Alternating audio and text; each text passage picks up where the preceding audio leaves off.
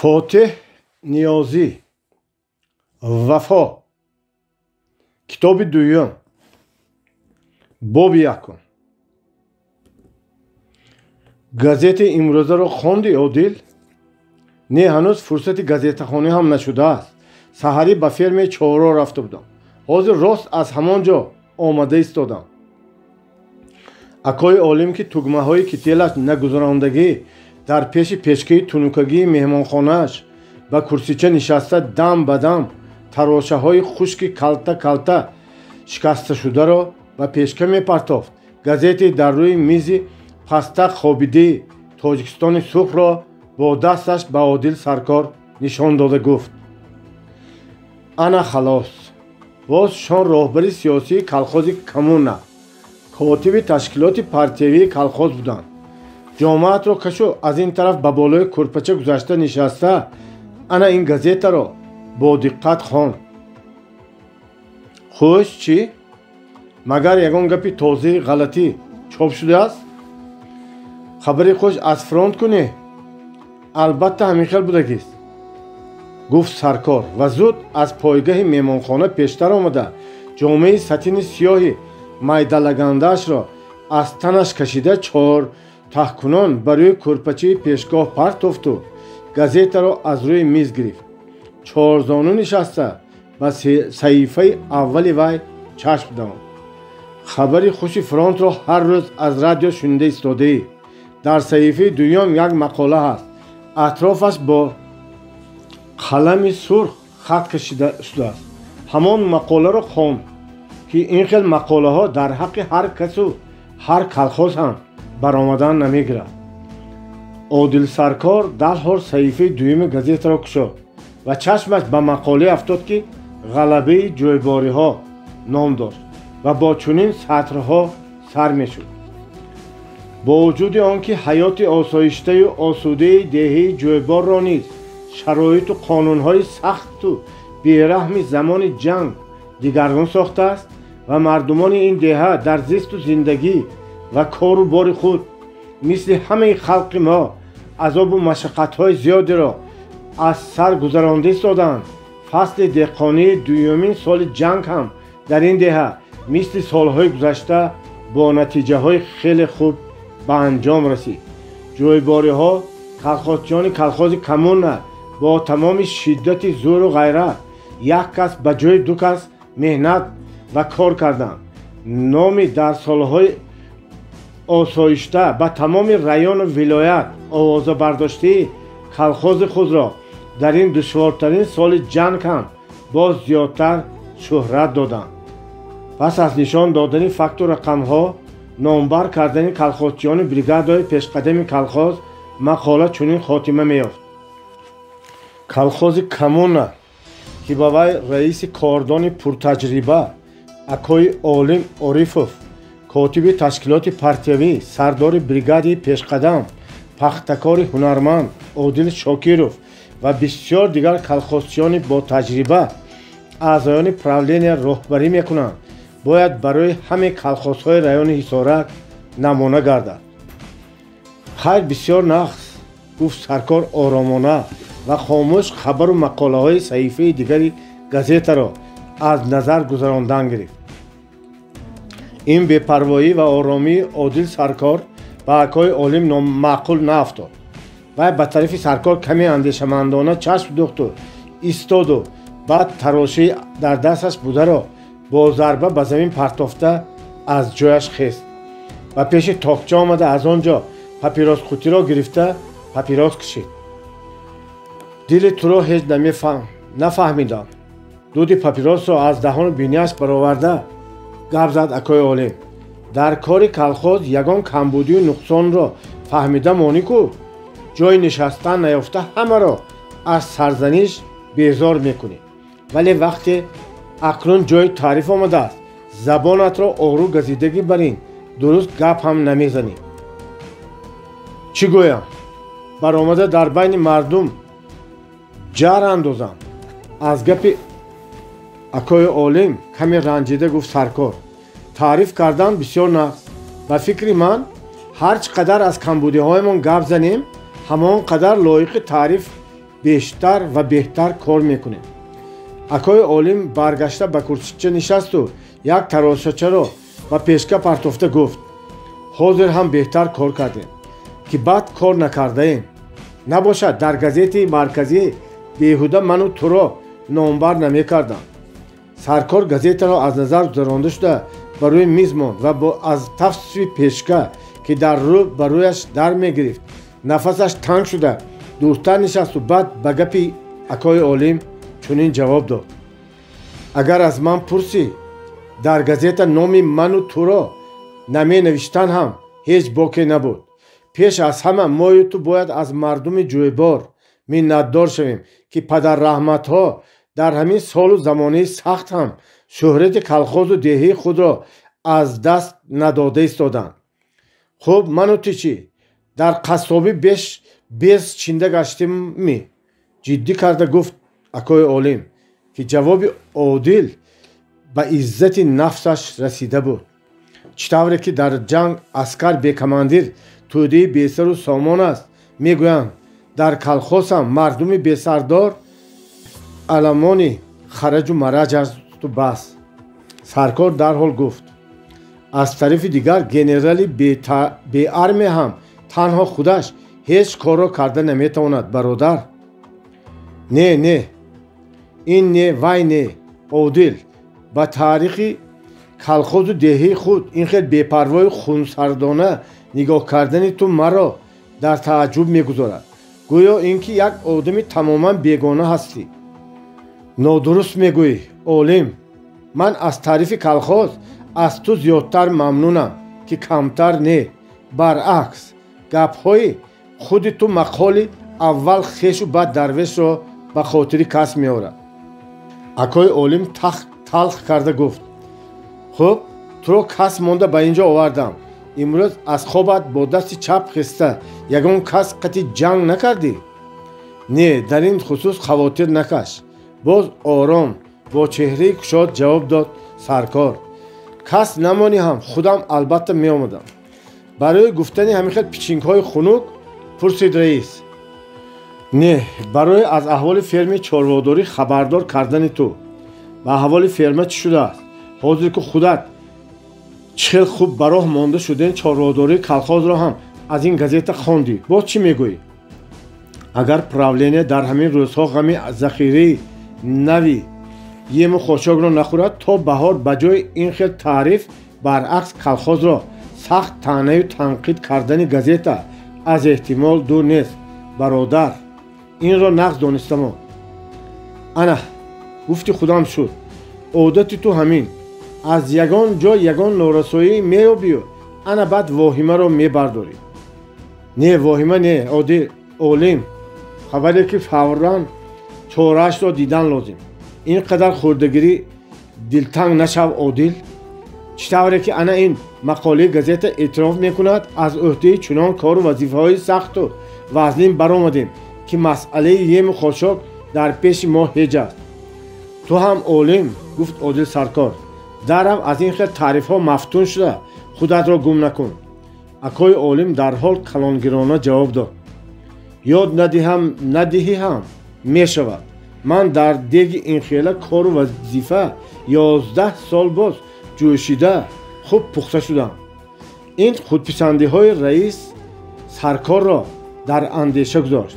вай ҳайрон мешуд, ки сабаби дар рафтору муомилаи акои олим пайдо шудани осори ин хел такаббуру манманиҳо чӣ бошад.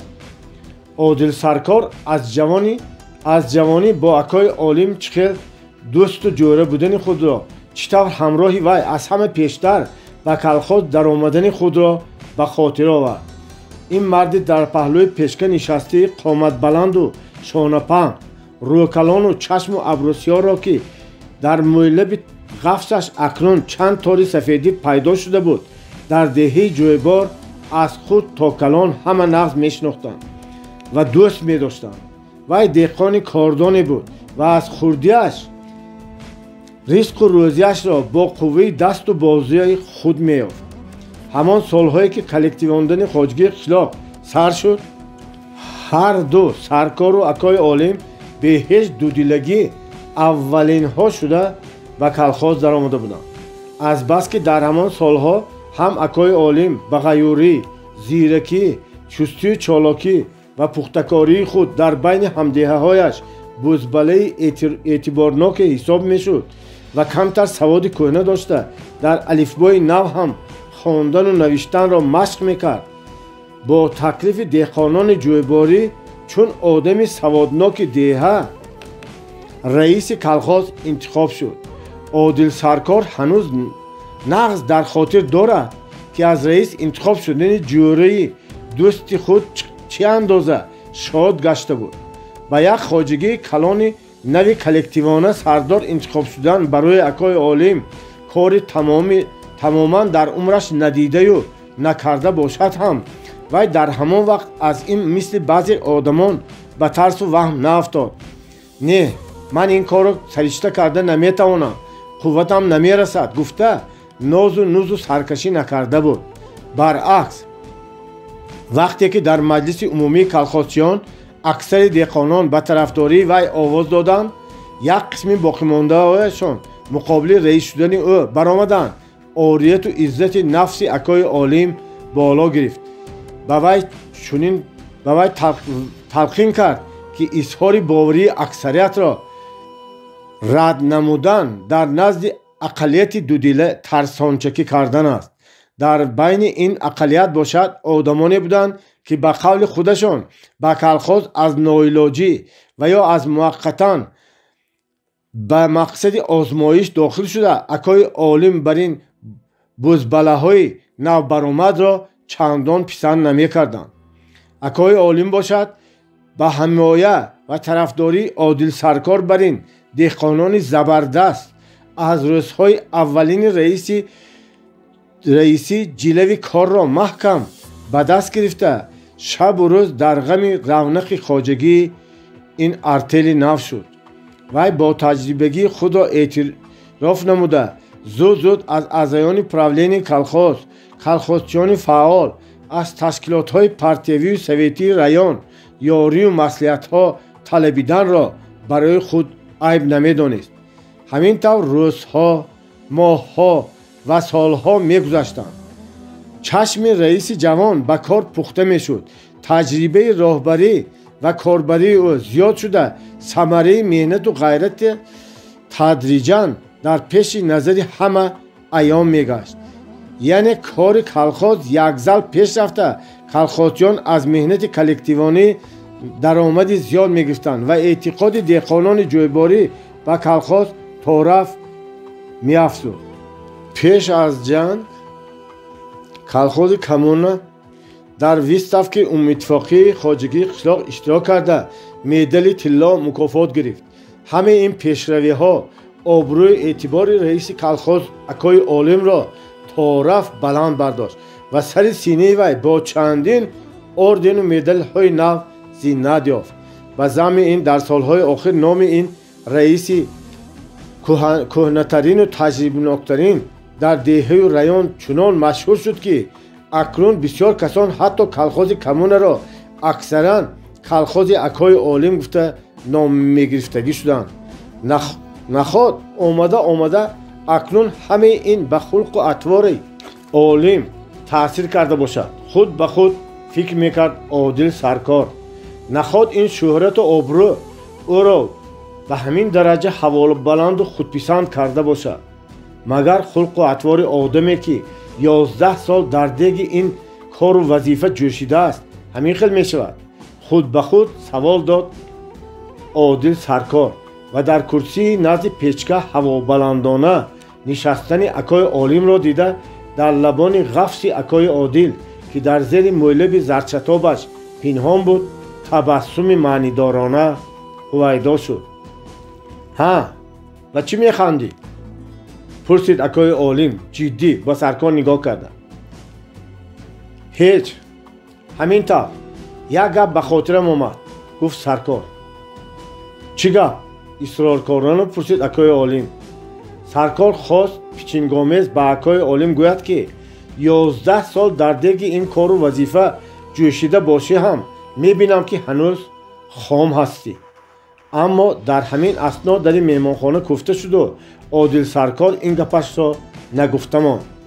пас аз кист гуфта ба сӯи дар роҳ овардани акои олим ба меҳмонхона Мамараҷаб даромад, ки дар тан шинели кӯҳнаи аскарӣ, дар сар телпаки нимдошти хокистарранги гӯшакдор, дар по мӯзии солдатӣ, то соқаш чангу лойолуд дошт.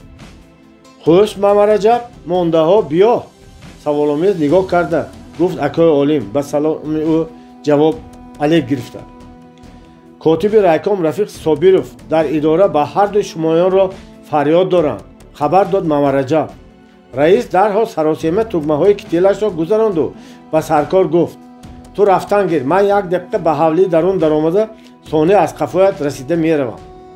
котиби райком Собиров дар пеши идораи калхоз ба як гурӯҳ калхозчиён гапзанон карда рост меистод. Одил Саркору акои олим қариб баробар ба назди вай расида омаданд. корҳо чӣ тавр раис? мулоқоткунон пурсид Собиров бо чеҳраи кушод.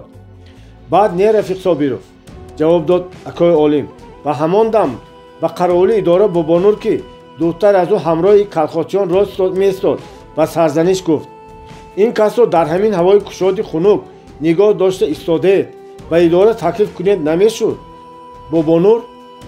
Бобонур ду даст бо тавозӯ саросема чизе гуфтанӣ буд ки Собиров аз вай ба раис пеш аз вай маънидорона ҷавоб гардонд: аз ҳавои гарми хона дида ин ҳавои салқини тоза ба кас фоидаовартар аст. раис, махсусан барои касоне ки баъзан дере идоранишин шуда мемонанд.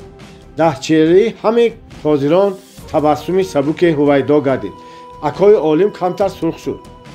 умри мо ку дар саҳро гузашт Рафиқ Собиров, гуфт акои олим аз кинояи Собиров хаф бурда. аммо намедонам ки. Собиров сухани ӯро бурида гуфт: чанд вақт боз ба ферми чорвоатон нарафтед? худи ман ба корҳои ҳисоботии солонии калхоз банд шуда чанд вақт боз нарафта бошам ҳам? гуфт акои олим бесиришта шуда. аъзоёни правления мана Саркор рафта омада истодам.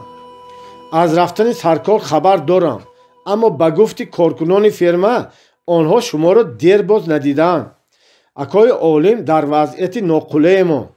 ба сӯи Саркор нигоҳи норозиёна партофта гуфт: масъалаи захираи ему хошокамон чандон хуб нест. Рафиқ Собиров ба нигоҳи раис эътибор надода луқма партофт Саркор: эҳтимол то баҳор кифоя накунад. ин муаммои душвор не Одил, гуфт акои олим.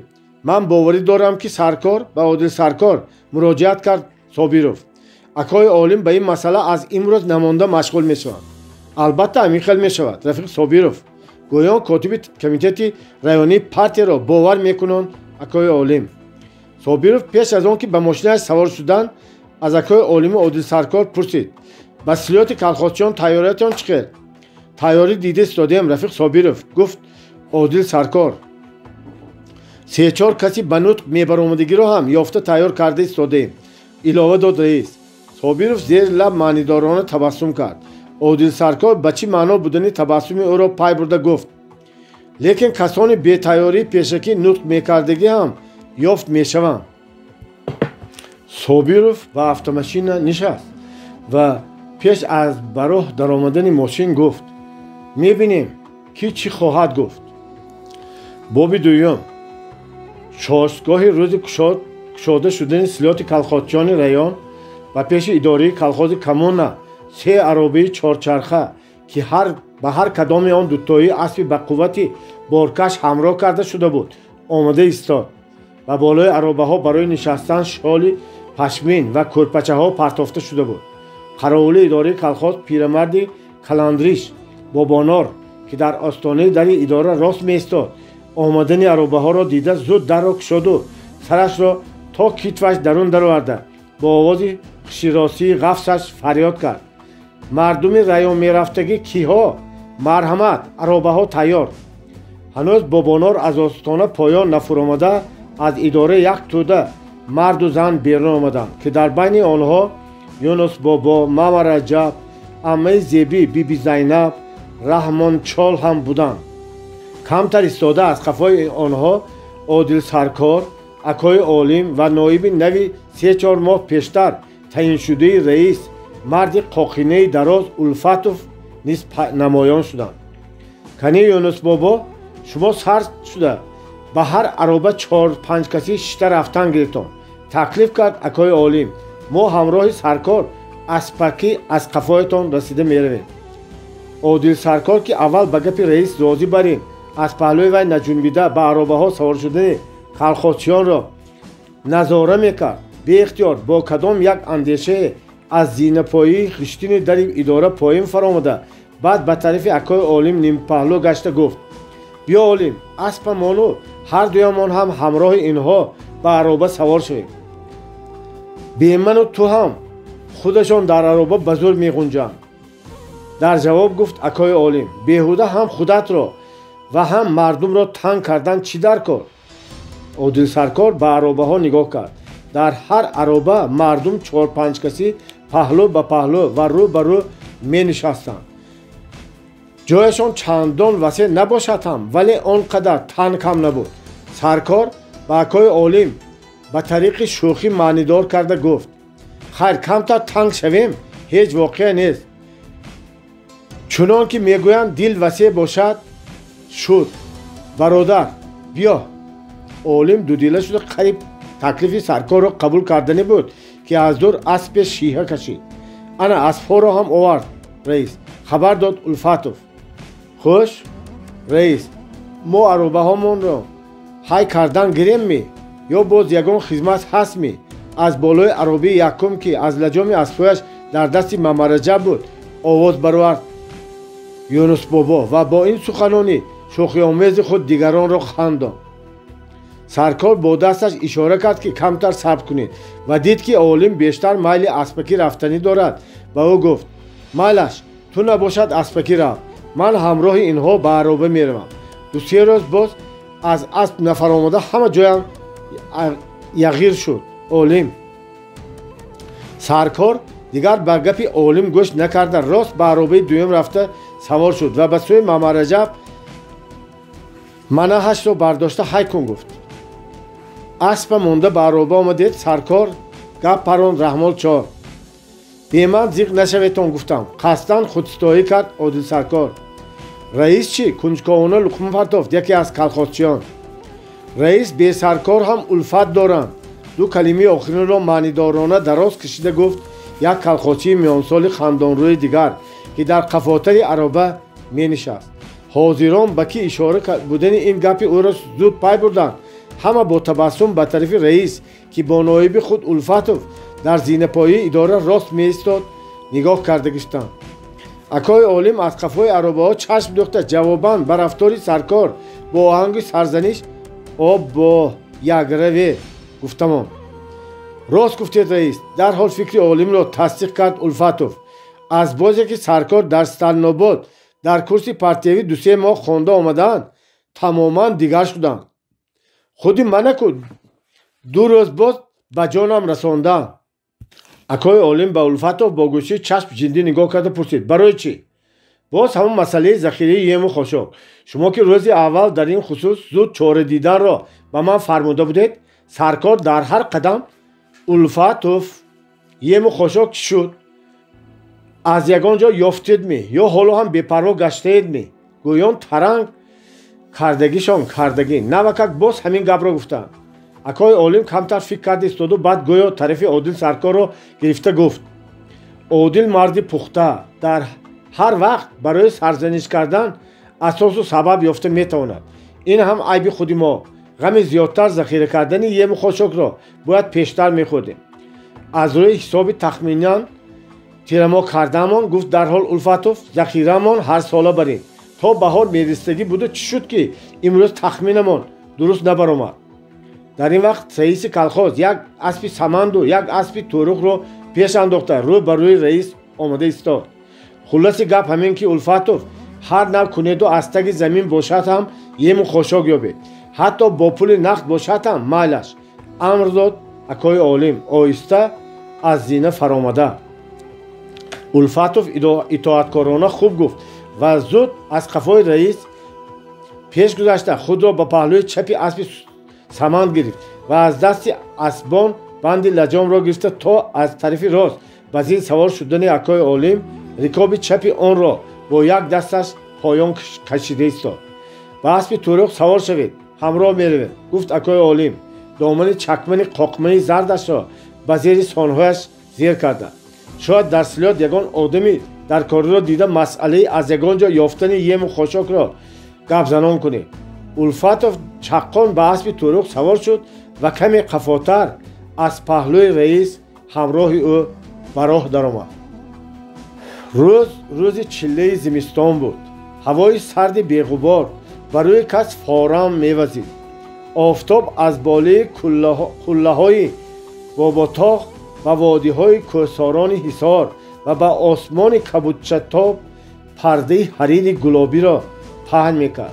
باد سبک ازغرین میوزید و شاخهای اوریان درخت و نهالان را نوازشکارانه الوان میداد.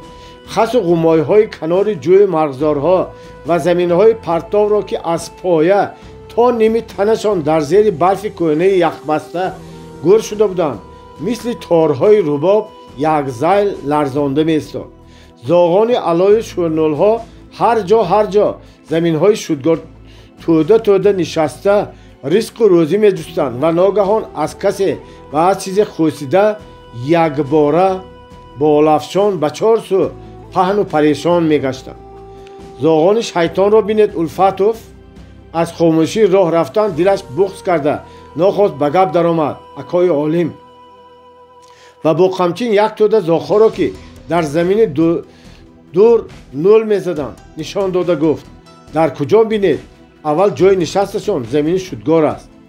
زاغ هم منبع معیشت خود را میداند. در رئیس گویان اسبش را یک قمچین زده و پهلوی رئیس نزدیکتر شد. الفاتوف و کمتر ایستاده با چی فکر علاوه کرد اما افسوس که رئیس امسال هم تا دری چله زمستان باز قریب نیست زمینمان شودگار نشده ماند.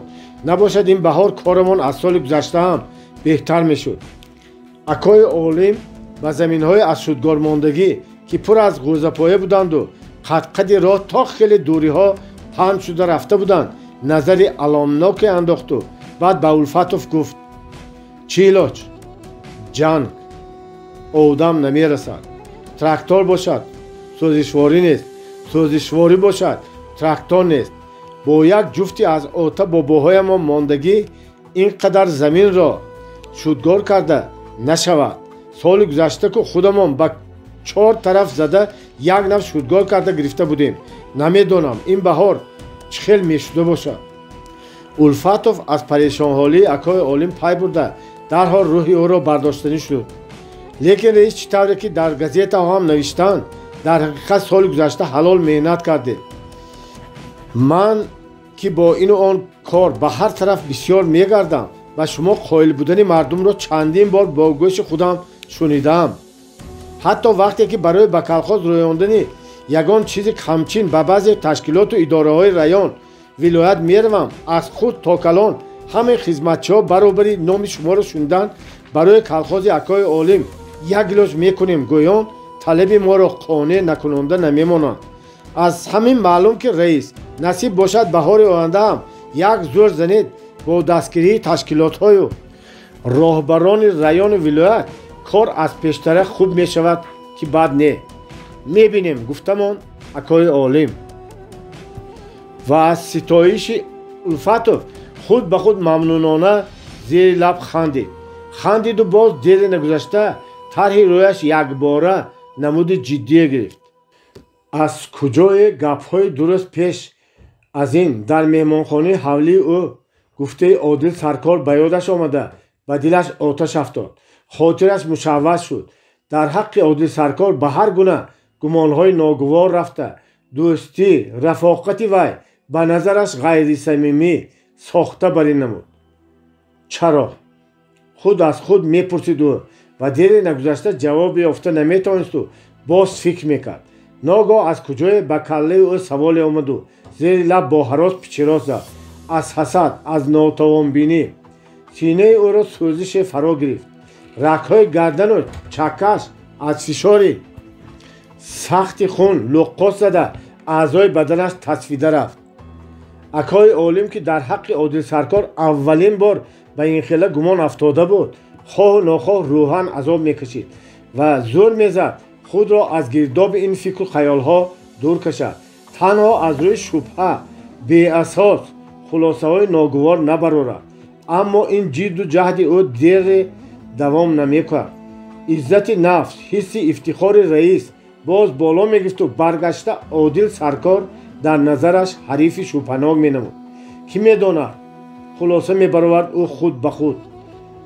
بلکه سرکار در دل یگان خصومت دارد که از آشکار و روی راست گفتن آن خودداری نموده میخواهد هر زمان مثل زرداب قطره قطره چکانده حلق مرا تلخ سازد. عادل عادل عادل. انا به دروازه سرکار نو رسید. به عرابه سرکار نو هم رسیده گرفتیم. بناخواست با آوازی بلند گفت الفاتوف. رشته فکر و خیال اکای عالم کنده شد و یک باره از پینک بیدار شدگی برین به هوش آمده به پیش نگاه کرد. در 300-400 متر مسافه در آن جایی که راهی کلان به طرف چپ گردش داشت عرابه آخرینی پر از آدم را دید که وی هم از قفای عرابه های پیش به طور چپ برگشته از نظر غایب شد. اکای عالم خواست اسبش را چارگرد زنانده به عرابه های کلخاز رسیده گیرد. اما با چه اندیشه از فکرش گشت و پس از 2-3 دقیقه آرام را گشت رفتن لجام اسب را به طرف دست راست برای امتیاز کردند. از پیش امتیاز گذشته میرویم گفت او به الفاتوف. کمتر کار است. چرا این طور کرد؟ از تاثیر فکر و خیال های ناگوار و یا آنکه نمیخواست با عادل سرکار روبرو شود این را خودی اکای عالم هم نمیدانست. همان روز در سلات کلخاتچیان ریان کلخاز کمون را جویباری ها را برای خوب جنبست کردن سال دهقانی و در پیش دولت و وطن بر زیاد اجرا نمودن پلان های محصولات زراعت ها خیلی تعریف و تأسف کردند و به عنوان اکای عالم و کاتب تشکیلات پرتوی کلخاز عادل سرکار سخنهای بالابردار زیادی گفتند. این تعریف ها اکای عالم را باز بیشتر به غرور آورده سر او را گویا به آسمان میرسانید. عادل سرکار باشد به این تعریف ها مثل پیشتره چندان مفتون نشده چی باطینن و چی ظاهرا خاکساری خود را تغییر نمیداد و گاه گاه اکای عالم را نیز خاطرسان مینمود که به تعریف و بالابرداری ها داده شده خود را چندان گم نکند. اکای عالم از این گپ های عادل سرکار گوش خود را به کاری میزد و از نشعه غرور تا رفت بیشتر سرخوش گشته در کار و زندگی به کلویدن سر کرد. باب سیوم. جوان سفید پوست خوشاندام که دو رخساره‌اش لخچوار سرخ بود و سر و لباس تازه حربی و قد و قامت چارپهلوی او خیلی شنام می‌نمود از در بلندش بیرون آمد و دستان خود را و کیسه شلوار خاکی رنگی پختناکش درآورده آرام به گرد و اطراف چشم دوان. صبح می‌دوید. در افق شعله زرنگار پهن میشد و از پرتو آن دریای عظیم یخبسته والگا، پشته تپه کوتل‌های برفین، دیوار عمارت‌های خاکستری دودآلود خراب و ولنگار با رنگ گلابی خیره میتافتند. آخرین دود سوختارهای خاموش شده ایستاده از باد سبک سرد مثل تمن به سمت غرب پهن و پریشان میگشت. آسمان با صافی و بیغباری خود کل بیتگ و بیکناری بلورین افسانه ها را به خاطر می آورد. جوان با حرص و هوس زیاد به اطراف نظر افکند. منظره های نو به نو که با دمیدن صبح در پیش چشمان کس پسی هم جلوگر می گشتند جوان را به شوق آورده در سیمای جدینمای او یک سرور شیرین کودکانه را بیدار می کردند. جوان بیشتر مفتون آن بود که در دوام چندین ماه‌ها اولین بار صبح در پیش نظر او اینگونه آرام، زیبا و نوازشکارانه می‌دمد. از کیم کجای جیغ سحری خروس نیز بی محل بی خلل به گوش می‌رسید. ана аз он тарафи Волга якчанд селаи гунҷишкону кабутарон ҳам ба ин тарафу он тараф шувоззанон парвоз карда меоянд. аҷабо, бо ҳайрат худ ба худ мепурсид ҷавон, ин ҷонварон дарав аз куҷо пайдо шуда бошанд? аввалин муждарасонии субҳи сафобахшанд онҳо. гӯё аз кин куҷо ба гӯши ӯ садое расид. ҷавони мурғаконро бо назари худ ба сӯи шаҳр гусел мекунад. аз байни чангу ғубори кабудчатоб ки то рафт ба рӯи замин паст менишинад, ҷилваи байрақҳо, алвонҳои арғувонӣ ки дар боми деворҳои иморатҳо, дар шоху танаи дарахтони урён зада шуда буданд, намоён мегардад. ин субҳе буд ки дар давоми 8 моҳи ҷангҳои хунин дар ин сарзамини назди Волга аввалин бор дамидани ӯро акнун ба ҷои гулдуроси тӯпу бомбаҳо, хониши мурғон, ҷилваи байрақҳои арғувонӣ, хандаю шодии одамон пешвоз мегирифтанд. ин субҳи пурсафое буд ки аз партави он ба ҷаҳони тира рӯшноӣ медамид. ҷавон боз хеле вақт тамошои ин манзараи дилнавози субҳидамро ихтиёр карда ғарқи фикру хаёлҳои аҷоибе буд ки аз тарафи билиндаш ба гӯши овози шиносе расид. хушк ҷавони олуфта, дар ин ҷо ба пешвози кадом зебо истодаед? ҷавон якбора ба тарафи билиндаш роҳ овард. 10-12 қадам дуртар аз ӯ лабонашро бо табассум моил карда Сафар Одинаев меистод. ермак туӣ? пештар омада бо оҳанги тааҷҷубомез пурсид Сафар. аз қафоят нашинохтам ки ин солдати олуфта либос кӣ бошад? гӯё ҳайрон мондам. он ҷавон ки робитачии командири взвод Ермаков буд, дастонашро аз кисааш бароварда ба таври низомӣ наҷунбида тахт истоду фурсати беҷавоб хомӯш монд ва ҳамин ки фикру хаёли мушавваши худро хун дошта гирифт, нимҷиддию нимшӯхӣ гуфт: ба пешвози субҳи зебо истодам, рафиқ младший лейтенант. Сафар бо самти офтоббарон нигоҳ кард. аввалин кокулҳои заррини офтоб мисли нахҳои рангоранги абрешимин ба уфуқ паҳн мешуданд. оре додар, ба пешвози ин субҳи зебо ҷаҳон ба по хезад ҳам меарзад. чӣ тавр субҳи босафо ва хеле орому осуда, гуфт Ермаков. Сафар бо сарҷунбонӣ тасдиқ карда, онҳо хеле бо ҳисси гуворо аз ин зебоии субҳи ботароват лаззат мебурданд. баъд Ермаков ба хотир овард ки ва якбора гуфт: чойҷӯш кайҳо ҷӯшидааст ва барои рафта овардани ношто иҷозат пурсид. ту худат наҳорӣ хӯрдаӣ? пурсид Сафар. ҳоло не, гуфт Ермаков. барои чӣ? шуморо интизор шудам. агар ман дер мекардам, ту тамоми рӯз магар маро интизор меистодӣ? табассум карда пурсид Сафар. ҳа, албатта, интизор мешудам, гуфт робитачиаш Ермаков. ҳамин вақт аз дур марди мӯйлабдоре намоён шуд.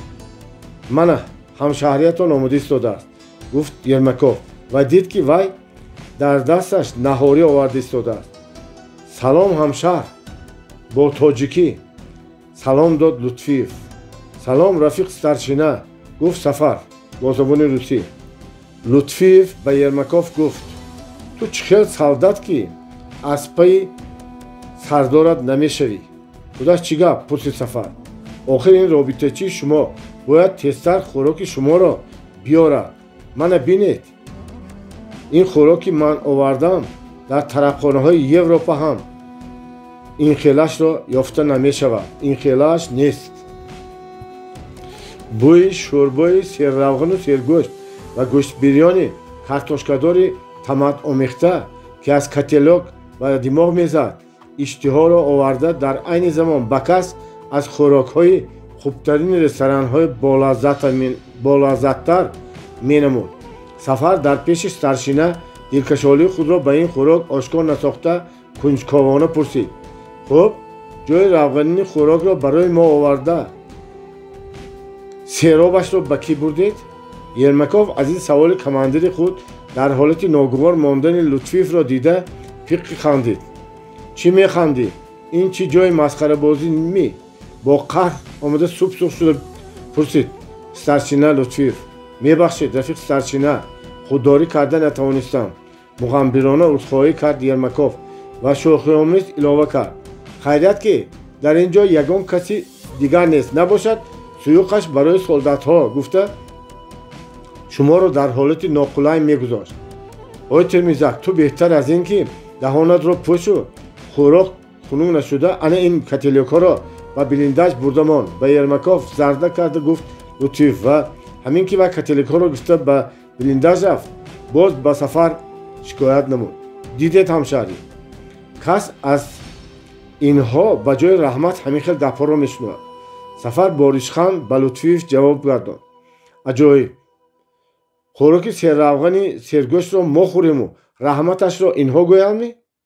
рафиқ младший лейтенант аз ҳамаи ҷанговарони взводтон пурсид: агар ягонтаёшон аз хусуси таъминот нолад, худи ҳамин рӯз ман аз баҳри старшинагӣ мебароям, гуфт Лутфиев.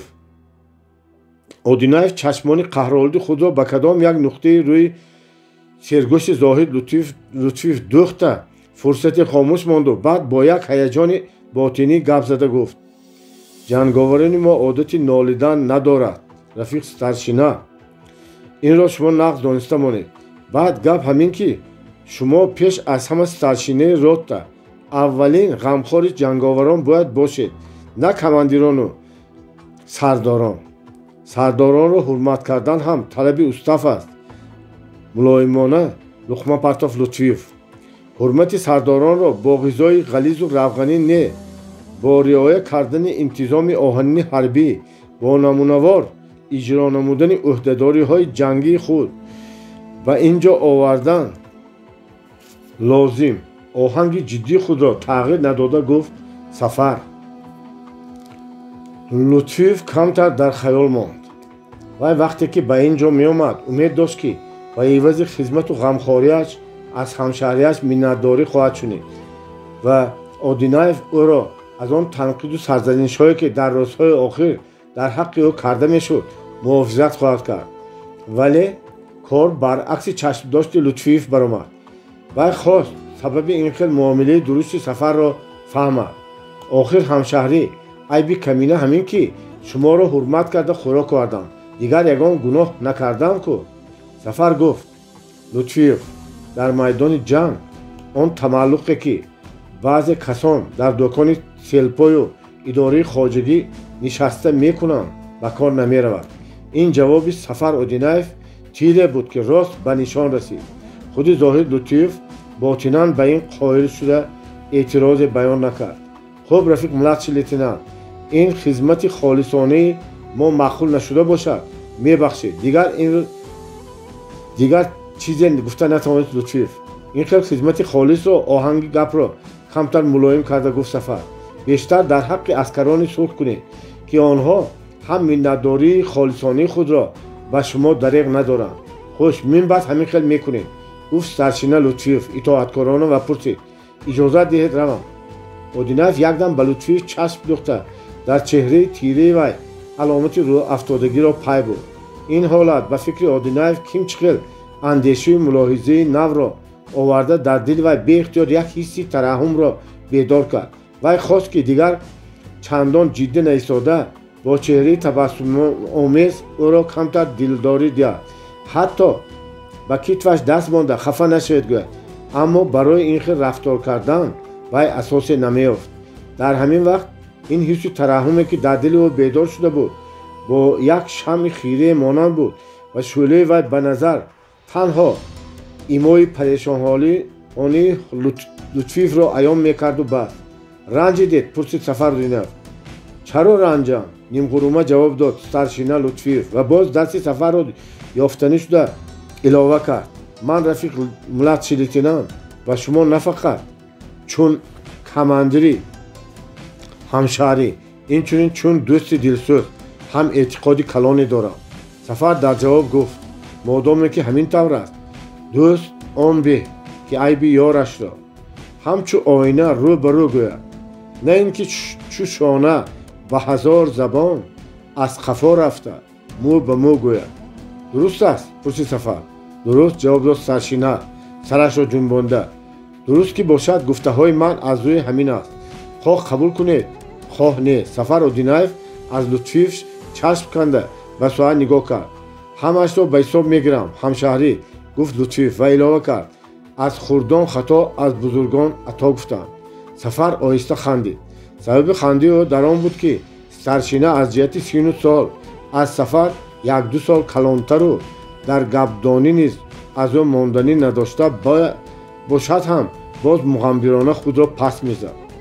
Лутфиев аз хушҳолии Сафар мамнун шуда ба рафтан иҷозат пурсид. Сафар ҳам иҷозат дод ва ҳамин ки старшина аз пеши ӯ дуртар рафт, аз пасаш фурсати хаёломез чашм дӯхта монд. дар ин дақиқаҳо ба хотири вай ҷанговарони ҳамқисми деринаш Дадабой, Нозири Камаровӣ, Степан Шистак, Мамараҷаб ва боз бисёр касони дигар омаданд ки ҳар кадоми онҳо бо хулқу одат ва рафтору кирдори худашон дар дили Одинаев таъссуроти фаромӯшнашуданӣ боқӣ гузошта буданд. Сафар фикран старшина Лутфиевро як ба як бо ҳамон рафиқони ҳамяроқи деринааш муқоиса мекард ки кӯшиш намуд ки ягон хислати онҳоро дар ӯ бубинад. ба назари Сафар чунин менамуд ки дар муомила ва кирдори Лутфиев самимият хеле кам аст ва ӯ кори худро гӯё ба аз рӯи як маҷбурият ё ноилоҷӣ адо мекунаду бас. Сафар ғарқи ҳамин фикру мулоҳизаҳо оҳиста оҳиста қадам монда ба сӯи блиндажи худ рафт. ӯро дар пеши даромадгоҳи блиндаж Ермаков пешвоз гирифт. Марҳамат, Рафиқ младший лейтенант, наҳорӣ тайёр. Сафар хомӯш ба блиндаж даромад ва шинелашро кашида барои тахтакате ки ба девор ҷасп меистод партофт. тасмаи миёнашро холитар кард. ду тугмаи болоии гиребони гимнастёркашро кушода монд.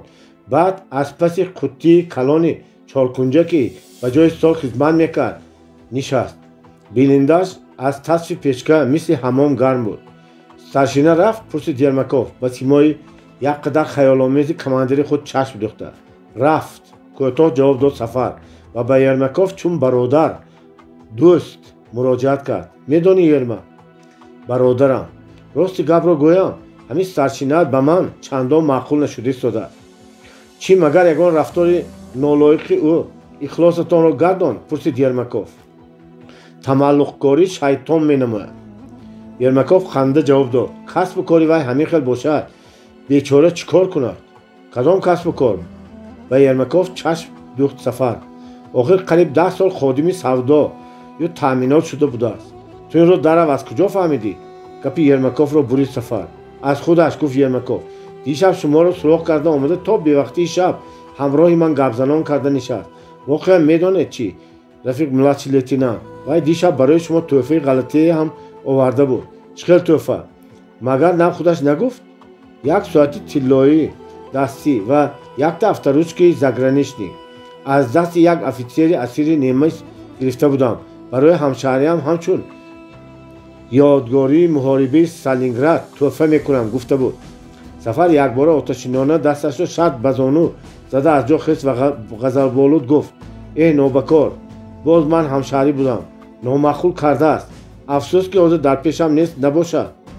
Сафар аз Ермаков ибо карда ба овози паст ғурунгостзанон даштоми сахт дода буд ки Ермаков луқмаи партофт. ғам нахӯред Рафиқ младший лейтенант, худи ман ҳам ӯро боб кардам. чӣ гуфтӣ? ҳаргиз гапи ин тӯҳфаро дар пеши младший лейтенант набароред ки набошад ба ҷои нозукатон қаламфури тунд ҷой мекунам гуфтам. Сафар оташин беихтиёр хандида фиристод. вай чӣ гуфт? чашмонашро калон кушода алло нигоҳ кард. ман дар давоми суханам ҳамон гапҳои шуморо ки як рӯз ба як ҷанговари аз кисии солдати немис зажигалка кофта гирифтагӣ гуфта будед, пас худи воқеаро ҳикоя карда доданам ба вай такрор кардам. шуморо мамлакат ба ин ҷо барои аз дасти немис кашида гирифтани ҳар гуна кӯҳна кола не, балки барои аз чанголи вай озод кардани хоки поки ватанамон фиристодааст гуфтам. бисёр нақс кардӣ, гуфт Ермаков. ро гапи маъқул задӣ, гуфт Сафар. худаш ҳам нафасаш ба дарун афтодагӣ барин хомӯш шуда монд ва баъд гапро ба ҷои дигар бурда. аз тӯҳфа дигар гап накушод, гуфт Ермаков ва аз чеҳраи кушодашудаи Сафар хурсанд гашта ба шавқ омада буд. Офарин Ермак. ба китфи ӯ даст зада гуфт Сафар, боб кардӣ, боз ҳоло худам ҳам наздикак адабашро медиҳам. Ермаков Сафарро ба хӯрок таклиф кард. хӯрок хунук нашавад, Рафиқ младший лейтенант. ягон чизи нӯшиданӣ надорӣ? пурсид Сафар ба ҷояш нишаста. чӣ хел нӯшиданӣ? бо лабханд пурсид Ермак. гармаш ё хунукаш? хунуки гармкунандааш, бо табассум гуфт Сафар. Ермаков аз зери шинели ба сутуни блиндаж овехташуда обдони алюминии солдатиро гирифт ва даҳони онро кушода ба кружки Сафар арақ рехт. марҳамат, Рафиқ младший лейтенант, камтар барои НЗ захираи дахлнопазир рӯз карда монда будам, гуфт Ермаков даҳони обдонро маҳкам баста. барои чӣ НЗ? абрӯонашро боло бардошта бо Ермаков нигоҳ карда гуфт Сафар. фақат баъд аз митинг ба шарифи ғалаба менӯшем гуфта ният карда будам, гуфт Ермаков. баъд аз кадом митинг? пурсид Сафар, гӯё ки ӯ аз ин хабаре надошт. мегӯянд ки пагоҳ дар шаҳр дар майдони шаҳидон митинги калоне мешавад. Ермаков ҷиддӣ ҷавоб дод. аз барои гузарондани ин митинг намояндаи махсуси сарфармондеҳи олӣ омадааст. Сафар ҳайрон шуда пурсид, ту дар рав ин гапҳоро аз куҷо фаҳмидӣ? Ермаков мисли ҳарвақта аз ҳар гап бохабар будани худро нишон доданӣ шуда ҷавоб дод. ҷӯянда ёбанда аст, Рафиқ младший лейтенант. Сафар аз ин ҳозирҷавобӣ ва зиракии Ермак мамнун шуда, хай барои саломатии ту гӯён кружкаро бо як дам кашидан холӣ кард ва дусе қошуқ хӯрок хӯрда ба тарзи шӯхӣ ба Ермаков гуфт. асла ҷои кори ту дар информбюро будасту? мо дар вақташ нафаҳмида будем. ман навигариҳои дигар ҳам дорам. Ермак дар бораи шаклу намуди медали нави барои мудофиаи Сталинград, дар хусуси чӣ хел зебо будани пагонҳои ҳарбии советӣ ки аллакай дар қисмҳои ҳарбии Москва дода шуданд, дар бораи бо ордену медалҳо пешниҳод карда шудани солдатҳои офитсерони қисми худ ва боз оид ба бисёр мавзӯъҳои гуногун шунидаву донистаашро паси якдигар бо шавқу завқи зиёд ҳикоя кардан гирифт. вай ба Сафар ки ба кӯрпаву кампали ба канори кат ғундошта шуда пуштноки такякунон папирос мекашид нигоҳ карда гуфт. шумо бошед, ордени байрақи сурхи ҷангӣ бояд гирифт. Сафар ханда фиристоду гуфт. Ермак, аҷоиб гапҳо бофта мебарорӣ. Ермаков ранҷида ҷавоб дод. ягон бор ман магар дурӯғ гуфта будам, Рафиқ лейтенант, модоме ки ман мегӯям мутлақо дуруст аст. худи ту аз куҷо донистӣ? пурсид Сафар. Ермаков дарҳол ҷавоб дод. ин сирри ҳарбӣ аст, Рафиқ командир. Сафар Одинаев ба рухсораҳои аз гармии печка лолагун шуда бо чашмони беғубори шӯлавар бо лабони серхуни каме ба пеш ҷаҳидаи Ермаков якдам бо диққат нигоҳ карда истода беихтиёр ба чӣ хаёл рафту хотирааш мушавваш гардид. баъд ӯ ду дасташро ба китфи Ермаков монда ӯро ба нишастан таклиф кард ва худаш ҳам дар ҷояш нишасту бо шарҳи ҳол сар кард. ба сарам хаёлҳои дигар омад Ермак. бин, дар ин рӯзҳои вазнину пур аз хавфу хатар мову ту қатъи назар аз муносибатҳои расмию уставӣ ба якдигар чӣ андоза муънису меҳрубон шудем. ҳар гоҳ ки ба афту андоми ту нигоҳ мекунам, ба ҳамин мулоҳиза меоям ки тамоми ҳастии ту, софию беғубории дилу ҷавони пурҷӯшу хурӯши ту, фикру зикр, орзуи умедҳои наҷибонаи ту, ҳамаашро кас метавонад ҳатто дар зоҳири ту, дар симои ту, дар муомилаи рафтори ту бинад, дарк намояд. ман рӯйрост мегӯям ки ту бо дар ин рӯзу моҳҳое ки ҳамроҳ дар майдони муҳорибаҳои хунин гузарондам, ба ман на танҳо чун робитачӣ, балки ҳамчун дӯст ва бародари ҷонии вафодор азизу наздик шудӣ. ҳозир беихтиёр он фикру хаёл маро як қадар мушавваш хотир кард ки пас аз ҳамин хел ба якдигар муънису меҳрубон шудан, баргашта аз ҳамдигар ҷудо шудан чӣ андоза вазнин аст. Ермаковро сухани охирини Одинаев در تعجب گذاشت و او اعتراضآمیزانه گفت نیتی بد نکنید رفیق ملاتچی لیتینانت، چرا ما از همدیگر جدا میشدیم؟ سفر از کیسه‌اش پاپیروس کشید و پس از اندکی خاموشی به گپ یرماکوف جواب داد و گفت من به نیتی بد نمیگویم یرماک، گپ در آن که احتمال مرا از این راه دوام میروید. چرا؟ مگر یگان گپ شد؟ چهره یرماکوف دیگرگون گشته، چشمانی وی به سوی اودینایف بی حرکت دوخته شدند. برای یرماکوف که چندین ماه در یک پدرازلینی با سفر تمام راهی پرمشقتی حربی را همراه طی کردند، همه سختی های فرانت را همراه اثر گذرانده است، به ناخواست از یکدیگر جدا شدن خیلی المناک بود. سفر این را میدانست، حس میکرد، چون که خودش این گونه حالت را در وقتی از قسمی از کماندری سابقش اسموخین دور افتادن از سر گذرانده بود. هیچ گپ نشده است، جواب داد سفر. از روی گفت را سرداران شتابی پولک باید به اختیار کماندری دیویزیا روم. چی مگر بیگان پدرازلینی دیگر میگذرانده باشند؟ یرماکوف باز بی‌طاقتانه کنجکاوی کرد. این خیلی باشد من هم همراه شما میروم.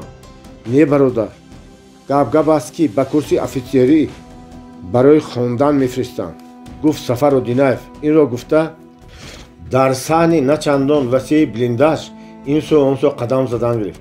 یرماکوف گله‌آمیز گفت در دلتان همین خیلی گپ ها بوده است و باز هر زمان میگفتید که ما تا خودی برلین همراه خواهیم رفت. سفر از این گپی حقانی گله‌آمیز رابطه‌چی خود یک اندازه خجالت کشیده، در حال برای بار دیگر تصدیق کردن فکر خودش جواب مناسبی یافت و اندیشمندانه گفت خفه نشو یرماک. دست به کتفی و پرتافت سفر. دیر نگذشته برمیگردم، میایم و در بلندج شما را میکوبم، به در آمدن اجازه میدی؟ یرماکوف پریشان حال کمی خاموش ماند و به هفتی سفر مایوسانه چشم دوخت و چیزی گفتنی شد.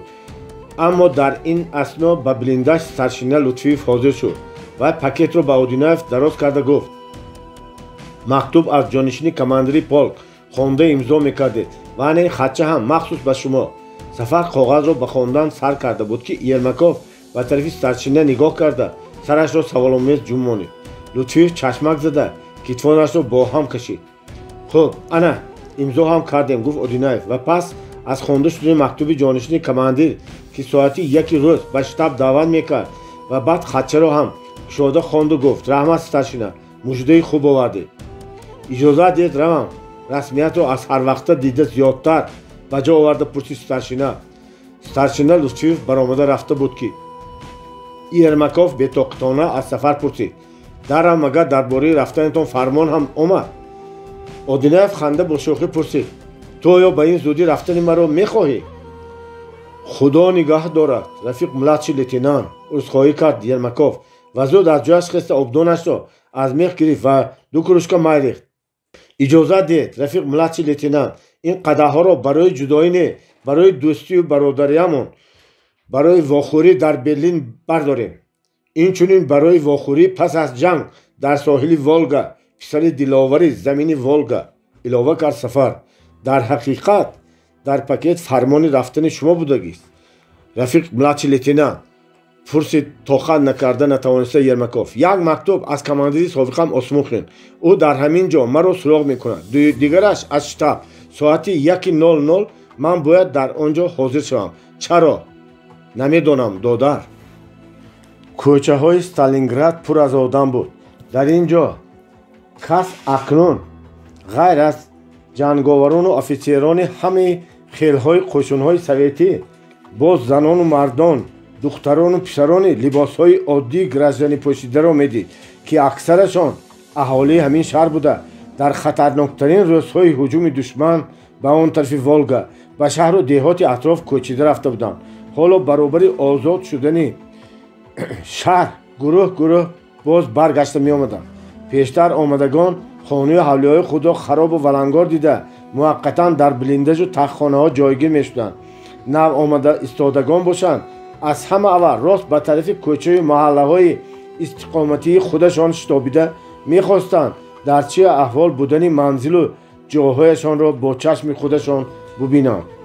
سفر و یرماکوف که برای واخوری و اسموخین برآمده بودند گاه به بناهای خراب و ولنگار، گاه به کوچه‌های پر از آدمان بیخانمان غمگینانه نظر افکنده خاموش راه می‌رفتند. شمال ایزغرین می‌وزید و از هر سو کاغذپاره‌های رنگ به رنگ را که بیشتر آنها ورقه‌های و حجت‌های شتاب و اداره‌های بی‌صاحب مانده قشن‌های نمیسی بودند به زیر پای آنها پرانده می‌آورد. گاه در آنجا صاحبان سابق این کاغذپاره‌ها گروه افیسران و سولدات‌های اسیر افتاده گیتلری وامی خوردند که عسکران اکثرشان سر به زمین خم کردند. در زیر نظارت دستی عسکران سرخ یک قدم زنان به پایان به ساحل والگا فرانده می رفتند. ماشین های بارکش خاکی رنگ از کوچه خیابان های پر از سنگ و خاک و توپ و تانک های پچق و مجق آهسته به زور حرکت می کردند. بعضیشان آذوقه می کشاندند، بعضیشان غنیمت های به دست افتاده را می بردند. سفر و یرمکوف از روی آدرسی نوشته اسموخین و از روی یک راه کلان شهر به کوچه تنگ برگشته بودند که به زن روبرو شدند. وی در سر رومال پشمین، در تن پالتوی ماهوت سیاه نیم داشت، در پا موزه نمدین. از طرف وокزال از قفای خود چنه را کشاله کنان می آمد. در چنه در بالای خلطه بار کودک تماما خودساز تخمینا 4-5 ساله می نشست که تا منحش به کرپچه پیچانده شده، به سرش تلپکی گوشکداری نیمداشتی عسکری پوشیده شده بود. زنک در هر 20-30 قدم از راهش بایستاده نفس خود را راست میکرد و گرد و پیش نگاه کرده خود به خود زیر لب کیمچی ها میگفت و بعد باز به پیش خمیده چنه را کشاله کنان راه میرفت. دیدی پسرم، فاشیستان خانمانسوز شهرمان را چخیل خراب کردند. با آواز خسته علمناک گفت زنک و به سر کوچه رسیده با یک آهی سرد کشیده اعلانه نمود: از پدرت محروم شدنمان بس نبود که باز این خانه هم بمب باران کردند. زنک کمی نفسش را راست کرده باز چنه را کشاله کردنی بود که چنه به یخ زمین چسبیده مانده از جایش نجنبید. زنک عصبانی شد و با تمام قوه جثه خود را به پیش داده به زور چنه را از جایش جنبانید. در همین وقت سفر و رابطه‌چی وی به پهلوی زنک آمدند. اجازه دید رفیق ملتچی لیتنانت به این کس یاری رسانم، گفت. به اودینایف مراجعت کرده گفت یرمکوف. البته مرحمت، جواب داد سفر. زنک در اول چشمانی آسمانی رنگ محزون خز به کاسه‌خانه‌اشان فرو رفته خود را یک دم به روی آنها متحیرانه دوخته ایستاد و همین که یرمکوف به وی مهربانانه سلام داده بر ریسمان چنه دست دراز کرد، بی اختیار در چهره رنگ پریده دردمند زنک سرور هویدا گردید. چی لازم دادران عزیز؟ خودم کشاله کردم میبردم کو، گفت زنک. به این هم شما عذاب این جنگ لعنتی را کم نکشیده اید. هیچ غم نخواهد، جواب داد سفر. اکنون عذاب جنگ ما را ترسانده نمیتواند. زنک یک آه کشیده گفت: ای کاشکی از این بلا زودتر خلاص میشدیم. اکنون بسیارش رفت و کمش ماند خاله جان، گفت یرمکوف و خم شده از کودک پرسید: نامت چی اوکا جان؟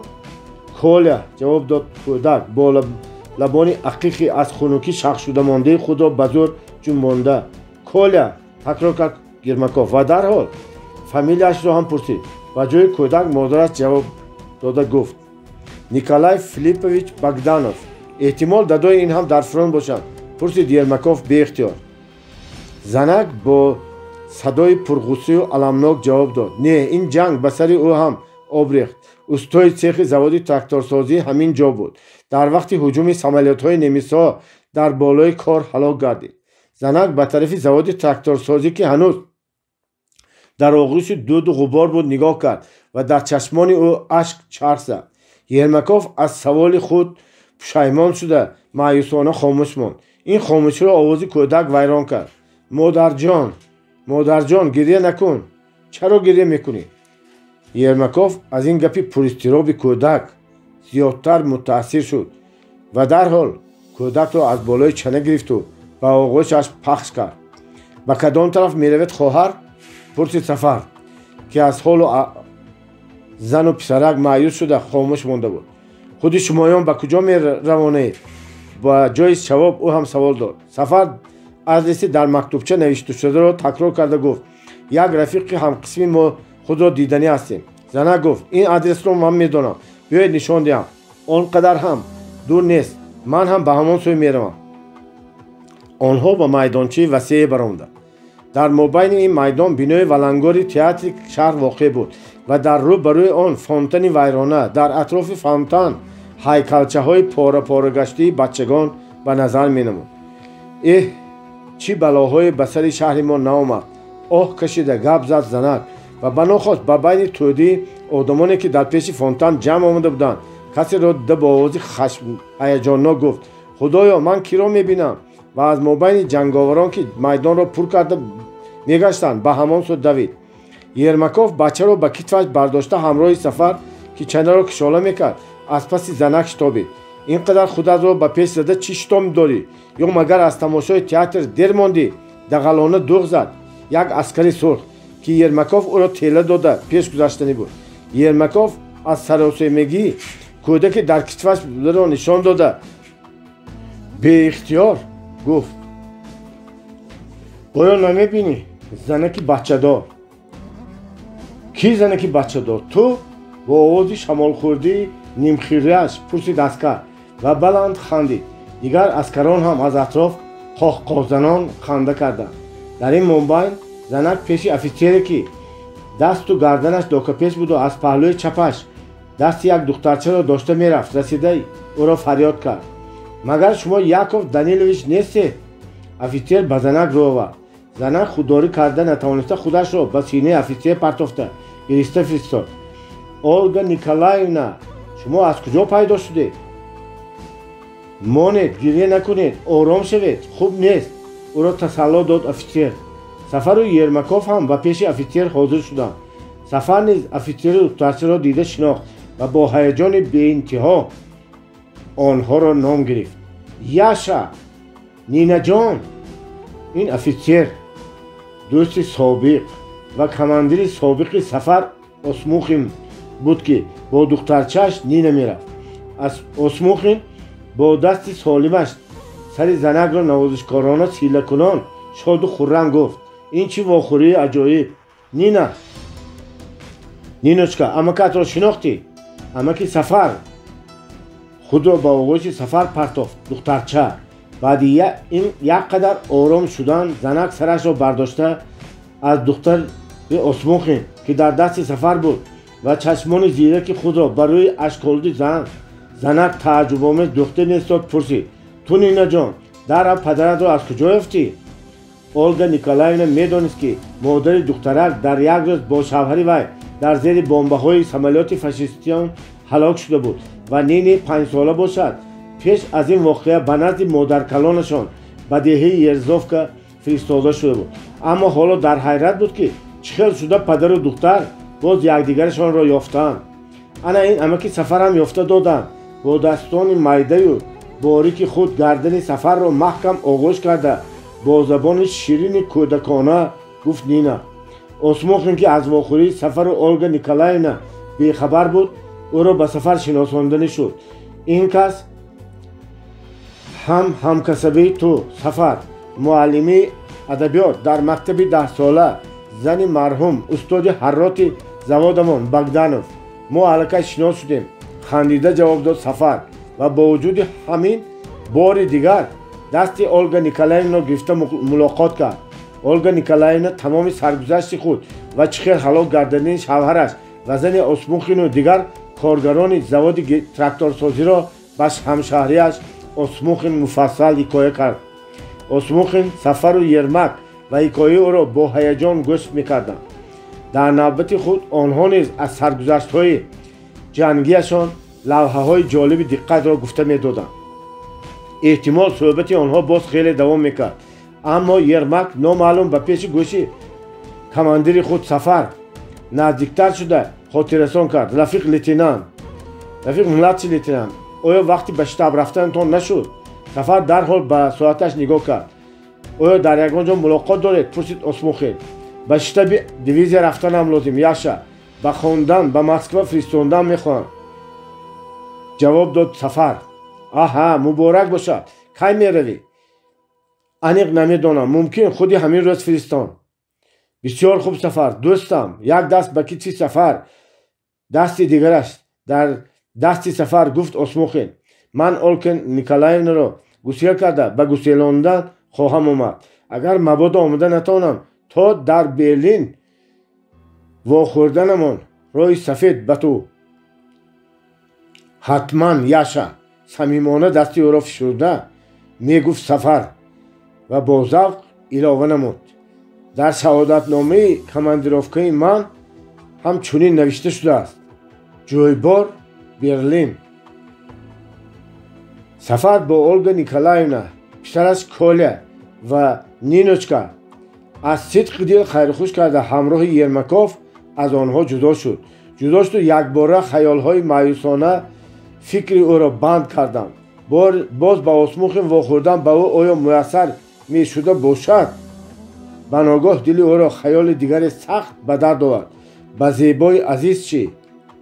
оё ӯро дидан, ба ӯ мулоқот кардан бори дигар насиб мешуда бошад? боби чаҳорум. Зеби дар ёрии мактаб дар паси столи хатнависӣ нишаста сари худро ба рӯи дафтари рах хам карда чизе менавишт.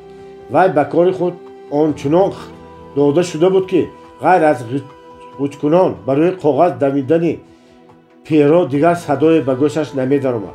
фақат гоҳ-гоҳ ба ноки перо гарде ё хасборае часпида ҳусни хатро вайрон мекарду фикри Зебиро мебурд. Зеби дарҳол ноги пероро бо коғазе тоза мекард ва баъд фурсате бо кадом як нуқтаи рӯи стол чашм дохта хаёлан сари риштаи кандашудаи фикри худро меёфту боз пероро ба рӯи дафтар ҳаракат медод. дар берун боди тунду тези барфолуд ғуввос мезад. вай барфрезаҳоро мисли сели кабутарони хосида ба ҳар сӯ пош медод. аз дуру наздик қарқари нимхизаи зоғон шунида мешуд. шохҳои баланди ҳарду чанори кӯҳансоли маркази деҳаи Ҷойбор аз шиддати шамол хаму рост шуда шириқ садо мебароварданд. кайҳо чор атрофро барф зер карда буд. дар теҳа касе ба назаре наменамуд. танҳо аз тирезачаҳои чоркунҷаи чойхонаи сурхи калхози Коммуна, ки дар сари роҳи калон воқеъ буд, чароғе ба сари кӯча шӯълаи хираи зарчатобе меафканд. Зеби аз ин ҳодисаи олами берун хабаре надошт. вай ғарқи фикру хаёли худ буду ҳамонро менавишт ва гоҳ-гоҳ ҷумлаҳои худро пичир зери лаб мехонд. баробари ҷунбидани лабҳои нозуки ӯ аз даҳонаш буғ мебаромад ва ба дами гарми чароғи даҳум, ки дар тарафи чапи стол месӯхт, расида ғоиб мегашт. идораи мактаб он қадар гарм набуд. печкаи деворӣ, ки дар як шабонарӯз як бор алам мемонданд, кайҳо хунук шуда буд ва ба болои ин дару тирезаҳои идораи синфҳо низ хеле шалақ шуда, ба ҷои шишаҳои шикастаи онҳо фанеру коғази кардон зада шуда буданд. аз тарқишу роҳҳои дару тирезаҳо ғувватзанон шамол медаромад. тамоми рӯз муаллимон ва талабагон либоси гарми худро аз танашон намекашиданд. соли дуюм буд ки директори мактаб Зеби Ҳайдарова дар ин гуна шароити душвор барои мунтазам давом додани таҳсил коре ки аз дасташ меомад мекард. мактаб хонаи дуюми вай шуда буд. субҳи барвақт аз ҳама пештар меомаду бевақтии шаб аз ҳама охир баромада мерафт. имрӯз ҳам ӯ дар сар рӯймоли тибит, дар тан палтои моҳуд, дар по калошу маҳсин нишаста кор мекард. аз он ки дере дар як ҷо наҷунбида менишаст, аз таъсири сармо дасту пояш хунук мехӯрд. вай ҳар замон почак мезад, дастонашро ба ҳам молиш медод ва бо ҳамин худро гарм карда боз машғули кори худ мешуд. вай гоҳ менавишт ва гоҳ аз навиштан боз истода китобчаи муқовва кабудро, ки дар паҳлӯи чапи дафтар саҳифаҳояш кушодагӣ меистод, ба даст гирифта ба хондани он дода мешуд. ин китобча Зафар писари ватан ном достони манзуме буд, ки дар бораи ҷанговари диловари тоҷик, ки аз рӯзҳои аввали ҷанг ба даст яроқ гирифта ба фронт рафтааст. ҳамин ки Зеби сатри наверо аз китоб мехонд, хаёлан از این اداره چارکنجی عادی به طور رسمی آرا داده شده بیرون رفته در صحراهای وسیع، در بیش‌هزارها در شهر و دهه‌هایی که در این روزها میدان حرب و ظرف‌های خونین شدند همراه سفر قدم می‌زد. با بلندج و زمین‌کن‌ها، با اکوپ و راهروها در آمده، با سولدات و افیسران سوویتی چنگ و خاک‌آلود یک شناس می‌شد. با چشمانی از بیخوابی صبح سرخ خون پخش کرده آنها مهربانانه نگاه کرده از ملاقات این گونه آدمان پرطاقت، استوار و کشاده‌دلی حیات دوست روحش تازه میگشت. بعد دوام داستان زیبی را به سر تصویر قهرمان اساسی ظفر می آورد. زیبی این قسم داستان را با شوق کلان خوانده بی اختیار به یک خیال و ملاحظه غلطی و شیرین افتاده خود به خود باطنا می گفت این ظفر کو خودی سفر است. از افتش به مؤلف قهرمان خود را از سفر نامیدن دیده ظفر نامیدن معقولتر افتاده است. نباشد از صد تا پا تصویر ظفر عیناً از سفر گرفته شده است. البته همین خیلی است. خود سفر هم پیش از به فران رفتنش نوشته بود که به قسم آنها شاعران و نویسندگان بسیار آمده می روند. احتمال نویسندگان این داستان هم یکی از همانها باشند و او البته با سفر ملاقات کرده است. یا ممکن است مؤلف اثر سفر را نداند، نشناسد. اگر این خیلی باشد این سطرهایی که عیناً درباره سفر گفته شدند از کجا به فکر شاعر آمدند؟ زیبی را به این خیال و ملاحظه‌های عجیب حسی همیشه شراره‌بار محبت سفر وادار میکرد و از این خیالها دست کشیده باز روچکه را به دست گرفت و کمی فکر کرد ایستاد و بعد دوام تحلیل و محاکمه خود را درباره همین داستان با دفترش قید کردن گرفت. اما چی میشد که گاه به جای نام قهرمان اساسی داستان ظفر به اختیار نام سفر را نوشته میرفت. در عین اوج کار در اداره آهسته نالش کنان گشاده شد. زیبی از روی دفتر چشم کنده ابروانش را با هم کشید و به طرف در نگاه کرد. از در مردی میانقد لاغرجوسی رنگ و رویش زردشتاب در آمده آمد و در سر تلپک گوشکدار، در تن پالتوی سیاهی کهنه‌تری داشت که پتهای پشت قراقلی گریبانش را کویر زده بود. شالی گردنپیچ خاکستر رنگی پشمین بود. ریش و مویلب ماش و برنجی دو سه روز اینجا نتراشیده او چینهای پیشانی و کنار چشم و لب وی را دیده تخمین کردن ممکن بود که سن و سالش از 50 زیادتر است که کم نه. خیلی دیر نشسته ماندید که اوتون در را زیش پوشیده با ملایمتی پرسید. اون مردک و از تلپک و پالتویش برف را افشانده پیشتر آمد. معلم شما می؟ زیبی برابر شنیدن آواز آن شخص مدیر علمی مکتب منصورف بودن او را فهمیده با احترام از جایش خیست و در پالتوی تلپک وی برف ریزه ها را که در شعله چراغ مثل ستارچه ها یلت یلت جلوه می دادند دیده پرسید. مگر برف بارد است؟ یک خودی برف باشد هم سهل گپ بود. جواب داد منصورف شال گردنش را گشاده. باران شده ایستاده است که امکان چشم گشادن و سر برداشتن نیست. نخواد؟ با حیرت پرسید زیبی. بگوی راست هوا ویران نبود که؟ منصورف در رو برای زیبا به استول نشسته نگاهش به دفتر و کتابچه‌ای که در روی استول می ایستاد افتاد. همین که زیبی به استول خودش نشست منصورف با گپ وی هزل‌آمیز چنین جواب داد. وی بگاهی روز بود. حاضر باشد شب شد. ظاهراً اتون به یگان مشغولیتی شوق‌انگیزی داده شده حتی از باران هم بیخبر مانده. آهنگ گپی منصورف به گوش زیبی یک پرسشی آزمایشکارانه بر این رسید. در حال همه آن فکر و خیال های شیرین و عجایب که نوکک زیبی غرق آنها شده بود به یاد آمد و از جواب کنایه‌آمیز مردک ایزا کشیده قدر خاموش ماند و برای آنکه این حالت خود را هم آشکار نسازد زود به خودداری جدی از کار و باری مکتب و خواندن دیده دیگر چه مشغولیتی شوق‌انگیز داده شده میتوانید. قدر پیشتر از آمدنتان کارهای از روزانه ماندگی را سرانجام کردم. برای تیار کردن این سپارش اینستیتوت غایبانه نشسته بودم. گویان و کتابچه داستان را به پیش منصورف نزدیکتر گذاشت.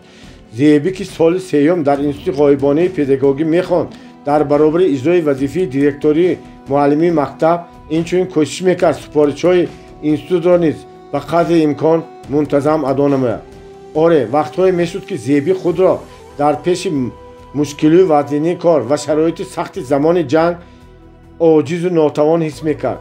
аммо дар ҳамин гуна дақиқаҳо аз ким куҷо ба гӯши овози буррои шиноси Сафар мерасид, ки мегуфт то чӣ андоза қавиирода ва устувор будани одам дар мушкилиҳо санҷида мешаванд.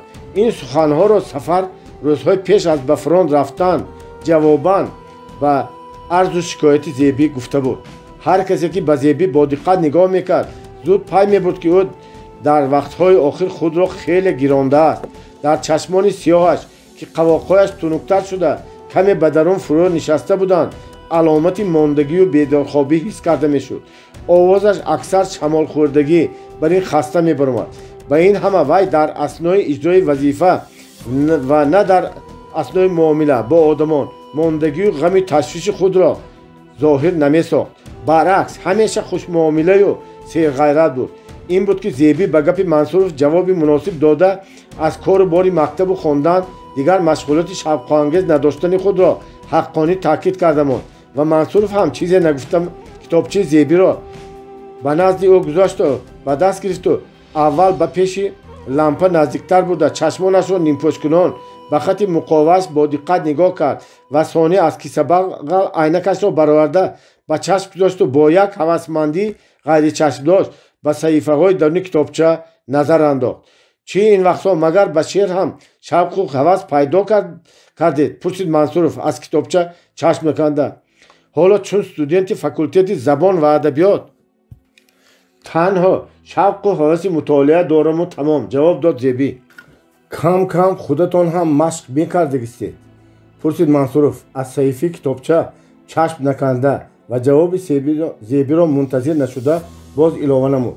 машқ кунед, назм чизи хуб аст. онро садои тори дилу парвози фикр мегӯям. Зеби аз ин гуфтаҳои пуртаърифи Мансуров ба шавқ омада гуфт. касбатон риёзатчӣ бошад ҳам назмро таъриф мекунед а муаллим? шумо гумон мекунед ки муаллими риёзиёт санъату адабиётро дӯст намедорад? албатта илми риёзиёт чизи чандон баҳркушо нест ва бо иксу игрик гуфтан ба дили кас роҳ ёфта наметавонед. бо вуҷуди ин отун риёзиёт ҳам чизест ки бевай бисёр гиреҳҳои ҳаёту зиндагиро кушодан амри маҳол аст. рост риёзиёт ҳам илми ниҳоят муҳим аст. давоми сухани Мансуровро бурида гуфт Зеби ва бо вай санҷишкорона нигоҳ кард истода суханашро давом дод. чунон ки олимони машҳур гуфтанд риёзиёт одамро ба тафаккури дуруст одат мекунонад. Мансуров баробари шунидани таърифи Зеби дарҳол сар аз рӯи китобча бардошт. аз болои айнак ба вай мамнунона чашм дӯхта гуфт. ана дидед ман адабиётро таъриф кунам, шумо касби маро таъриф кардед. пас шумо ба риёзиёт ҳам камтар ишқу ҳавас доштаед. ҳавас дораму ишқ не. фаҳмидам. ишқи шумо акнун дар ин аст. ба китобчаи шеър маънидорона ишора карда гуфт Мансуров. достони аҷоиб муаллим. кас бо шавқ мехонад. гӯён Зеби ба маънои гапи Мансуров эътибор надода худро ба нодонӣ. албатта достоне ки кас аз он тасвири қаҳрамони шинос ва ба дил наздики худашро мебинад аҷоиб ва шавқовар мешавад. лабҳои худро ки дар зери мӯйлаб пинҳон буданд бо табассум моилкунон ҷавоб дод Мансуров. Зеби аз гапҳои киноомези Мансуров дар тааҷҷуб мемонд. худ ба худ мегуфт ки магар Мансуров валӣ аст ки сирру асрори ниҳонии дили ӯ маро пай бурда ин хел гапҳоро зада истодааст. маълум мешавад ки шумо достонро аз ман пештар хондед ва нас хондед ки қаҳрамони он кист. агар махфӣ набошад гӯед кист он зафар. бо кунҷковӣ даромад Зеби. гуфта додан чӣ ҳоҷат? худи шумо ӯро аз ман беҳтар медонед отун. аз ҷавоби рӯйрост қасдан гардан тофт Мансуров. ман зафар ном касро намедонам. сафарро чӣ? дар ҳар ду рухсораи Зеби сурхии зариф пайдо шуд ва чашмонаш шармгинона поён духта шуданд. хуб шӯхиҳо доред дия муаллим? сарашро набардошта бо қалам барои дафтар кимчиҳо навишта истода гуфт Зеби. شوخی خوب بهتر از رفتار خنک. اوتون جواب داد منصورов خوشحالانه و ساعت کیسگیش رو دیده گفت ساعت هم قریب 10 شده. خیر اوتون میبخشید که 4 تا چخچخ کردیم. نباشد مقصد از آمدن من دیگر بود. زیبی سرش رو برداشته به منصورов سوال‌آمیز نگاه کرد. چهره منصورов که تا حال خوشحال مینمود اکنون صورت جدی را گرفته بود. زیبی هم ابروانش را به هم کشیده به گپ او با دقت گوش داده می ایستاد. عرض دارم که پگاه به جای من از شعبه معارف ریان یگان کسی دیگر را طلب کنید. اکنون 30 سالم هم به یک جا رسیده مانده است. دیگر در این شرایط کار کردن من دشوار است. این عرض ناگهانی منصورов به گوش زیبی خیلی سخت رسیده عصب‌های را به درد آورد. در کدام شرایط؟ در شرایط زمان جنگ؟ قطعی تکرار کرد زیبی. نه من این معنا رو نمیگویم. گفت منصورov من از دشواری های زمان جنگ نالیدنی نیستم. من هر زمان در چنان زمان معلمی را کسب کرده بودم که در آن وقت شرایط در مکتب ها از حاضره بهتر نبود. بچه ها به جای پرته در خرنگ می نشستند، به جای تخته به دیوار می نوشتند، به جای پیچکه گلخن می افروختند. اما آن سختی و دشواری ها را هیچ کس نمی ترساند. همه از 4 طرف زور می زدند که این سختی ها زودتر برهم خورد. همه این گپ ها را زیبی چون طعنه و کنایه نسبت به خود پنداشته بی‌طاقت و آتشی می شد. معلم مقصد را روپوش نکرده کشاد و روشن گوید که تو یک زن باشی، مشتیپر باشی و اصلاح احوال مکتب مگر زورت می رسد؟ شما دیواری نمکش نشوید اوتون. گفت منصورov آرام سخن خود را دوام داده. آره باید اعتراف کنم که من یک قدر درست گپ هستم، اما مقصدی من از این گپ ها کار شما نه. حالا هم آفرین به شما که در همین شرایط همه سختی ها را به گردن گرفته خدمت کرده ساده برای هر یک کاری مکتب دلسوزی میکنه. گپی من درباره آدمان از شما کلانتر و مسئولتر، رئیس کلخاز اکای عالم و کاتب تشکیلات پرتوی عادل سرکار می رود. آخر در این بنا که فترات شده است و از ترقش و راههای در و تیزه هایش نصف عالم می نماید، نه فقط بچه های خیش و تبار ما بلکه فرزندان تمام اهل دیه می خوانند. آیا کلانهای ما نمی بینند که بچه های بیچاره در همین زمستان قهرتون، در همین باد و باران برای علم آموزی می خوانند؟ به مکتب خود آمده تمام روز در قصد کنان درس خوانی میکنند. پیشگاه های مکتب را باشد در یک شبانه روز یک بار، آن هم اکثر از هیزمی که خود طلبگان از 4 طرف چیده آمدن میتاسفانند. شما چی میگوید که شرایط جنگ؟ آخر دهه ما دهه کمبغل نیست یا نو از جنگال دشمن آزاد نشده است. آخر کلخاز کمون و تمام ریان نام برآورده نان رئیسمان در روغن و غوطیدگی کو. غیر از این مگر خودی مکتب ما 2 تابستان در کار کلخاز کم یاری رسان. کنی اکنون غمخواری و یارمندی کلانها. آیا در این شرایط خوانندگان را درست سبق آموختن ممکن است؟ باید راهبران ما سرفهم روند که همین طلبگانی که امروز در زمان جنگ در اینجا تعلیم میگیرند فردا باید مملکت را اداره کنند. و فکر من معلم، گفت زیبی کمی خاموش ماندن منصورov را استفاده برده. اگر آنها به این گپ ها سرفهم نروند این را خودی ما باید به آنها فهمانیم. منصورov در جواب گفت ممکن است شما به آنها نفهمانده باشید، اما من به آنها در این خصوص 1 نه 2 نه 3 گپ زده فهمانده. جواب گرفتگی هم همین شد که من آدم لقی از سیاست دور بودم. کی گفت؟ کی میگفت؟ رئیس اکای عالم؟ ها همان کسی که عالم نام دارند و اما به علم و دانش ذره هوس ندارند. زیبی از این سخن تلخ منصورov رنجیده به اعتراض گفت معلم این قدرش هم خوب نیست. به هر حال ملاحظه کردن لازم که اکای عالم راهبر نامدار کلخاز، اعضای کمیته ریانی پارتیا، دیپوتیت سویت ولایت است. منصورov گفت نه به منصب بود بلندی مرد، بلکه منصب بود بلند با مرد. آدم که عمل پرست شد از او امید نیکی کم است. برای همین هم من دیگر از غمخوری رئیسمان نسبت به مکتب умед кандам ва намехоҳам аз ин озоби рӯҳӣ кашам. Мансуров дар охири суханаш аризаеро ки дар 4 саҳифаи дафтар навишта шуда буд аз киссааш бароварда ба пеши Зеби монд.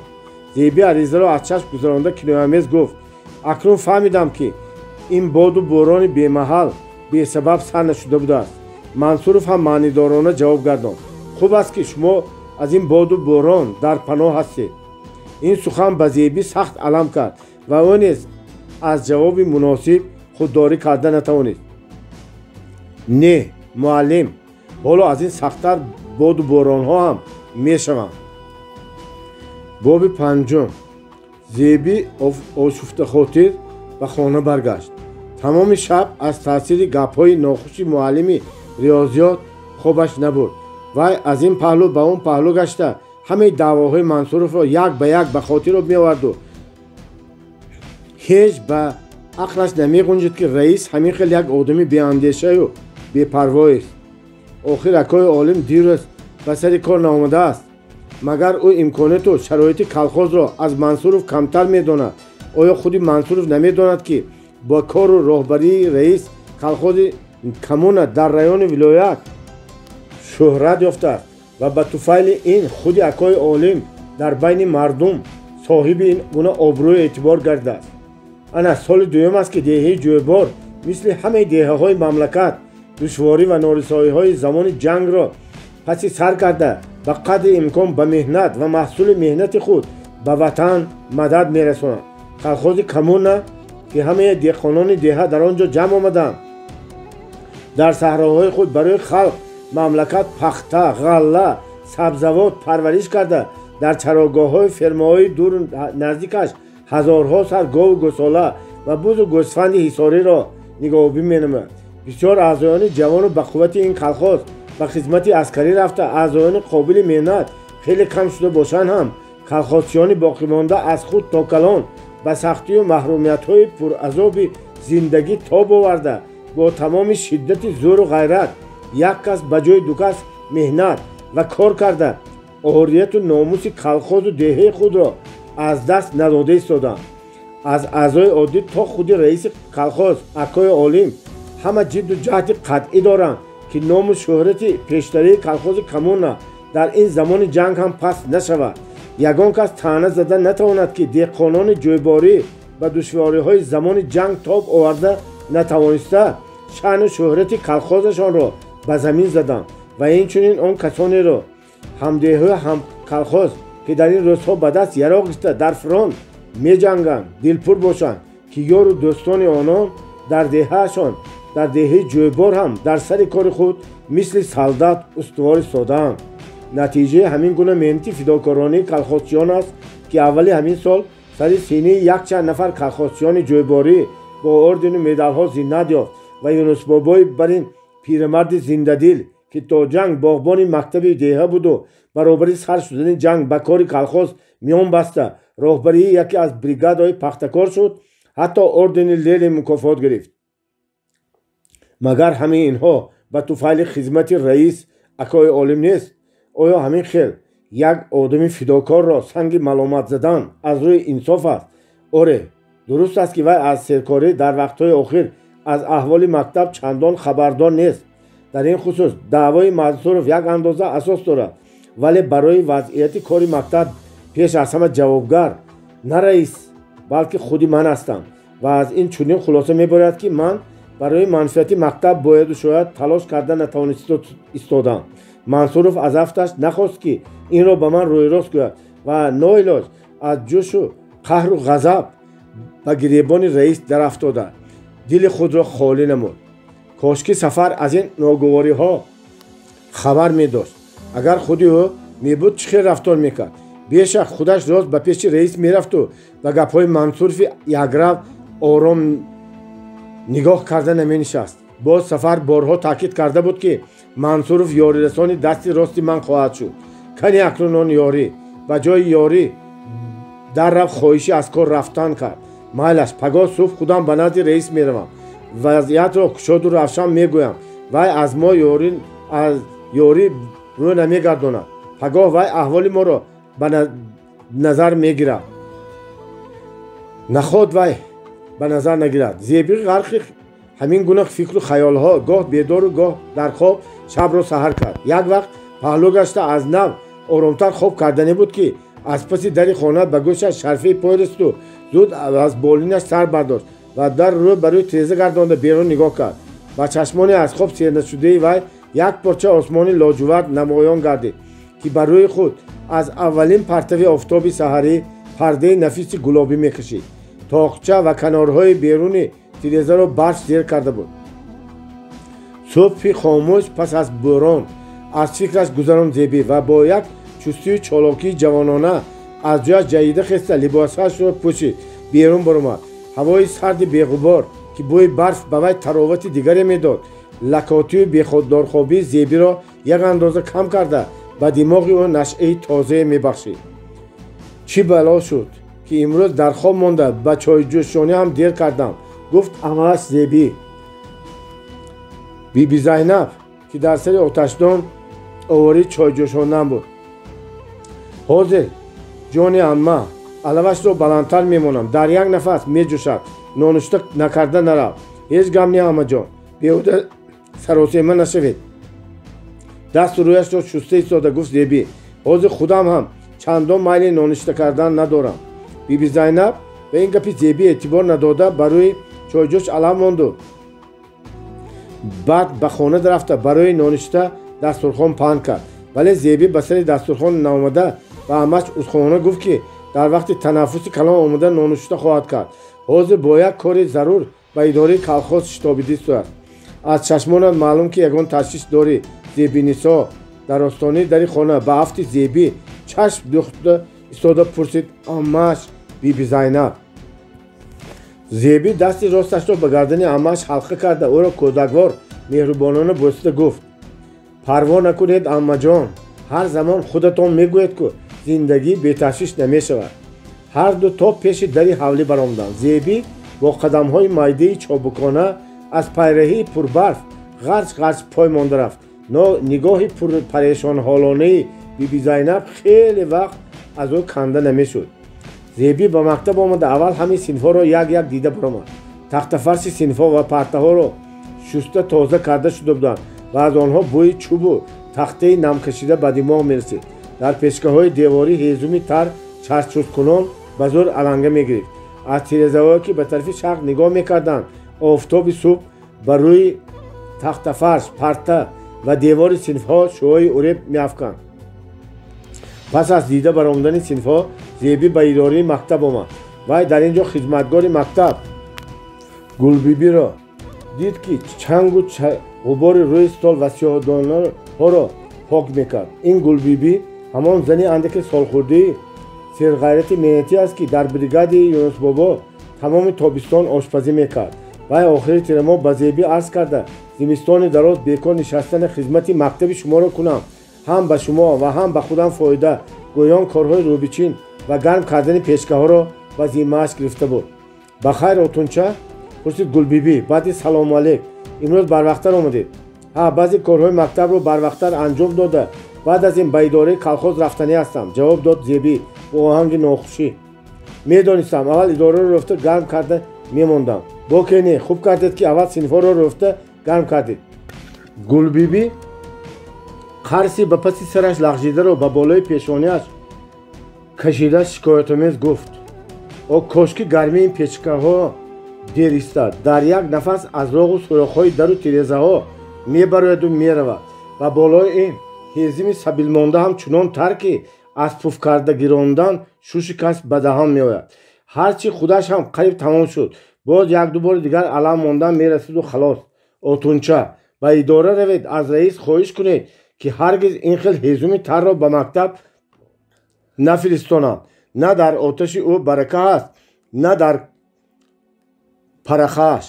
ҳа, бибитон садқа. якбора дуредгари колхозро пурсида зудтар чораи дару тирезаҳои шалақро ҳам бинед. набошад оташи хумдон бошад ҳам ин синфҳоро гарм кардан мушкил аст. Зеби абрувони камонмонанди худро боло кашида ба тарафи Гулбиби ба тааҷҷуб чашм дӯхт. Гулбиби, ки овораи кори худ буд, ба Зеби нигоҳ накарда боз гап задан гирифт. аслаш раис тобистон беҳуда орият карда намонданд ки шикастурехти мактабро ҳамон устоҳои заводи Егоров кунанд. ана акнун оқибати кори чалаю нимколии устоҳои мо ки то худи сари зимистон кашғол ёфта ҳамин шуд. коргарони заводи механикӣ беин ҳам дар вақти ғунишини пахта ба колхоз ёрии калоне расонданд, гуфт Зеби дар ҷавоб. боз шикастурехти мактабро ҳам ба гардани онҳо бор кардан аз рӯи инсоф намешуд биби? хай набошад худамон шикастурех мекунем, гуфта мактабу мактаббачагонро ба ҳамин аҳвол гузоштан магар аз рӯи инсоф аст? дар ин ҷо фарзанди ман ҳам мехонад, фарзанди раис ҳам. кани раис ягон бор омада аҳволи мактабро хабар гирифт? ин гапҳоро ман пеш чанд бор ба муаллим Мансуров ҳам гуфта будам. чаро пештар ба ман нагуфтед? дарҳол пурсид Зеби кунҷковӣ карда. Гулбиби ҷавоб дод: е ҷонам садқа, бе ин гапҳо ҳам ба ҳафтатон нигоҳ кунам раҳмам меояд. Сафар муаллим дар як вақти сахт ин корро ба гардани шумо партофта рафт. дар ин замон ба мардум гапи мард дуруст таъсир накунад, гапи зану духтарро ҳеҷ кас ба гӯш намегирад. барои ҳамин ҳам ин гапҳоро ба муаллим Мансуров гуфтам ки ҳарчи бошад ҳам он кас одами солхӯрдаю кордида. охир худатон медонед ки дар вақташ Сафар муаллим ба калонони колхозу деҳа чӣ хел гапи худро мегузаронд. мо занонро ин мардҳо ҳоло ҳам як махлуқи мӯдарози ақкӯтоҳ дониста дуруст писанд намекунанд. кадом мардҳо? даррафт пурсид Зеби аз гапҳои Гулбиби як андоза асабонӣ шуда. кадом яктоашро гӯям? гап зада ба курсии назди тиреза нишаст Гулбиби. ана ман барои мисол худи раисро мегӯям. камтар обрӯю эътибор гирифта буд ки ҳамин вақтҳо чунон чашмонашро шира бастааст ки аз пешаш фил гузарад, назараш намегирад. охир рӯзе бо як аз рафта 2 соат дар идорааш нигоҳ карда шинаму нахоҳад ки муроде ҳосил нашавад. чӣ арзи доштед? аз ҳисоби ҳаққи рӯзи меҳнатам барои шикастурехти хона камтар коҳи най пурсида рафта будам. чӣ гуфт? ва пеши ноибаш Улфатов фиристод. Улфатов бошад, хидматҷои адир пури кор. марҳамат, худатон рафта биёред, гуфт. охир ман як бевазани бекас бошам, ягон улав надошта бошам, аз ин қадар роҳи дур чӣ хел мекашонам гӯям ман ҳам барои шумо пиштора карда оварда наметавонам, гуфту хесту рафт. аз қафояш ба пеши раис рафта шикоят кардам. раис Улфатовро ҷиғ зад. Улфатов бошад, аз шикояти ман ранҷида аз дасти ин махлуқони мӯдарози ақкӯтоҳ ҳеҷ халосӣ нашудия гӯён боз худи маро таъна зад. раис ҳамин гапро бо ришхан гузаронду фиристод. ба болои ҳамин ба идора Юнусбобо даромада омадам. худо хайри ҳамон муъсифезро диҳад ки бо дусе даҳан гапҳои талху ширин Улфатовро нағза кард, танбеҳ дода баъд маро хотирҷамъ карданд ки чӣ қадар кор дар кор бошад худашон кашонда медиҳанд. дидед отунча ҳоло дар дунё чӣ хел мардҳо ҳастанд. барои ҳамин мегӯям ки мо шумо 100 дод занем ҳам мижраи акои олиму Улфатов бар инҳо асло хам намехӯрад. ин суханони софдилонаи Гулбиби ки аз рӯи муҳокимаи дониши худ гап мезад барои Зеби ба замми гапҳои дишабаи Мансуров ба болои сӯхта намакоб бар ин мерасид. вай аз таъсири гуфтаҳои Гулбиби лаҳзае ба ноумедӣ афтода дар ҳақиқат худро дар вазифаи директорӣ нотавон пиндошт. вале иззати нафс ва шууру идрок ӯро аз гирдоби ин хаёлу мулоҳизаҳо берун кашида ба вай талқин мекарданд ки дар ин гуна лаҳзаҳо ба осонӣ таслим шудан кори одами беору тарсончак аст. Зеби саросема шуда аз ҷой хест. баробари ӯ Гулбиби ҳам ба по хеста ба ҳарфе назада хомӯш мондани Зебиро дида хиҷил шуду худ ба худ мегуфт: аз гапҳои ман ранҷида рафтаст. ман ба идораи колхоз рафтам, гуфт Зеби. папкаашро ғундоштам. садқа гӯр шартакигӯи ман шавад. боз аз гуфтаҳои ман наранҷед. шумо духтари хондагӣ, мо занҳои нодон. дар омади гап дардамонро ба шумо нагӯем. ба кӣ мегӯем? узрхоҳӣ карда мешуд Гулбиби. Зеби дара Гулбибиро пештар гузаронду. баъд худаш аз қафои вай аз идора баромад ва дар роҳрав ба вай гуфт: бибиҷон, ҳар ки минбад занро мӯдарозу ақкӯтоҳ гӯяд, аз худи ӯ пурсед ки зодаю ширзодаи худи ту кист? аз афташ ҷавоби Зеби маъқул шуд ки Гулбиби дилхиҷил беихтиёр хандида зебиро навозишкорона таҳсин хонд. дар ин асно дар рӯ барои онҳо мудири илмии мактаб Мансуров пайдо шуд. зеби ба ӯ вохӯрӣ карда дақиқаи мунтазир шуд ва дар хусуси аризаи худ саволе хоҳад дод. вале Мансуров ғайр аз пурсупоси самимона дигар чизе нагуфт. зеби ҳам як сари қадам ба идораи колхоз рафта оям гуфту дигар гап назад. зеби ба пеши дар баромад ва як гура мактаббачагони шӯхию вафодикунон ба дарс меомданд. духтарон дар сар рӯмоли гулдор, дар тан куртаҳои обшустаи рангоранги сатину батис ва камзулчаҳои пахтанок, поҷомаҳои зеҳнок доштанд. писарбачагон бошанд, як хелашон ҷомачаҳои куртаи гиребонялла пӯшида аз болояш миёнбанд баста буданд ва гули тоқии ҳисории онҳо ба назар мисли нақши чамани кӯҳсорон менамуд. мӯзаю калош, ботинкаю кафши кӯҳнаи нимдошти онҳо то буҷулуки пояшон лою барфолуд буданд. гӯшу бинӣ, рухсорию манаҳи аксари онҳо аз сармо суф-суф шуда буд. ҳамин ки бачагон ба пеши бинои мактаб омаданд, Гулбиби онҳоро ба овози баланди худ таъкид кард, ки барфу лои пойафзолашонро нағз якак пок карда баъд ба мактаб дароянд. бачагон ҳам фармони Гулбибиро бечуну чаро ба ҷо оварда ба директори худ саломкунон ба мактаб медаромаданду ҳар кадом ҷилдҳои худро дар синфҳояшон монда зуд баргашта ба боғчаи мактаб баромада барфбозӣ мекарданд. зеби дар остонаи мактаб камтар рост истода аз мактаббачагон чашм намеканд. диққати ӯ бештар ба ҳамон бачагоне ҷалб мешуд, ки сару либасашон чандон гарм набуда аз таъсири сармо китфҳояшонро бо ҳам кашида, дафтару китобҳояшонро маҳкам дар сари синаҳояшон зер карда дастонашонро ба бағал зада меомаданд. зеби дар симои ҳар кадоми онҳо қисмати сахти замони ҷангро мехонд. онҳо бачагоне буданд, ки падарону бародаронашон дар ҷанг ҳалок шуда, ҳоло танҳо дар паноҳи оча ва ё ягон хеши дурашон буданд. рӯз ба сар мебурданд ва ба душвориҳои зиндагӣ тан дода, ҳар субҳ мисли ҳамин рӯз китобу дафтарҳои худро монанди чизи гаронбаҳое ба сари синаашон зер карда мунтазам ба мактаб меомаданд. зеби онҳоро мисли хоҳаракону додаракони худ меҳрубонию навозиш мекард, бо пешвоз мегирифт. гоҳ ин гоҳ дигарашонро ба паҳлӯяш кашида сарашонро силакунон навозиш мекард. бо суханҳои нарму ширин рӯашонро бардошта маҳзуниро аз чеҳраашон дур месохт.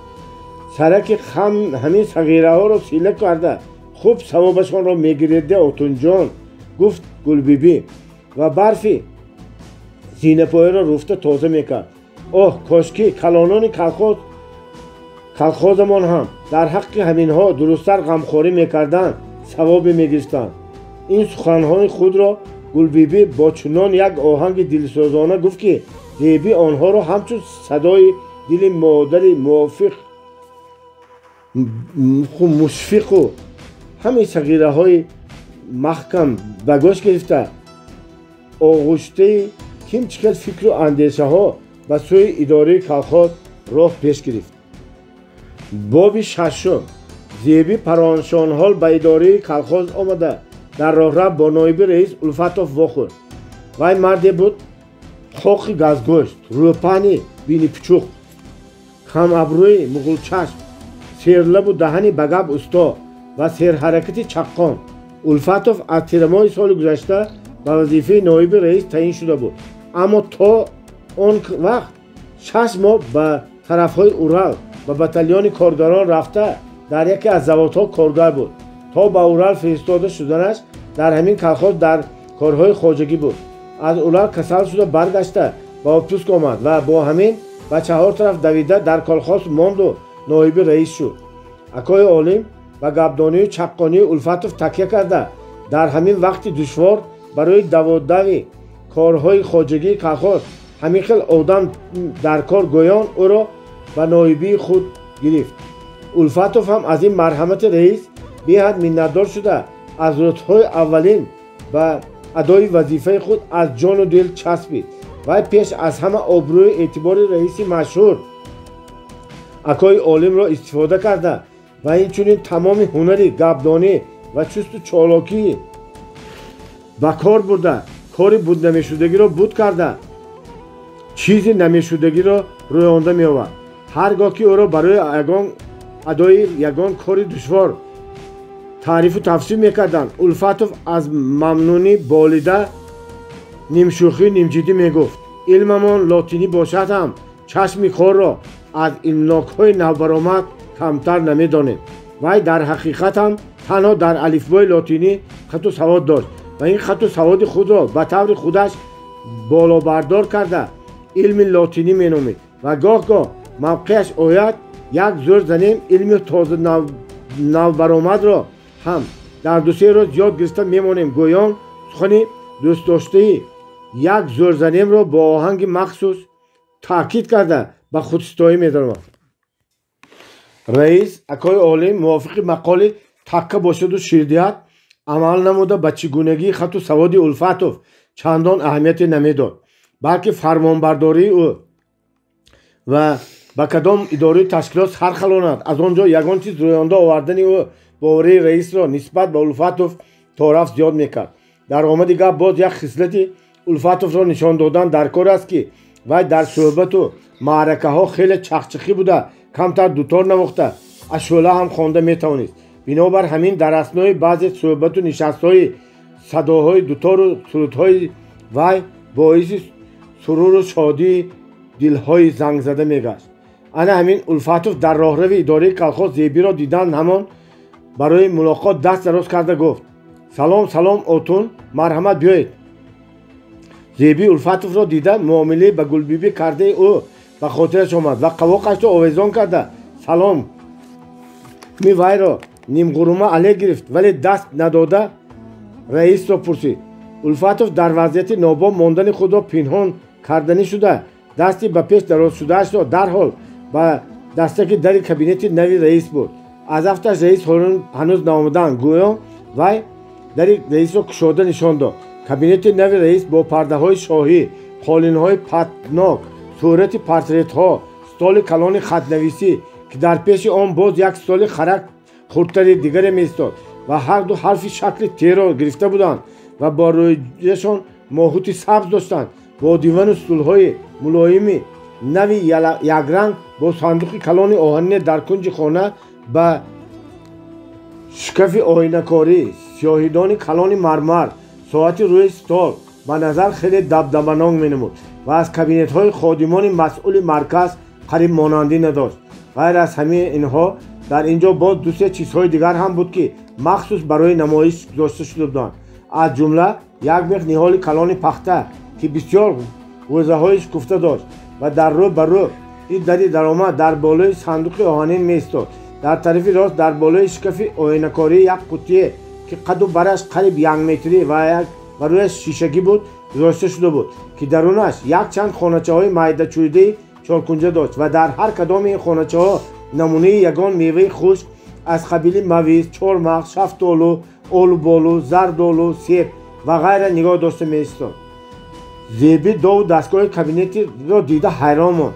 دو سه روز پیشتر هیچ کدام این چیزها نبودند. کابینت رئیس در یک خانه دیگر خردتر عادی جایگیر بود. زیبی در زمان جنگ به چه مقصد آماده شدن این دبدبه را صرفا نرفته پرسید. اینقدر دبدبه برای چی؟ برای چی نه؟ برای کی گفته پرسید؟ سوال زیبی را اصلاح کرده الفاتوف و پیش استال رئیس نزدیکتر رفته. برای رئیس کلخاز کمونه اکای عالم عارفوف مگر نمیارزد؟ میارزد گفت زیبی آهسته و با کنج چشمانش به الفاتوف رمز انداخت. ها بله، آخر رئیسمان را صاحب کابینت رئیسانه کردیم بیا اتون. نباشد تا حال در یک خانه‌چه میشستند که خوشمید از قاضیخانه بدتر بود.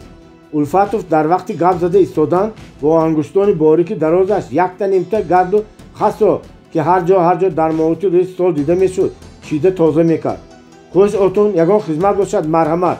ممکن است به جای رئیس کمینه. الفاتوف گپش را تمام نکرده زیبی که در پیش در راست میستاد به راه برگشته برآمد و گفت نه، به من خود رئیس در کار بودم. در همین وقت از درون آواز کاتب تشکیلات پرتوی کلخاز عادل سرکار شنیده شد و از پیش در اداره به کسی چیز تعیین میکرد. زیبی برای با او واخوردن ба тарафи дар шитобид. Одил Саркор гапашро гуфта ба идора дар омад ва ба Зеби вохӯрд. Ана Зебинисо, хуб шуд ки худат омадӣ, гуфт. Одил Саркор бо Зеби салом алейк карда. Набошад, худам ба мактаб рафта диданӣ будам. Кани ба идора биё, бо ту гап дорам. Онҳо ба ҳамон хонае ки пештар кабинети раиси колхоз буд даромаданд. ин як хонаи начандон калони камбари дарозрӯя буд. дар пешгоҳ як столи нимдошти хатнависӣ меистод ки ба рӯяш матои сурх партофта шуда буд. ду парсет, 3-4 стули оддӣ, як шкафи коғазмонӣ, як сандуқи майдаи оҳанин. ҳамин буд ҳаме чизу чораи хона. дар девори тарафи чап дар рӯ ба рӯи тиреза ки ба тарафи шимол нигоҳ мекард, соати девории давраи занҷирдор раққоса ки худро якзал инсу онсу ҷубонда чих-чих садо мебаровад. Саркор сумкаи чармин ва 3-4 китобу брошюрро ки дар дасташ буданд ба як тарафи рӯи столаш монда Зебиро ба нишастан таклиф кард. Зеби аз пеши стол ба стул нишаста ба китобҳои Саркор чашм дӯхт. дар қатори дигар китобҳо таърихи мухтасари ВКПБ низ буд. Саркор шкафҳоро кушода як деларо гирифту ба ҷояш омада нишаст ва ба китоб нигоҳ карда истодани Зебиро дида бо овози ғафси шамолхӯрдааш гуфт. боз зӯр зада хонда истодам, беин намешудааст. агарчи умр ба он сӯи ағба хамида бошад ҳам, аммо ҳанӯз барои занги майнаро тоза кардан фурсат ҳаст. медонӣ? гуфтанд. тавоно буд ҳар ки доно буд, зидониш дили пир барно буд. медонам, инро Фирдавсӣ гуфтааст, ҷавоб дод Зебо бо як хушҳолӣ. ҳар ки гуфта бошад хеле оқилона гуфтааст, гуфт Саркор. аммо афсӯс ки пештар аз рӯи ҳамин амал накардем. хайр, дер ояду шер ояд. Зеби нисбат ба Одил Саркор чун одами дилкушоди ростгӯй, хоксори ҳақиқатдӯст эътиқоди самимӣ дошт. Саркор яке аз он қадрдонтарин одамони деҳӣ ҷӯйбор буд ки аз худ то калон ҳамаро хуб мешинохт ва ғаму ташвиши ҳар кадоми онҳоро медонист. дар ҳар гуна вазъият худро осуда ва вазлин нигоҳ дошта ба ҳамин касон ба назди омада бо қаҳру итоб ва дӯғу ҷангҷол сар бардошта омадагиро аксар дар вазъияти нобом мегузошт. ин сифатҳои Одил Саркорро мардум бештар дар ҳамин 2-3 соли охир, яъне дар давраи котиби ташкилоти партиявӣ интихоб шуданаш равшантар мушоҳида мекардагӣ шуданд. бинобар ҳамин баъзеҳо беасос намегуфтанд ки ҳар кас бояд Саркорро барои дилдорию дилсӯзӣ одам бошад. ҳама ҳам Саркор барин ҳамин хел одами дилсӯзу инсон бошад. ҳозир ҳам Зеби ба рӯи калони ором, абрувони ғуллии кӯтоҳ, чашмони калони ҳалимона ва мӯйлаби кӯтоҳака қайчишудаи сурхшатоби андак ба лаби болояш хамидаи Одил Саркор синчакунон гӯё дар ҳар кадоми ин одами оддӣ хеле дилчаспро равшан медид. муаллима, акнун мо ҳам шогирди ту мешавем, гуфт Саркор ва делои нав аз шкаф гирифтаашро ва китобу дафтарҳои рӯи столро нишон дода илова намуд. ана ин рӯйхати шогирдон, ана ин китобу дафтарҳои сабақомӯзӣ. Зеби аз ин гапи Одил Саркор чизе нафаҳмида бо тааҷҷуб пурсид. шогирди ман мешавед? бале, номзади партия коммунисти ҷавон Зеби Ҳайдарова роҳбари кружоки сиёсии ташкилоти партиявии колхоз тавсия шуд. ба оҳанги расмият хабар дод Саркор. акои Саркор, охир ман муаллимаи забону адабиёт ҳастам, на муаллими дарси сиёсӣ. эҳтиромомез гуфт Зеби. магар муаллими забону адабиёт саводи сиёсӣ надорад? рост ба чашмони Зеби чашм дохта пурсид Одил Саркор. Зеби чашмонашро аз Одил Саркор канда ба канори стол дохт. вай аз гуфтаи худ пушаймон шуда андаке хиҷолат ҳам кашид. ӯ ба эътирози худ сабаби дурусттар наёфта гуфт. охир ин чӣ хел мешавад, акои Саркор? ҳоло ман аз бюрои райком нагузашта бошам, билети номзадиро ҳам нагирифта бошам. пас фардо аз бюрои райком мегузарӣ, билетатро ҳам мегирӣ, гуфт Саркор. Зеби медонист ки роҳбарӣ кардан ба кружоки сиёсӣ ки дар он худи Одил Саркор бар ин одамони гапдону кордон иштирок мекунанд ва яқин аст ки онҳоро таълим додан ва таълим додан ба мактаббачагон мураккабтар аст. ба замин ҳам кору бори мактаб ва ҳам кружокро саришта кардан чандон осон нест. акои саркор, ман бо ин қадар кор роҳбарии кружокро саришта карда наметавонам, гуфт Зеби сарашро бардошта. одил саркор пайкари чорпаҳлӯи худро ба пеш дода дастонашро то оринҷ ба рӯи стол гузошта оромона гуфт: мо медонем ки кори ту бисёр аст, вазифаи масъулӣ директорӣ дар гардан аст, аммо дигар чора нест. охир худат магар вақти ба партия даромадан дар ариза нанавишта будӣ ки номи коммунистиро баланд нигоҳ медорӣ. акнун бояд ба ин амал карда ба ташкилоти партиявӣ ёрӣ расонӣ. ту духтари боақлӣ ва мо ба ту бовар мекунем. наход ки нав ба даргоҳи партия қадам наҳода даррав аз бисёрию душвории кор нолиш кунем. саркор абрӯвонашро ба ҳам кашида чашмони калонашро тангтар карда ба сӯи Зеби нигоҳкунон хомӯш истод. Зеби бошад аз ноки рӯймолаш нахеро кашида дар мобайни ангуштонаш бозӣ медошт. вай баробари хомӯш мондани Одил Саркор сарашро бардошта ба ӯ нигоҳ кард ва аз суханҳои таъномӯзи ӯ як андоза ба орiyat омада гуфт: ман аз кори худ наменолам, балки дигарҳо аз кори ман меноланд. дигарҳо ки? Зеби аз папкаш аризаи Мансуровро бароварда ба дасти Саркор дод. мана худатон хонда бинед. Одил Саркор аризаро хонда аввал гӯён мат кашид. баъд камтар фикр карда истода бо лабханд пурсид: охир дар ин ариза дар бораи ту ягон калима ҳам гап нест ку? баръакс номи ману олимро гирифта ба аҳволи мактаб дуруст аҳамият намедиҳанд гуфта хуб шикоят кардааст. ман медонам ки ба кори мактаб пеш аз ҳама ман ҷавобгар ҳастам ва дар ин ариза аз шумоён шикоят кардан духтарам ба ту мегӯям: келинам, ту шунав гуфтан аст. хулосаи худро изҳор кард Зеби. Саркор гуфт: аз як ҷиҳат хуб аст ки хоҳарам ҳамчун директор барои кори худат дилат месӯзад, аммо аз тарафи дигар ту ин хел ҳар гапро ба худ нагир. гапи Мансуров ҳам ҳақ аст. мо дар вақтҳои охир дар бораи мактаб дуруст ғамхорӣ намекунем. ин айби мо. Зеби он гапҳои таъномӯзро ки Мансуров дар ҳаққи раис акои олим гуфта буд нақд карда дар охир ба оҳанги норозиёна такрор кард: ман Мансуровро ҳурмат мекунам, хизматашонро тақдир мекунам, аммо нисбат ба як одами ба иззату обрӯ, аъзои райком, депутат, олим ном доранд, аммо дар бораи илму дониш ғамхорӣ надоранд гуфтани ин касро беҳурматӣ мешуморам. Одил Саркор инро шунида хандид. ҳеҷ боке не. хандаомез ба гап сар кард Одил Саркор. ба ин олим аз амалаш намефурояд. худи олим ҳам Мансуровро беҳуда одами аз сиёсат дур берун гуфта таъна карда доштааст. магар барои мактаби халқ ёрӣ талабидан аз сиёсат берун аст.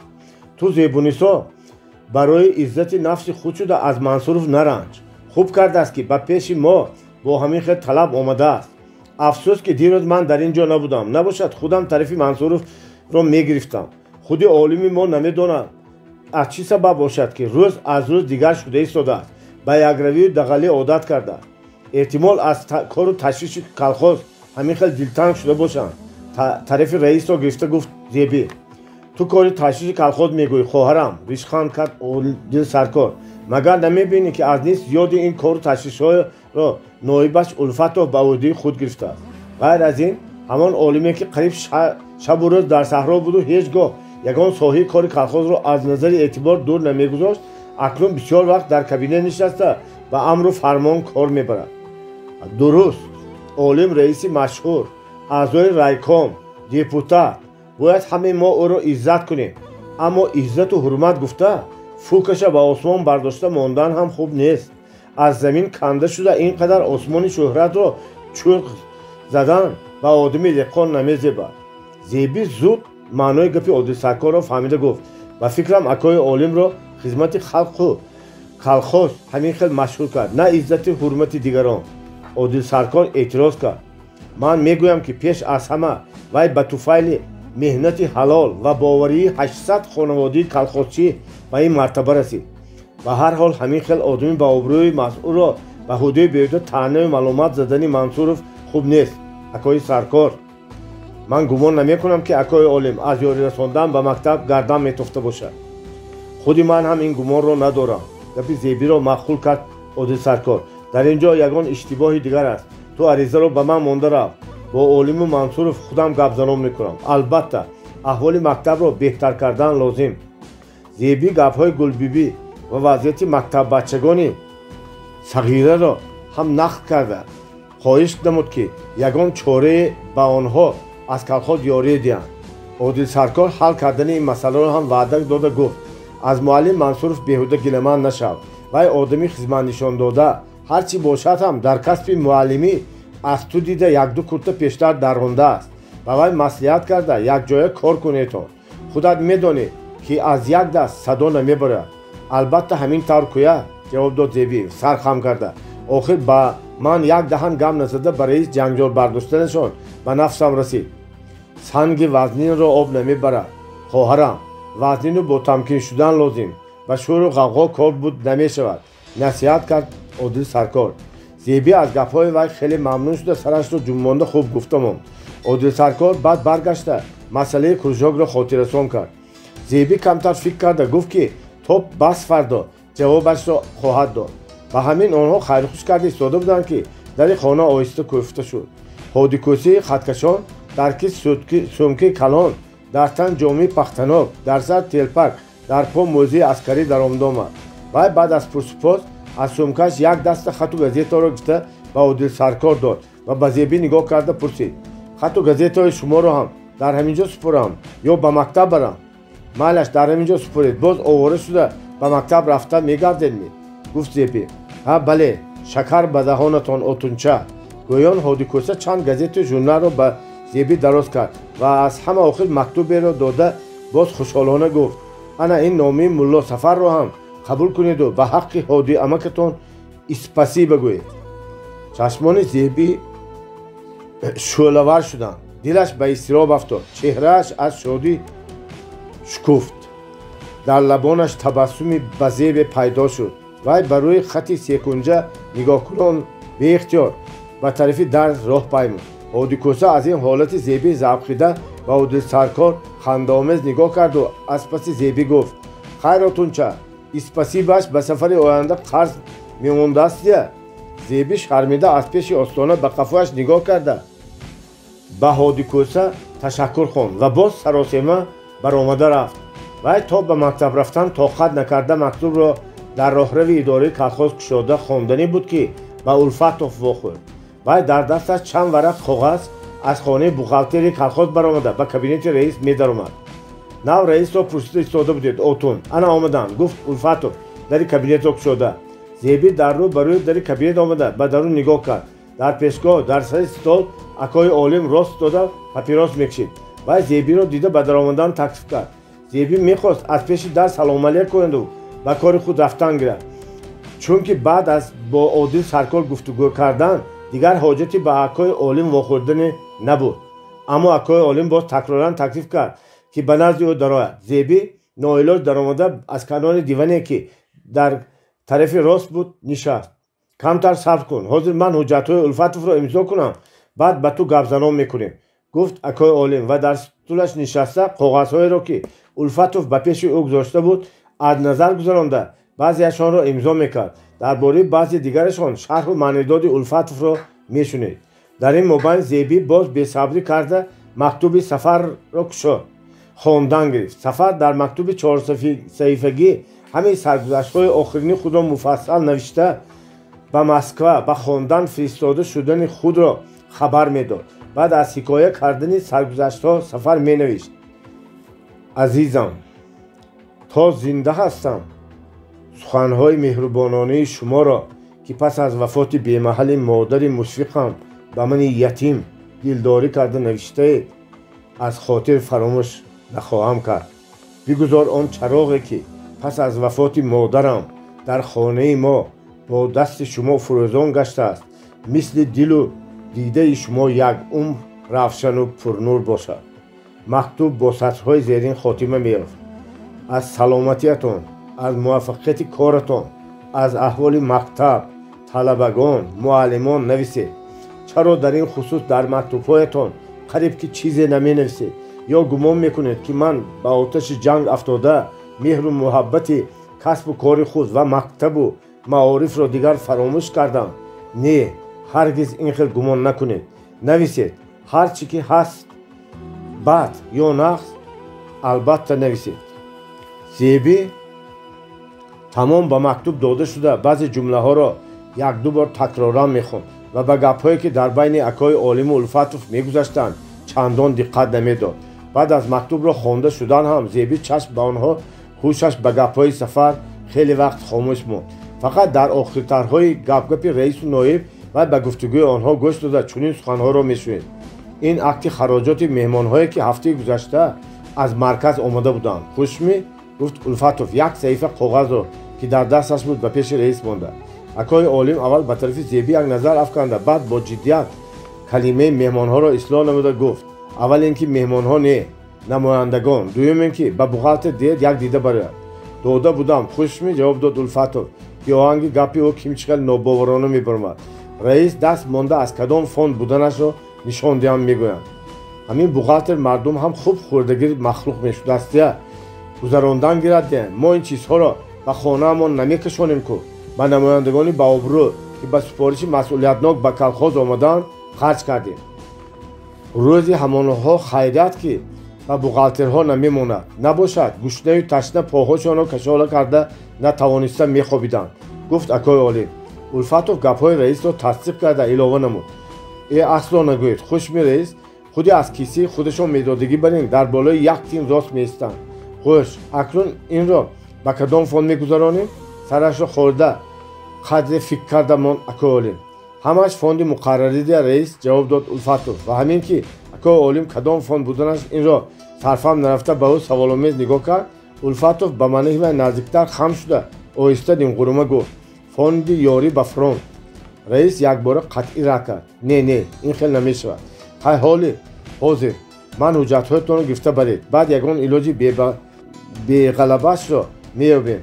با مال و ملک جمعیت این خیلی سرسری رفتار کرده سری خودم را به بلا ماندن نمیخواهم. الفتوف حجت‌ها را از روی سال داشته با رئیس با مصلحت مراجعت کرد. نباشد رئیس باز همان گفته خودم ده. خوشمی در پراولین مسئله مانده یعنی مسئله فوند رئیس برای یگان فوند دیگر تشکیل ندهید. من بعد هم احوال میخه رفتن میگیرد. روزهایی که من در اولاد در زواد کار میکردم دانستم که دیرکتور زواد فوند مخصوصی داشته است. مگر شما از دیرکتور زواد یگان کمی دارید؟ خب میبینیم بعد میبروید. گفت اکای عالم. با الفتوف برآمده رفته بود که با زیبی روی آورده کمتر قهرآلود گفت من از تو پرسیدنی بودم که دیرکتور دی مکتب تو می یا منصوروف؟ زیبی از این سوال ناگهانی حیران شده پرسید چی شد؟ اکای عالم گپ رو کشان نداده به کتاب گفت خودت میدانی که اینجا اداره کلخاز است نه شعبه معارف. من روی خاطری توی سفر رو کرده هر چی که از روی امکان است و مکتبتان یاری داده سادم. زمان جنگ تنقیسی نارسایی انا حاضر خودت شنیدی که بغالترها برای عریضه ارزم بر این چیزی کلخاز کس را خیت میکنن. منصورفت باشد به سر من دعوا کرده آمده است که گویا ما در حق مکتب غمخوری نمی کنیم بهبودی خودمون را میبینیم. چرا همیشه ما باید غمخوری کنیم و شعبه معارف نه؟ مرحمت کس که که ما خودمون مکتب سازیم و تمام اختیارش رو به دست خودمون گیریم انا در آن وقت هر چی طلب داشته باشید کردن گیرید. اما حاضر من از امکان یاری داده نمیتونم و برای این حق هم ندارم. قصه کوتاه اگر تو دیرکتوری حقیقی باشی جلوی منصورفت رو کشیدم که مناسبت خوبی ما رو ویران نکند. همتر سیاست و وضعیت زمانه رو دانسته هم در کار نباشد گفتمانم که مکتب از همین یاری حاضری کلخاز هم محروم میشود. اکای عالم سخنهای عادل سرکار را به خاطر آورده آرام و وزین به گپ سر کرد. زیبی احتمال معلم منصوروف کمتر سخنهای پست و بلند گفته باشند ولی که مکتب من و منصوروف نه از آن خلق در آنجا از فرزند کلخاچی عادی سر کرده تا فرزند خودی شما همه میخوانند. من حاضر از معلم سفر مکتوب گرفتم و هم احوال مکتب رو میپرسد. هر چی خوب است یا بد است نویس میگوید. خودتون گویید من با وای چی نویسم؟ اگر خوب گفته نویسم دروغ میشود. بد گفته نویسم نه فقط ما معلمان و شعبه معارف بلکه کلخازمان هم بیشک به زیر طعنه و ملامت میماند. اکای عالم مضمون مکتوب سفر رو شنیده چهره خرالودش ناعیان تغییر یافته چینهای ابرویش آهسته گشاده شد. ба суханҳои нағз мор аз хонааш мебарояд, мегӯянд ана гуфтаҳои ту тамоман дигар. Албатта ба сафар ин гапҳоро навишта шикоят карда нашин. Бе ин ҳам ғами ташвиши ӯ ба худаш кифоя мекунад. мо аз мактаб ёрро дариқ намедорем. Майлаш аз барои ту ду даҳан гапи Мансуров шуда туро ҳам хафа кардан хуб нест. Аммо гуфтамонам ки миҷози ман одами ба шаъни колхози правление амон гапмерасагиро намебардорад. колхози коммунаро тамоми республика медонад. Ҳа, инро ба Мансуроват фаҳмон. ба сафар навис ки акои олим ба ҳар гуна ёрӣ тайёр. баъд ба сафар салом гуфтамон. Саломи коммунистӣ. Зеби ки бо як ҳолати нохуш димоғсӯхта омада буд, бо чеҳраи кушоди беғубор баргашта баромада рафт. вай ҳозир дуруст муайян карда наметавонист ки аз чӣ сабаб ин қадар худро осудахотиру ором ҳис мекунад. вале бо вуҷуди ин бештар фикри ӯ гаштаю баргашта ба чизе банд мешуд ки ба мактуби сафар вобастагӣ дошт. ҳоло фикри ӯро бештар мактуб ва тасвири хаёлии худи сафар банд карда буд. боби ҳафтум. баъд аз дуруст Зебиро ба бюрои райком даъват кардам. дар бюро ғайр аз аъзоёни бюро ва чанд коркуни масъули раён, инчунин котиби ташкилоти партиявии колхози коммуна Одил Саркор ва раиси колхоз Акои Олим ҳам буданд. Зеби ки аввалин бор бюрои райкомро медид ва пеш аз ин ягон бор дар ин гуна ҷамъомади одамони масъули раён иштирок накарда буд, ҳозир сахт ба ҳаяҷон афтода буд. вай ба кабинети котиби якуми райком даромадан замон зуд ба ҳозирон назар афканду ба стул нишаста чашм ба замин дӯхт. дар пешгоҳ котиби якуми райком Раззоқ Собиров, дар паҳлӯи чапи вай котиби дуюми райком ҷавони хушандоми кулчарӯи хандончашм Расул Норзода, аз тарафи рост раиси собиқи совети қишлоқи Ҷойбор Шодмонов ки ҳоло раиси комитети иҷроии раён буд, аз вай поёнтар директори МТС собиқ коркуни заводи механикии Сталинобод Егоров ки соли гузашта аз Ленинград омада буд ва Зеби бо ӯ ва занаш тобистони гузашта дар вақти ба колхози коммуна ба ҳашари пахтачинӣ омадани коргарони завод шинос шуда буд менишастанд. дигар касон ки дар ин ҷо ҳозир буданд коркунони масъули райком ва баъзе идораҳои раён, инчунин ду-се раиси колхоз аъзоёни райком буданд ки Зеби баъзи онҳоро мешинохт, баъзеашонро не. баъд аз хонда додани анкета ва тарҷумаи ҳоли Зеби, ду нафар тавсиякунандагони вай Одил Саркор ва Акои Олим тавсиякунандаи сеюм ташкилоти комсомолӣ буд, баромада ҳар кадом Зебиро ҳамчун духтари фаъолу содиқи ватан таърифу тавсиф карданд. корҳои мактаб чӣ хел? Рафиқ Ҳайдар ва савол дод Норзода ба Зеби. Зеби ҳанӯз ба ҷавоб даҳон накушода Акои Олим ки дар пеши тиреза ба веқор менишаст якбора гуфт: бисёр нағз. агарчи Зеби тайёр буд ҷавобан ба саволи Норзода вазъияти ҳақиқии мактабро рӯйрост гуфта диҳад, вале пеш аз ӯ ҷавоб додани Акои Олим Зебиро дар вазъияти нобоб гузошт. фикри вай бархвор кор карда талқин мекард ки рости гапро гӯяд, вале дар айни ҳол кимчихел андешию мулоҳизаҳо ӯро маҷбур менамуд ки сухани як каси аз худ калону ба обрӯро рад карда ӯро дар пеши ин қадар одам хиҷолат додан аз рӯи одоб нест. ҳамин тавр Зеби дақиқаи дудила шуда хомӯш монд.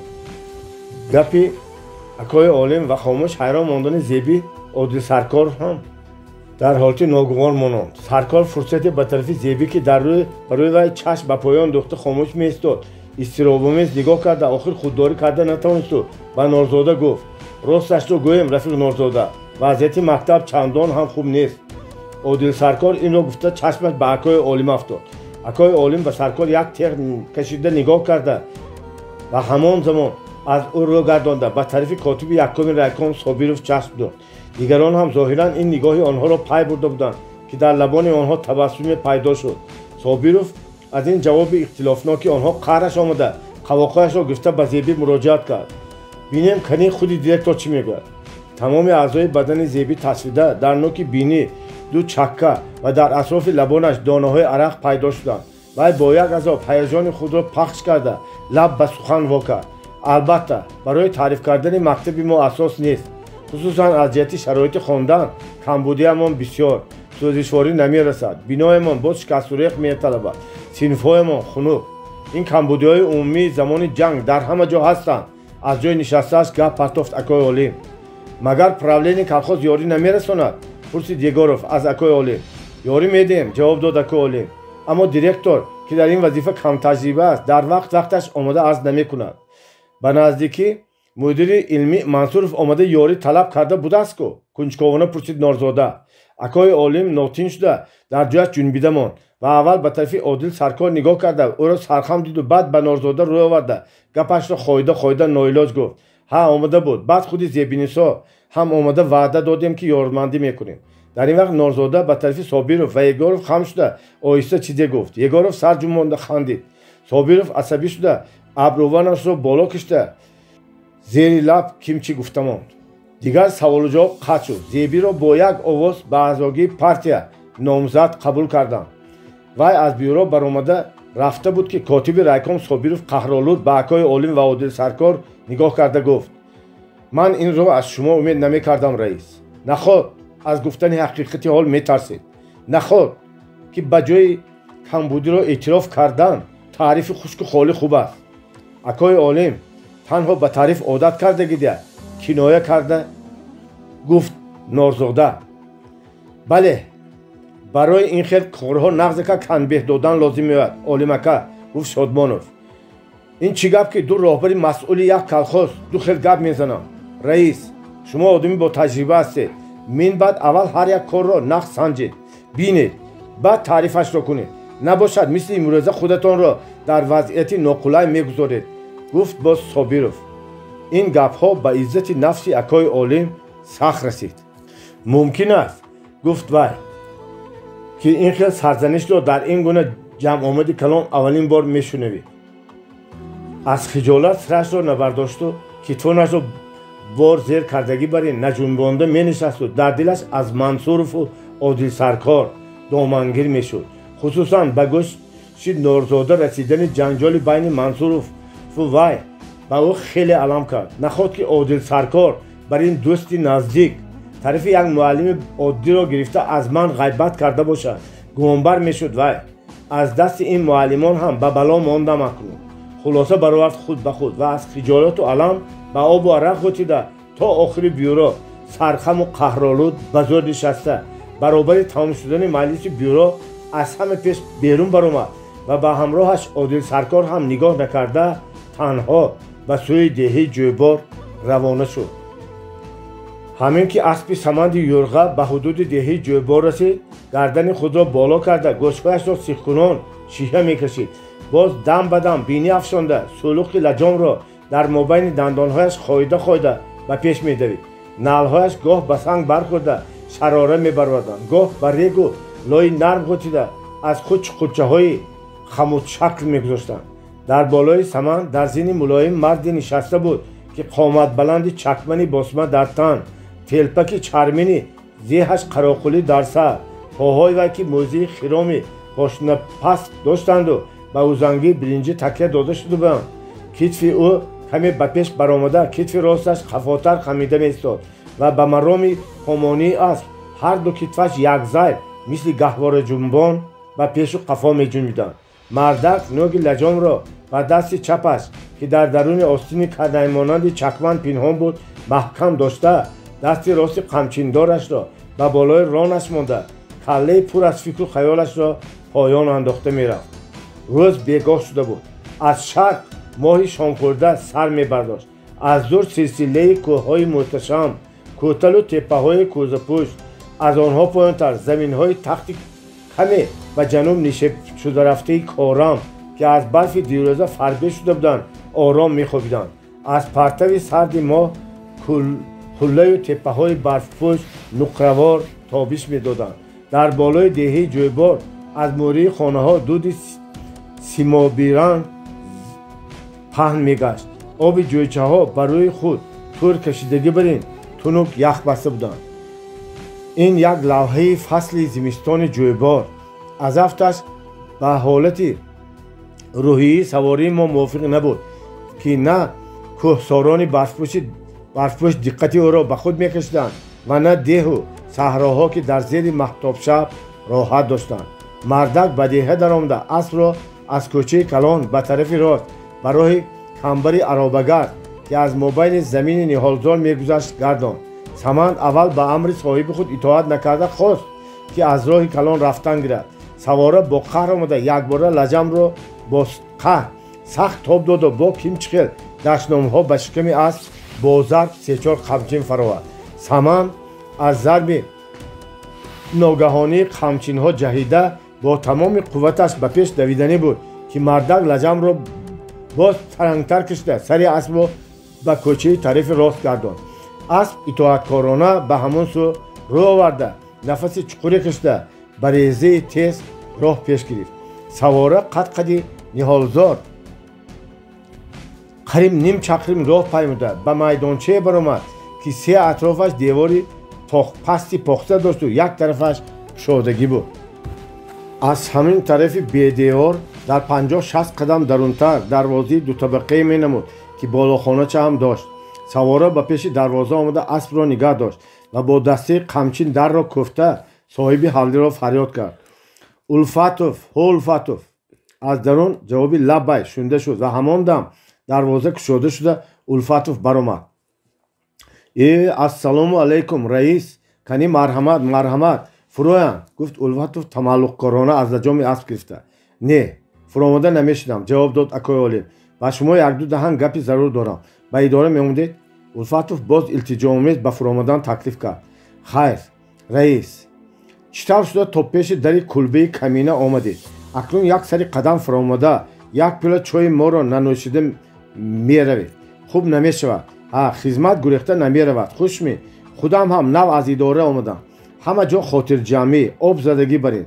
акои олим барои як-ду даҳан супориш ба идора гардонда бурдани улфатовро муносиб надида, розӣ шуд, ки фуромада камтар нишинеду якбора ҳам гапи худро гӯяд ва ҳам бар дили улфатовро наранҷонад. вай аз асп фуромад. улфатов чақон аспро ба сейзхона бурду аили зинро холитар карда лаҷомашро кушод ва нуқта зада баста монд. баъд омада акои олимро ба меҳмонхонаи худ таклиф кард. меҳмонхонаро пешаш суфии баланди сангфарш, дару болоиҳояш кандакорӣ буд ва аз ду тараф ду тоқчаи гаҷкорӣ ва дар пешгаҳ як тахмони меҳробшак дошт. ҳар ду тиреза ба тарафи офтоббаро нигоҳ мекард. дар кунҷи хона як дутор ҳам овехтагӣ меистод. акои олим чакманашро кашида дар обрезидаҳлез дастонашро шуста ба сандалӣ рафта нишаст. ҳамин қадар сандалиро гарм карда меҳмонхонаро гуфта чида мондед? чӣ, магар ба ягон кас мунтазир будед? пурсид акои олим курпии сандалиро то китфонаш кашида. аз худатон гап намемонад раис, одам ба одам зинда аст гуфтанд. хушми, ёру ошноҳои қадрдон бисёр ҳастанд. гоҳ-гоҳ худашон бетакаллуф суроғ карда меоянд. барои ҳамин дари меҳмонхонаамон шабу рӯз кушода, гуфт улфатов ва аз раис уз хоста барои дастурхон ба ҳавлии дарун рафт. суханони ёру ошноҳои қадрдонро шунида хотири акои олим баргашта мушавваш шуд. гапҳои дадбиёро шунидагӣ ба ёдаш омада дар дилаш нисбат ба одил саркор боз буғзу алами нав сар зад. мехост ҳамин ҳоло дар ин хусус ба улфатов ҳасрат карда дилашро холӣ кунад, вале боз ба чанд андешаю мулоҳиза худро даст мегирифту ҷиҳати мусбию манфии гапҳои шудагузаштаро ба таври худ ба тарозуи ақл бармекашид. дар ин дақиқаҳо ӯ танҳо хизматҳои барои равнақи калхоз нишон додааш дар давраи раисии худ чандин азобу сахтиҳоро ба сар бурда корномаҳои нишон додааш ва ҳоло дар раёни республика чӣ гуна иззату обрӯи калон доштани худро дар пеши назар меовард ва чунин мепиндошт, ки дар калхоз касе аз ӯ зиёдтар меҳнат накардааст ва аз ин чашм пӯшида барои гапи як муаллими муқаррарӣ шуда дар назди аъзоёни бюро мустар шудани ӯ ноинсофист ва ба ақидаи худаш гӯё омада дар ҳамин ҷо ҳам одил саркор боз нисбат ба ӯ рӯйнатанӣ кард. улфатов зуд баргашта омада дар рӯи сандалӣ дастархон паҳн кард ва нонҳои чапотию фатирҳои равғанинро оварда монд. баъд як табақ гӯшти ҳил пухтаи шӯрбои нахӯд, сони нимкосагӣ аз худи шӯрбо, ки картошкаю сабзӣ ҳам дошт, овард. аз тоқчаи меҳмонхона як чойники қирмизии гулдор бо ду пиёлаи чиниро гуфта бо табассуми мулоим ба раис муроҷиат кард. пеш аз хӯрок камтар барои иштиҳо раис. акои олим симои ҷиддии худро тағйир надода рад кард. гуфт: як пиёла чой гуфта шумо чӣ кор кардед додед? ҳозир чой талхам меояд. акнун раис кафшери суҳбат диҳад. хушми, худатон аз ду сар аз райком хеле монда шуда омадед камтар кайфатон ҳам ночоқ менамад. охир раис вақти штукори хунучӣ не хушми ягон упалнамо чи ё ягон калон омада таъна мезда бошад. барои таъна дар 4 фасли сол ҳам баҳона ёфт мешавад Улфатов. бо як оҳанги аламнок гуфт акои олим: ва чӣ шуд ки давои дили озурдаи худро дар май дида беихтиёр пиёларо ба даст гирифту нӯшид. баъди хӯрдани дусе қошуқ шӯрбои дусе луқма гӯшт ба Улфатов таъин кард: аз пагор намонда ҳамон каму костаҳои мактабро дуруст кунед, набошад аз дасти онҳо ба нағзӣ халос намешавем аз афтар. боз чӣ гап шуд раис? чашмони бозингарашро ба раис дӯхта гуфт Улфатов: напурсед, як пула гап нею 100 пула моҷаро. коре карда аз пагор намонда шикастуяхти мактабро сар кунед. баргашта таъкид кард раис. хуб, аз шумо як ишора аз мо ба сар давидан раис. агарчи ҳозир баъзе материалҳои ремонтро ёфтан хеле мушкил аст ва мо зӯр мезанем ҳамаашро буд мекунем. намемонем ки ба шумо заррае гап расад. чӣ будани мақсади раисро пай бурда Улфатов ва пиёлаҳоро боз пур кард. акои олим ки қадаҳи якум тамоми асабҳояшро газида камтар кайф дода буд, пиёлаи дуюмро ҳам бардошт. баъд аз ҳамин забонаш кушода шуда дарди дилашро изҳоркунон гапҳоеро ки дар бюро шуда гузашта буд нақл кард ва аз Одилсаркору Норзодию Мансуров гилаҳои пасту баланде намуд. Улфатов раисро тасалло доданӣ шуда гуфт: э раис, асло парво накунед. як зӯр зада дар мобайни ду-се рӯз ҳаме камбудиҳои мактабро ки буд кардем, хушми боз дасти шумо болою сари дигарон хам шуда мемонад. 7 иқлим медонад ки шумо чӣ хел раис ҳастед. беҳуда худатонро ғам надиҳед. кани марҳамат, барои саломатӣ якта бардорем. беҳуда нагуфта будан рафиқ Улфатов, гуфт раис. дилро ба дил раҳест дар ин гумбади сипеҳ, аз рӯи кинаю аз рӯи меҳр. албатта хеле ёфта гуфтагӣ, ҷавоб дод Улфатов. ман ҳамин хел кас ҳастам ки ба одами ба меҳру бошафқат ҷонамро нисол мекунам, лекин ба одаме ки некиро намедонад кинаам сахт. хай гӯем ки Мансурову Норзода беандешагӣ карданд. охир Одилсаркорро чӣ гап чӣ ҷин зад ки чанд вақт боз ба ин хел берӯӣ мекунад.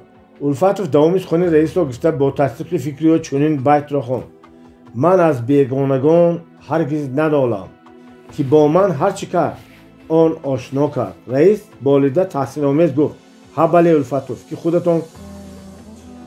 аз худтон гап намемонад. Улфатов камтар фикр карда истоду ба андешию мулоҳизаҳои дигар рафта ба тариқи маслиҳат ба акои олим оҳиста фаҳмонд: ҳамин тавр кӯя раис, аммо саркор ҳам чӣ хел шумо шуда аз рӯи вазифаашон ҳамин хел як луқма партофта монда бошанд ки рӯи ранҷидан намекунад. хушми саркор одами хуб даркорӣ раис, дарав аз он кас дилхунук шуда натон ба зарари худатон. ҳар чӣ гӯед ҳам он кас партия.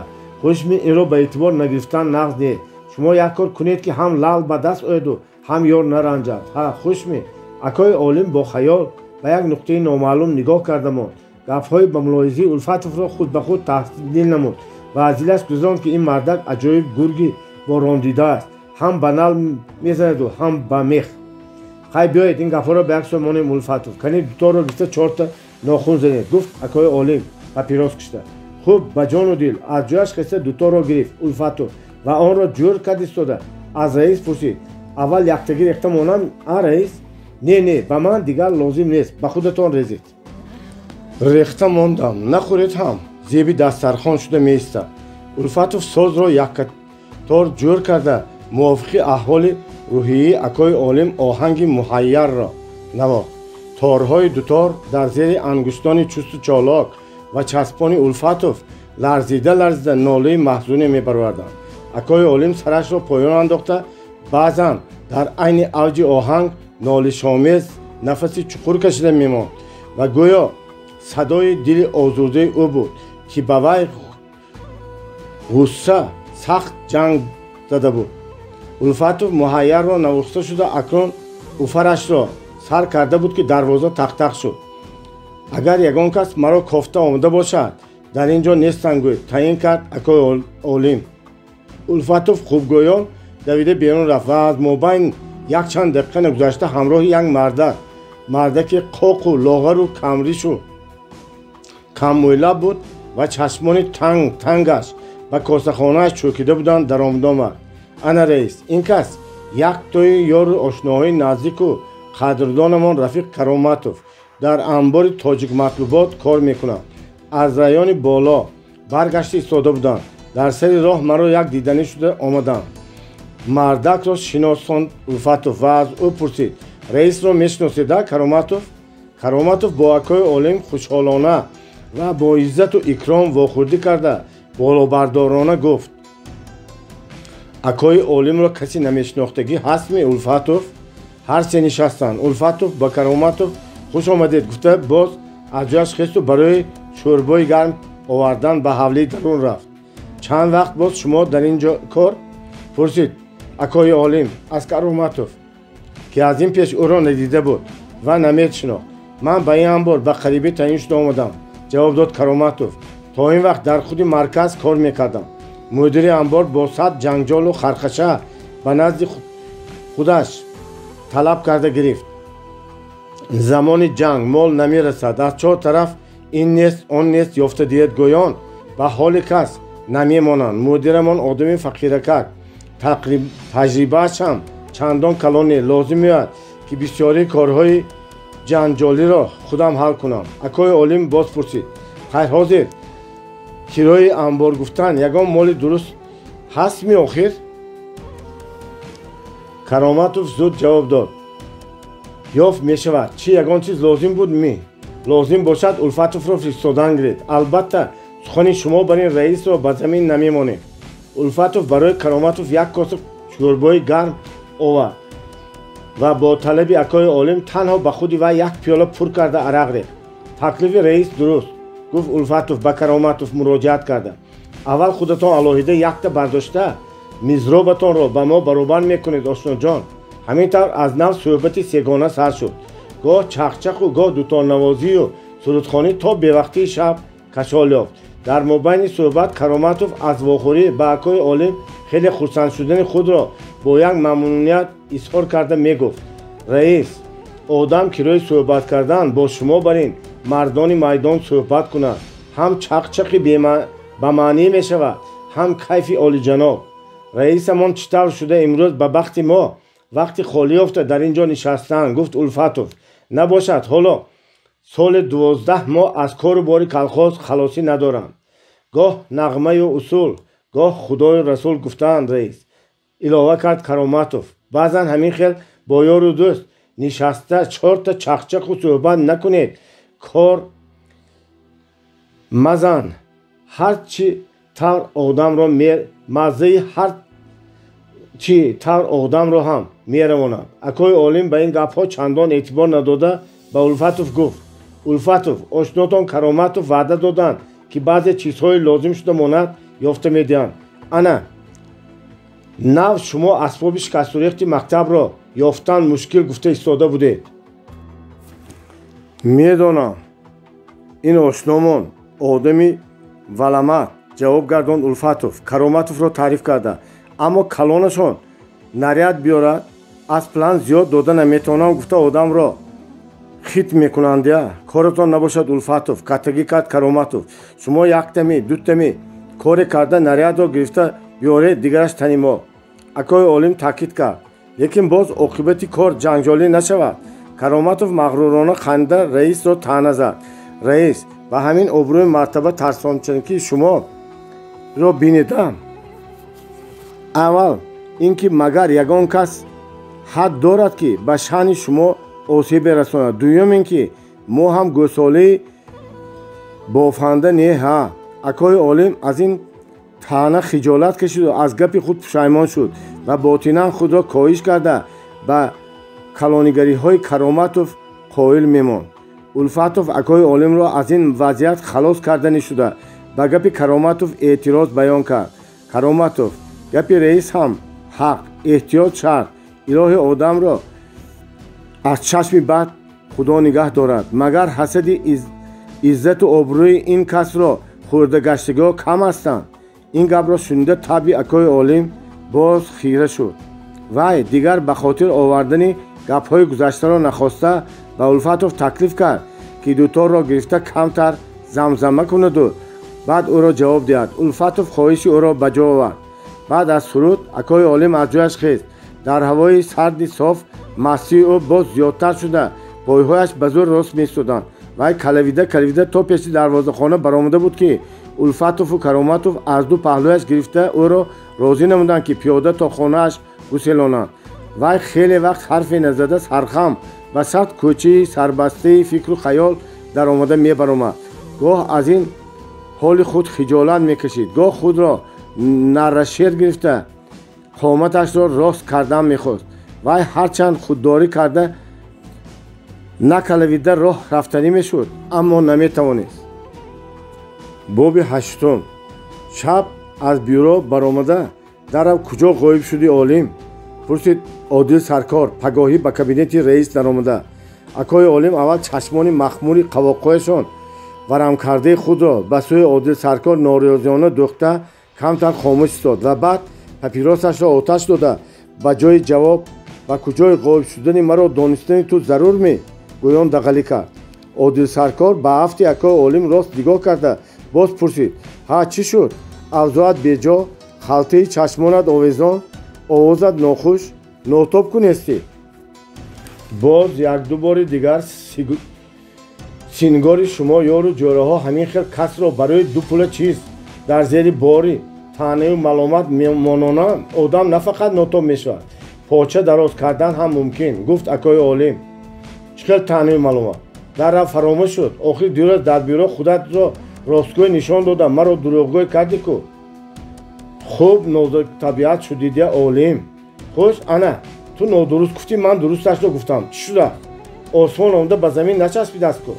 من عاریت و ناموس دارم عادل ناموس.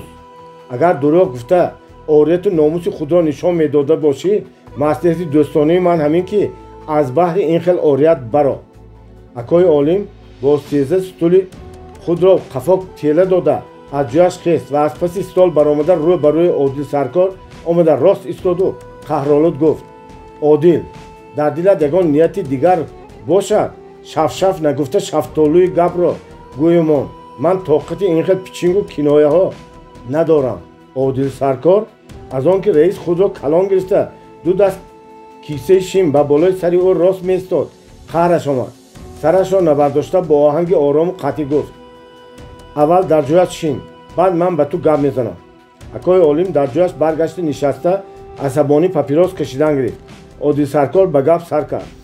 عالم من هم از روی دوستی و هم از روی وظیفه باید بی رعایت نغزی و بدی هر یک رفتار و کردار تو را برایت گویم. آیا کاری خوب کردی که یک معلم با عزت و با احترام کهنسال را با سفسطه های پست و بلند از کابینت خود رنجانده برآورده فرستادی؟ آخر او به پیش تو برای خودش یاری طلبیده نآمده بود که اونوی وی همین که به احوال مکتب دل او از من و تو دیده زیادتر میسوزه. تو باشی هم برای این او را سرزنش کردی و هم باز در بیورو شرم نداشته احوال مکتب بسیار نقص گفته معلوماتی نادرست دادنی شدی. کلخواست تا توانست یاری داد. آخر دیگر ما خزینه خدایی نداریم که هر گفته برآورده دادن گیریم. عادل گفت اکای عالم اینجا برای منصورف ها قاضی خانه می روند دعوایشان رو به شعبه معروف کنند. از ما همین قدر یاریه که به فرانت و عقیبگاه میرسد کفایه است. این جواب رئیس به عادل سرکار سخت رسید. وی ابروانش را چین کرده به اکای عالم سوال‌آمیز چشم دوخت. رئیس خاموش بود. به فکر من عالم کمتر تناب ضیافت و مهمانداری های بی موقع را کشیده بیشتر به مکتب یارمندی کنیم هیچ کس ما را گناهکار نمی کند. گفت سرکار معنیدارانه کدام ضیافت و مهمانداری؟ به کلخود ما غیر از نماینده اپالنامه‌چی رایون و مرکز به این قریبی دیگر کی آمد؟ من همین نماینده اپالنامه‌چی ها را میگویم که بیگاهی شنبه میآیند و بیگاهی یکشنبه برآمده میروند. اکای عالم از قرض صبح سرخ شده بی سرانجامانه جنبیدن میگرفت. عادل سرکار چشمش را برای ستال دوخته منتظر جواب او خاموش میایستاد. عادل با این خیل گپ‌های کدوچه‌دار مرا قائل کرده نمیتوانی. به هر یک دعوا اثبات در کار اثبات. خوب گفت جواب داد عادل و از پپکی تونوکه که در پیشش ایستاده بود یک تخته چای کاغذی را که صحیفه تازهش پر از رقم بود برآورده برای رئیس مراجعت کرد. من رویختی اوزخی که فقط با مهمانداری روزهای شنبه یکشنبه از انبار داده شده است. و کی داده شده است؟ با مهماندارها. کی گفت؟ این اهمیت ندارد. چرا اهمیت ندارد؟ از جاش خست رئیس و از پیش در الفاتوف رو همراه بوغالتر فریاد کرد و تا آمدن آنها با عادل سرکار به ادعا گفت مادامی که مرا عیبدار کردن میخواهی تا به آخر باید اثبات کنی. همراه الفاتوف بوغالتر کلخاز مردک سالخوردی نورانی که عینکش را به پیشانه‌اش برداشته مانده بود در آمده آمد. اکای عالم به بوغالتر فرمود که روی خطی همه آن اوزوق‌های را که از انبار داده شدند آورد و نشان دهد که اوزوق‌ها به کجا سر شده است. عادل سرکار بوغالتر را نگاه داشته پرسید حجت آوردن شرط نیست، شما فقط همین را گویید. انا این چیزها که در این روی خط قید شدند در حقیقت از انبار داده شدند یا نه؟ بوغالتر عینکش را و چشمانش فرآورده چای کاغذ را از دست عادل سرکار گرفته خواند و جواب داد درست همش از انبار داده شده است. برای کی؟ به چه مقصد؟ پرسید عادل سرکار. بوغالتر هنوز به این سوال جواب نداده الفاتوف به وی خطاب کرد. آی رفیق برهانوف، از انبار داده شده باشد هم به پول نقد داده شده است یا به مفتش یگان کس یک گرم چیز نگرفته است که؟ او الفاتوف صبر کنید، خدا را شنیدم بعد بیردیش را هم شنوید ده. به الفاتوف گفت بوغالتر و باز برای خط نگاه کرده به عادل سرکار جواب داد. برای چی؟ برای کی گرفته شدن این اوزوق‌ها را من انیق نمیدانم، اما همینش را میدانم که 2 روز پیش به بوغالتر پول همه این چیزها درآمد شد، یعنی به پول نقد فروخته شده. پولش را کی آورد؟ پرسید عادل سرکار یک قدر پریشان حال گشته. کی میشد؟ همان کسی که این چیزها را داده است. گپش را خایده و کشال داده گاه به اکای عالم و گاه به عادل سرکار نظر افکنده جواب داد بوغالتر. سرکار خیال کنان خاموش ماند. در سیمای رئیس تنتنه غرور ویدا شده بود. باز یگان دعوای دیگر هست می؟ پرسید اکای عالم. این دعوا نه، آگاهی بود عالم. جواب داد سرکار. خود را گم نکرده. من آرزو میکنم که من بعد هم همین خیل شود، اما به هر حال در مسئله یاری به مکتب گپی تو حق نیست. اکای عالم گفت چطوری که بعضی صاحبان این روی خط تو را فریب دادن، منصورف هم با دعوای خودش میتواند غوغای بیهوده بردارد. با وجود این من فرمودم که خودی همین هفته کمبودی های مکتب را درست کنم. ها سرکار، به گپ الفاتوف همراه شد. رئیس خودی شب فرمودن من برای ریمان چیز و چاره های در کار را روی خط هم کردیم. خوشمی حاضر به تاجیک مطلوبات رفتم ایستادم. یک زور زنیم در مابین 3-4 روز این کار را هم بود میکنیم. خوشمی غم نخورید. بعد به رئیس حاضر را درست کرد الفاتوف. رئیس به این مکتوب امضا میکردید، من زود به نزد کراماتوف رفته می آمدم. اکنون چی میگویی عادل؟ بیهوده این خیلی عرابه را خالی گرفته گریختن نقد ندوستم. تو باید هر گپ را از دیگران درستن ملاحظه کنی. من رئیس نوکار نیستم که امروز آمده باشم. گفت اکای عالم کاغذ را از دست الفاتوف کشید. عادل سرکار بنده که پپکش را بسته گفت به هر حال هرچند رئیس کهنه کاردان هستی خود را ماهی بیعیب نشمار. عادل سرکار برآمده رفت. الفاتوف به رئیس سوال‌آمیز نگاه کرد. نگفتم اگر همان عقد خراجات اوپرنماچی ها را گفتی شما به حساب فاند یاری فرانت میگذراندیم، امروز چی میشد؟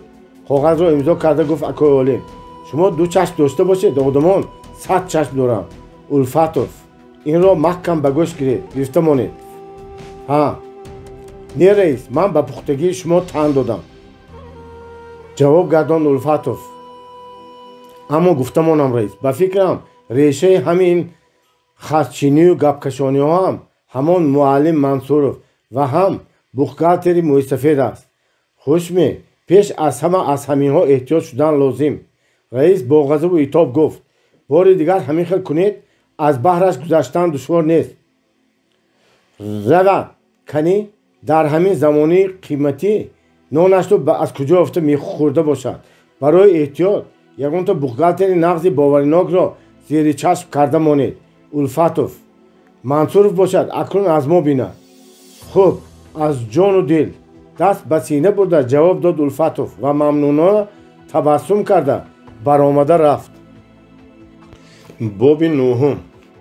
Сафар Одинаев ба Москва 9 феврал бегоҳирӯз омада расид. Вай дар вокзал аз поезд фаромада дар шаҳре ки аввалин бор медид, худро як андоза бегона ҳис карда ба куҷо рафтанро надонисту ба як гӯшии саҳни вокзал баромада камтар рост истод. Дар вокзал аз одамони гражданӣ дида ҳарбиён ба чашм бисёртар вомехӯрданд, ки низ мисли Сафар дар кис болхалтаи аскарӣ аз ҳар со меомаданд ё тараддуди ба ягон сӯ рафтан сафар кардан доштанд. Сафар хост ки аз ягонтои ҳарбиёни роҳгузар адреси мактаби худро пурсида зудтар торикӣ нафар омада ба он ҷо расида гирад. вале афсӯс ки аз ин пурсиш муроде ҳосил карда наметавонист. ба ҳар касе ки муроҷиат мекард, аввал аз сар то ба пои Сафар як аз назар гузаронда ба коменданти ҳарбӣ муроҷиат кунед мегуфту гузашта мерафт. аз байни ҳарбиён Сафар бештар ба касоне диққат медод ки либосу аломатҳои нави ҳарбӣ доштанд. дар китфҳояшон пагонҳои зард ё сабзранг дӯхта шуда буданд. рафиқ младши лейтенант: дар ин ҷо ба кӣ мунтазиред? Нохост аз қафои Одинаев овози касе шунида шуд. Сафар як қад парида нигоҳ кард. дар пеши вай як мардаки харобаки либосҳои озодии офитсерӣ пӯшидагӣ ва як аскарбачаи қадпасти сергӯшти тахминан 18-19 солаи автоматдор месоданд. Одинаев бо талаби офитсер ки патрули коменданти ҳарбӣ будааст, ҳуҷҷати шахсиашро бароварда ба дасти вай дод. аз Сталинград рафиқ младши лейтенант? хушҳолона пурсид офитсер. ба сару либоси нимдошти камтар ғиҷимшуда, афту андом нишонаҳои кӯҳнаи командирии Одинаев номаълум чашм давонда. ҳа рафиқ лейтенант, рост аз Сталинград меоям, ҷавоб дод Одинаев бо табассум ва ба либоси нави офитсери лейтенант ишора карда гуфт: шумоён аллакай формаи нав пӯшидетон, пагонҳои ҷилодорро овехта гирифтетон. лейтенант аввалин бор ба Москва омадани Сафарро фаҳмида барои адреси мактаби ӯро муайян кардан ҳамроҳ ба комендатури ҳарбии вокзал гирифта буд. пас аз муайян намудани адреси мактаб, лейтенант ки ӯро ба ин ҷо оварда буд, як ҷанговарро барои роҳбарӣ ба ӯ ҳамроҳ карда адреси мактабро ба дасташ навишта дод: майдони Маяковский, академияи ҳарбии сиёсӣ ба номи Ленин. ҳангоме ки Одинаев ҳамроҳи аскарбачаи роҳбалад берун баромад, осмони шаҳрро тирагии хокистарранг фаро гирифта, дар кӯчаҳо ҳаракати одамон ва нақлиёт хеле кам шуда буд. балонҳои калони моҳишак ки монеаи ҳуҷуми ҳавоӣ буданд, дар осмон ҷо ҷо мисли киштии уқёнус лапида меистоданд. гоҳ-гоҳ аз дур шӯълаи чароғи шамшермонанди прожекторҳо ба фазо ҷаста гӯё пардаи абрҳоро чок кардан мехостанд. кӯчаҳои васеи асфалтӣ ки канори онҳоро чароғҳои электрикии сарпӯшдор нимкола равшан мекард, ба назар мисли дарёи сиёҳтоби ором дуру дароз менамуданд.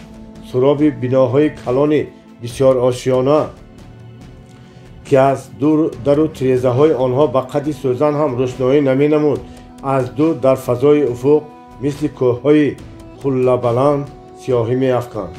Сафар ва роҳбари ӯ солдат ба метро даромаданд. поезди метро онҳоро дери нагузашта ба стансияи ба номи Маяковский оварда фаровард. онҳо аз метро берун омада буданд ки аскарбача ба тарафи чап роҳ сар кард ва чанд қадам гашта ба пеши дари калони дутабақаи оинакории бинои калон омада истоду ба Сафар гуфт: мактаби шумо ана дар ҳамин бино, рафиқ младши лейтенант. аҳа, бисёр хуб, раҳмат ба шумо, гуфт Сафар. бо аскарбача хайрухуш кард ва сони сару либоси худро ба тартиб оварда, мӯзаашро пок карда, баъд дарро кушода даромад. хонаи чоркунҷии равшан, дар тарафи рост, дар пештирезии парданок столи кор, дар сари стол майёре қоқинаи рӯдарози айнакӣ менишаст. дар рӯи стол аз ду тараф болои ҳам якчанд папкаҳои якрангаи сабз истодааст. майёри лоғар гоҳ ин папка, гоҳ он папкаро коғазҳоро аз назар гузаронда ва бар рӯи баъзе онҳо бо қалами сурх ишора мегузорад: фамилиятон Одинаев, номатон Сафар, бегоҳӣ аз Сталинград омадед? пурсид майёр аз Сафар, ки дар рӯ ба рӯи ӯ менишаст. Сафар аз папкае ки дар пеши майёр кушодагӣ мехобид чашм наканда ҷавоби тасдиқ дод: майор аз папка ҳуҷҷатҳои Одинаевро ҳам саросима нашуда бо диққат як аз назар мегузонд ва дар аснои дида баромадани анкета ва тарҷимаи ҳоли ӯ ба зери баъзе сатрҳо бо қалами сурх хати дароз кашида мемонд. Одинаев чӣ мақсад доштани ин ишораҳои майорро сарфам нарафта бо ҳаяҷон меафтоду дилтанг мешуд. хуб Рафиқ Одинаев, гуфт майор баъд аз хонда шудани ҳуҷҷатҳои сафар сарашро бардошта, умуман ҳамин ҳуҷҷатҳоятон дар ҷояш, эътирозе нест. ғайр аз як масъала, касби асосии шумо муаллимӣ будааст? ҳа, то аскарӣ муаллимӣ мекардам, ҷавоб дод Сафар. албатта ин касби худро дӯст медоштед, аммо ҷанг маҷбур кард ки муваққатан аз ин кори асосии худ даст кашида хизмати армияро адо намоед. ҳамин тавр? оре, дӯст медоштам Рафиқ майор, муаллимӣ кори бошараф аст. майор аз ҷавоби исроркоронаи Сафар ба шавқ омада гуфт, бале, кори бошараф аст ки дар шароити ҷанг ҳам партия ва ҳукумат дар ин хусус ғамхориро суст намекунанд. дуруст аст ки ҷои шумо барои муаллимон аз фронт дида дар ақибгоҳ аст. ҳамин тавр не? ҳамин тавр, албатта Рафиқ майор. камтар аз гапҳои майор дар андеша монда гуфт Сафар. аммо вақте ки ҷанг тақдири мамлакат халқро дар зеру хавфу хатар мегузорад, ҷони ҳар як ватанпарвар бештар бояд дар майдони ҷанг бошад. бешубҳа ҳамин хел. лекин акнун лозим омад ки як қисми кадрҳои муҳимтарин соҳаҳои хоҷигии халқ ва маданият аз сафҳои армия баргашта ба кори худашон ба ақибгоҳ фиристода шавад. аз он ҷумла шумо барои муаллимон ҳам. Сафар аз ин гапи майор чизе нафаҳмида ҳайрон истод. майор аз қуттии столаш коғазеро бароварда хандакунон боз гуфт, мана мувофиқи ҳамин фармони нав шумо акнун бояд боз ба адои касби асосии худ баргардед. Рафиқ майор, ман ба ин ҷо барои хондан омадам, на барои аз армия озод шудан. қатъӣ гуфт Сафар. хоҳиши аз армия озод шудан медоштам, кайҳо дар вақти сахт ярадор шуда ба госпитал афтоданам озод мешудам. майор ин ҷавоби Сафарро як гапи умумӣ расмӣ пиндошта гуфт, ин хел суханпардозӣ чӣ лозим младши лейтенант?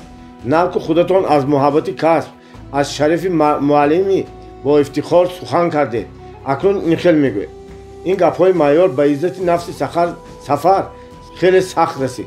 вай сух шуд, тамоми аъзои баданашро хуни орият фаро гирифт, ҳаври танӯр бар ин метафсид. Рафиқ майор, ин суханпардозӣ нест, балки арзи самимии ҷанговари ихтиёрӣ мебошад. ба зур худашро аз гуфтани гапҳои сахттар нигоҳ дошт Сафар. ватанпарварӣ, диловарӣ хислати олиҷаноб аст. Рафиқ Одинаев, гуфт майор Петров, ҳуҷҷатҳои Одинаевро баргашта ба папка андохта, аммо фармонро иҷро накардан бошад ҷиноят аст. ман хоҳиш мекунам арзи маро ба сардори курс расонед. агар лозим шавад то штаби генералӣ рапорт менависам. аз ҷояш хеста гуфт Сафар. гумон мекунед ки аз ин ташвишҳо ягон мурод ҳосил мешавад? не, фармон аст. майлаш, ана худи ҳозир ба сардори курс арз мекунам, биёед. онҳо аз хонаи майор баромада ба дари муқобил ба қабулгоҳи сардори курс даромаданд. майор ба кабинети сардор даромада рафт. Сафар мунтазири ҷиғ задани ӯ дар қабулгоҳ дар рӯ ба рӯи котибии солхӯрдии ҷиддисимо парешонҳол қавоқовизон нишаст. калимаи суханпардозӣ ки нав майор ба Сафар пишингомез гуфта буд, ҳанӯз дар гӯши вай ҷарангоҳ зада аламашро зиёд мекард. майор гумон кард ки ман бо нӯки забон гапҳои сурх мезанаму аз таҳти дил хоҳиши зудтар аз армия озод шуданӣ дорам. аз фикраш мегузаронд Сафар бо алам. не, ман бояд ба вай исбот кунам ки Сафар аз ин қабила касони ҳардамхаёл нест. дари кабинет кушода шуда майор Петров баромад ва Сафарро даъват кард ки ба пеши сардор дарояд. Сафар чолок аз ҷояш хест, аз паси майор ба кабинет даромада аз пеши дар ба сардори курс полковник Максимов ки дар пешгоҳи хонаи васеи равшан ба таври оддӣ зебу зиннат ёфта дар сари столи кории худ рост меистод, саломи низомӣ дод. полковник Максимов мардаки миёнқади камгӯшти кучотчеҳра баробари саломи Одинаев аз паси столи худ баромада табассумкунон пештар омад ва ба Одинаев барои мулоқот даст дароз кард. худи худаш хушнудона гуфт полковник ба афти Одинаев бо диққат нигоҳ карда, ҳамполки собиқи мо اگر خطا نکنم سرژانت سابق одинаев сонияе ба полковник бо ҳайрат нигоҳ карда истода, баъд вай ҳам беихтиёр хандид. шинохтед? пурсид полковник. нахоҳд командири худро начиносам, хушҳолона ҷавоб дод Сафар. дар дивизияи полковник Людников командири полки мо будед? бале, бале. командири полк, майори полк, майори собиқ Максимов, худи худаш. шуморо ку шинохтан душвор нест, рафиқ полковник. аммо худи ман чӣ хел то ҳол дар хотиратон мондаам, ҳайронам, гуфт Сафар бо таклифи Максимов аз пеши столи ӯ ба стул нишаста. полковник Максимов гуфт: рафиқ Одинаев, ҳар як командир ӯҳдадор аст, ки ҷанговарони худро мисли фарзандони худ нақш шиносад, дар хотир доред. полковник Максимов, ки дар ҳақиқат дар дивизияи Людников командири полк буд ва Сафар Одинаев ҳамроҳи ҳамшаҳриҳояш бо сардории лейтенант Осмухин аввалин бор ба фронт омада ба ҳамин полк дохил шуда буданд, тамоми саргузашти Одинаевро пурсида гирифта ба муовини худ майор Петров нақл кард, ки Сафар дар ҷангҳои соҳили Дон чӣ корномаҳо нишон дода буд, чӣ хеле сахт ярадор шуда аз полки вай ҷудо шуд. худи Максимов бошад, то декабри соли 1942 дар фронти Сталинград ҷангида сардори штаби дивизияи Людников шуда хизмат мекард. аввали моҳи декабр дар хати пешҷанг ярадор шуда ба госпитал афтод. баъд аз госпитал ӯро як моҳ мешавад, ки сардори курси семоҳии офитсерони хурд таъин карданд. ана баъд аз ҳамин қадар саргузаштҳо рафиқ Одинаев боз ба ҳам вохӯрдиму рафиқ полковник, вале умед надоштам, ки боз зуд аз ҳамдигар ҷудо хоҳем шуд, гуфт Одинаев ва ба майор Петров маъюсона нигоҳ карда монд. полковник Максимов аз оҳанги Одинаев матлаби ӯро фаҳмида ҳуҷҷатҳои вайро, ки дар рӯи стол меистод, як варақзанон аз назар гузаронд ва дар ин асос ба чӣ фикру хаёле хомӯш монда, қаламеро ба рӯи столаш як зал тиқ-тиқ задан гирифт. дар ин хомӯшӣ дили Сафар бештар бетоқат мешуд. чаро ба касби муаллими худ баргаштан рафтанро намехоҳед? пурсид полковник, сарашро аз ҳуҷҷатҳо набардошта. Одинаев хост, ки аз ҷояш хиста ҷавоб диҳад, вале полковник таклиф кард, ки нишаста гап задан гирад. рафиқ полковник, гуфт Сафар, бовар кунед, ман на аз рӯи суханпардозӣ, балки аз таҳти дил мегӯям, ки аз ними роҳи мақсади худ баргаштанро барои худ ор мебинам. кадом мақсад? полковник ба Сафар бо диққаттар нигоҳ кард. Сафар ҳамон аҳду паймонеро, ки ба робитачии худ Ермак дода буд, ба хотир оварда мухтасар ба полковник нақл кард ва дар охир гуфт: орзуи умеди ман ин аст, ки ҳамин гуна субҳи зафару шодиро, ки дар ин рӯзҳо дар болои Волга дамидааст, бо ин либоси ҳарбии худ дар соҳили Элба ҳам пешвоз гирам. ин суханони Одинаев зоҳиран ба полковник хеле маъқул афтоданд, ки чашмони шӯълавари ӯ барқ зад. беҳуда муаллими адабиёт нашудаед, рафиқ Одинаев, гуфт полковник.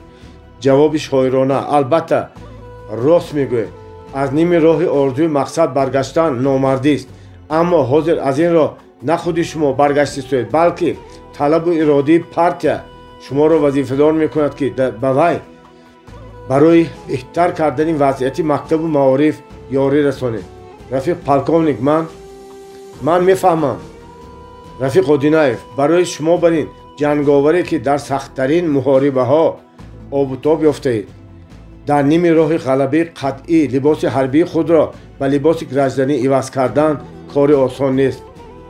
ман хоҳиши шуморо бо як роҳ тарафдорӣ карда метавонам, яъне шумо дар ин бора ба номи ман рапорти муфассал нависед.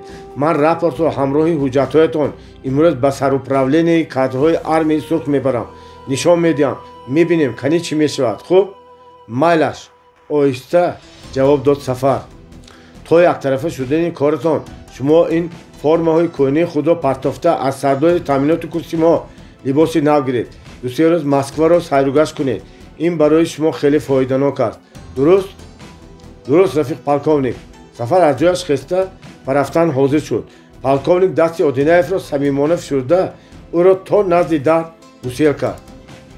пагоҳӣ Сафар рапорти ба номи сардорон навиштаи худро супурда дар сару либоси нави пагондор ба сайри Москав баромад. осмони Москва имрӯз софи беғубор буд. Шамоли изғирин мевазид, ки барфрезаҳои пайраҳои кӯчаҳоро ба ҳар сӯ пеш мекард. Дар кӯчаҳои шаҳр ҳам Сафар аз одамони ғайриҳарбӣ дида бисёртар ба ҳарбиён вомехӯрд, ки рутбаи онҳо аксаран аз рутбаи ӯ болотар буд ва ба Сафар лозим меомад, ки дам ба дам даст ба чакаш бурда ба онҳо салом диҳад. ҳамин тавр вай аз майдони Маяковский ба даст ёз баргашта аз кӯчаи Горкӣ то майдони Манеж омад. аз ин ҷо вай ба чорраҳии серҳаракат аз кӯчаҳои Горкӣ, Охотни Ряд, майдони Манеж ва майдони Сурх дар ҳамон ҷо бо ҳам мепайванданд бо диққат назар кард. аз чор тараф мисли сафҳои ҳарбии аскарон қатор қатор мошинҳои сабукраву боркаш меомаданд, ки болои бисёрии мошинҳои боркаш бо брезенти сабзранг пӯшида шуда буд. аксари мошинҳои сабукрав бошанд ранги алобуло доштанд. Сафар ин ҷӯшу хурӯш ва ҳаракати беохири шаҳри азимро дида ба фикру хаёлҳои аҷоибе мерафт. дар ин дақиқаҳо Москва дар назари ӯ чун як сарчашмаи беҳамтои ҳаёт, қувват ва тавоноӣ намудор мешуд, ки шоҳобчаҳои он то охирин нуқтаҳои ин ватани бузурги мо рафта расиданд. ба туфайли ҳамин сарчашма буд, ки дар душвортарин лаҳзаҳои ҷангу муборизаи беамон дар чашмони мо шӯълаи умеду орзуҳои наҷиб ҳаргиз хомӯш намешуд. Одинаев аз пеши меҳмонхонаи Насионал ба тарафи чапи кӯчаи Горкӣ гузашта аз паҳлӯи бинои меҳмонхонаи Москва ва музеи Ленин ба тарафи майдони Сурх роҳ гирифт. ҳамин ки ба даромади майдони Сурх расид, дар пеши назари ӯ чунон як манзараи муҳташиме кушода шуд, ки Сафар онро якбора бо тасаввури худ ғунҷонида натавониста ба ҳар як бинои атрофи майдон алоҳида чашм медӯхт.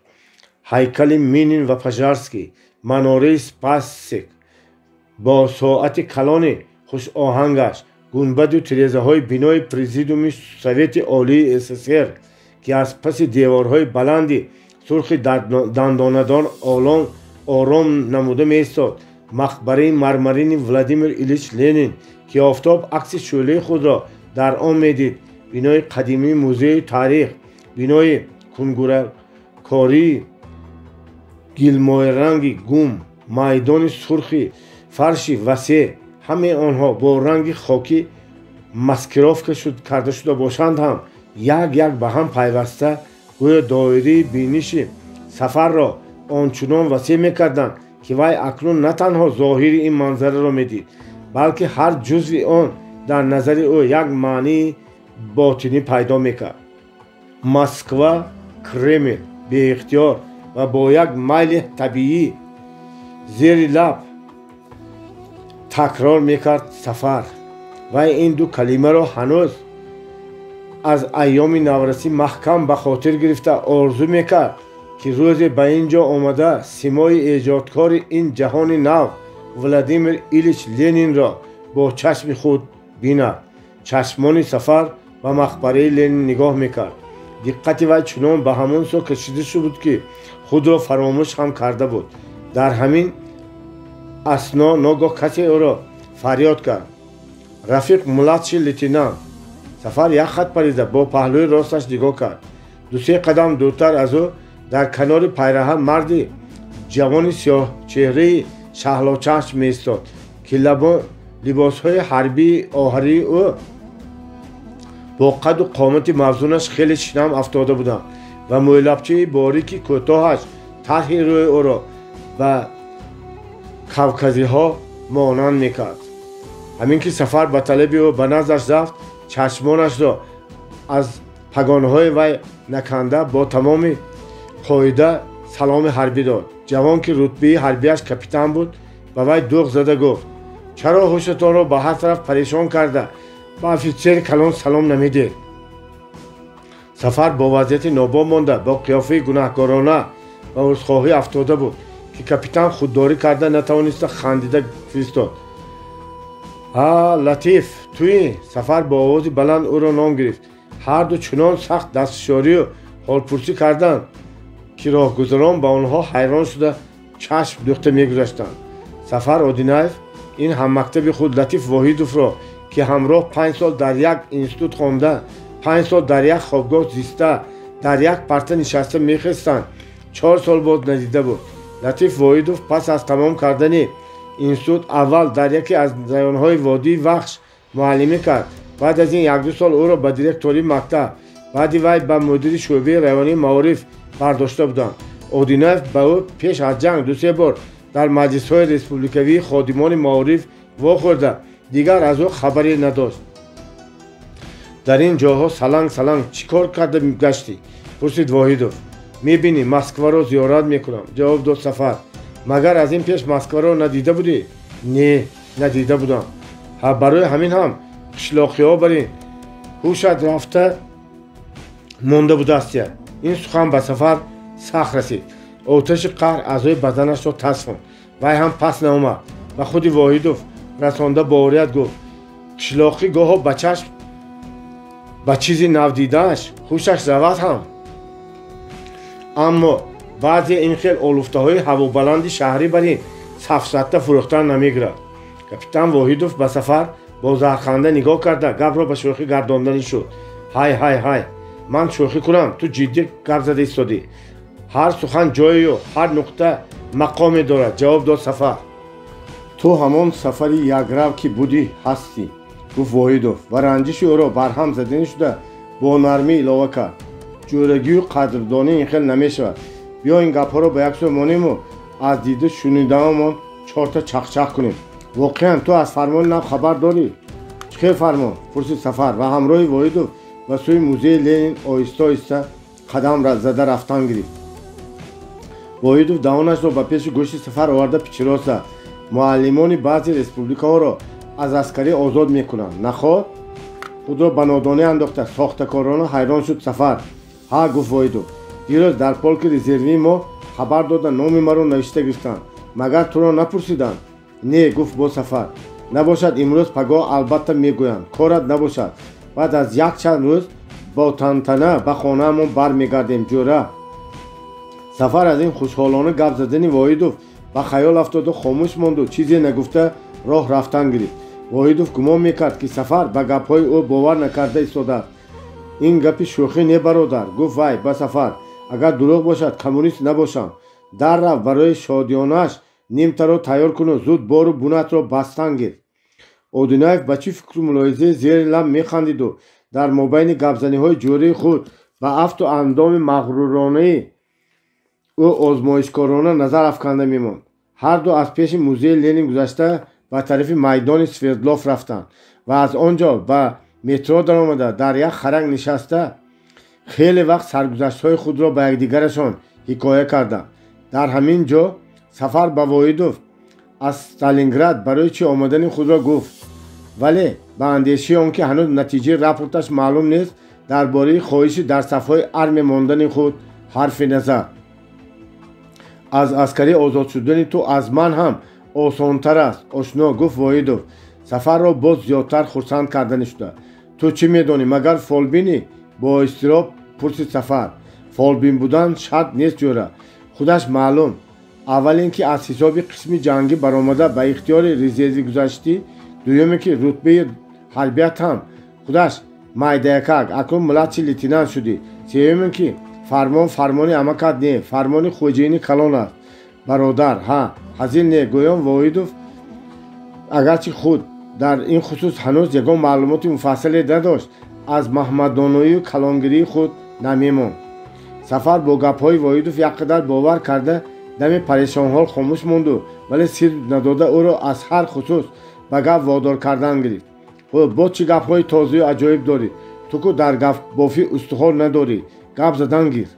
راستش رو گویم گپ این خیلی خور نمیگیرد آشنا، گفت واحدوف. مولبش رو مالده یک جای خلوت باشد که هر دو یکمان در مابین نقل و شراب مانده اول کمتر کیف کنیم، انا بعد تن گپ‌های عام نرسیده عجایب خودش چشمه بر این جوشته برآمده میگیرد.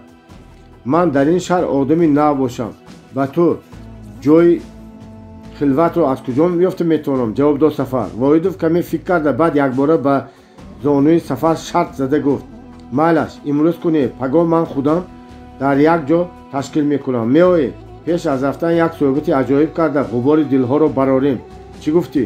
Майлаш, ҷавоб дод Сафар. онҳо ваъда доданд ки пагоҳ ҳамин вақт дар ҳамин стансияи метро ба якдигар вомехӯранду ҳамроҳ ба як ҷо мераванд. бо ҳамин ҳарду хайрухуш карда ҳар кадом ба роҳи худ рафтанд. боби даҳум. рӯзи дигар пагоҳӣ Сафарро ба канселярияи курс ҷеғ зада таъкид карданд ки ба ҳеҷ куҷо нарафта мунтазири омадани сардори курс полковник Максимов шавад. Сафар дар китобхонаи академия газету журналҳои дар рӯзҳои охир надидаю нахондаашро аз назар гузаронда менишаст. дар мобайни газетахонӣ ҳар замон омадани полковникро аз канселярия мепурсиду боз ба китобхона бармегашт. ҳамин тавр нимаи рӯз ҳам расид.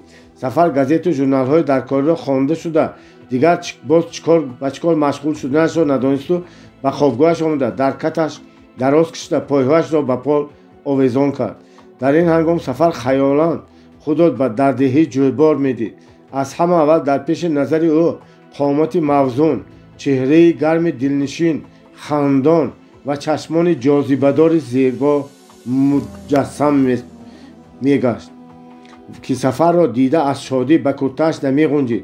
аз паҳлӯи Сафар дур нарафта ба гӯши ӯ: дигар шуморо ба ҳеҷ куҷо рафтан намемонам гӯён шӯхона широс мезад. ҳарду тамоми деҳаро давр зада боз ба якдигар беҳтарин ва ширинтарин суханҳоро, ки дар 2 соли ҷудоӣ дар дили худ парвардаанд, самимона изҳор мекарданд. тамоми мардуми деҳа ба ин ду ҷавон хайрхоҳона чашм духта бахту иқболи баланд металибиданд. дар мактаб, правлени колхоз, идораи совети ҷамоа, дар ташкилотҳои раён ҳама ӯро ҳамчун одаме ки аз обу оташи сахттарин ҷангҳо мардонавор гузашта омадааст, ба иззату икром пешвоз мегиранд.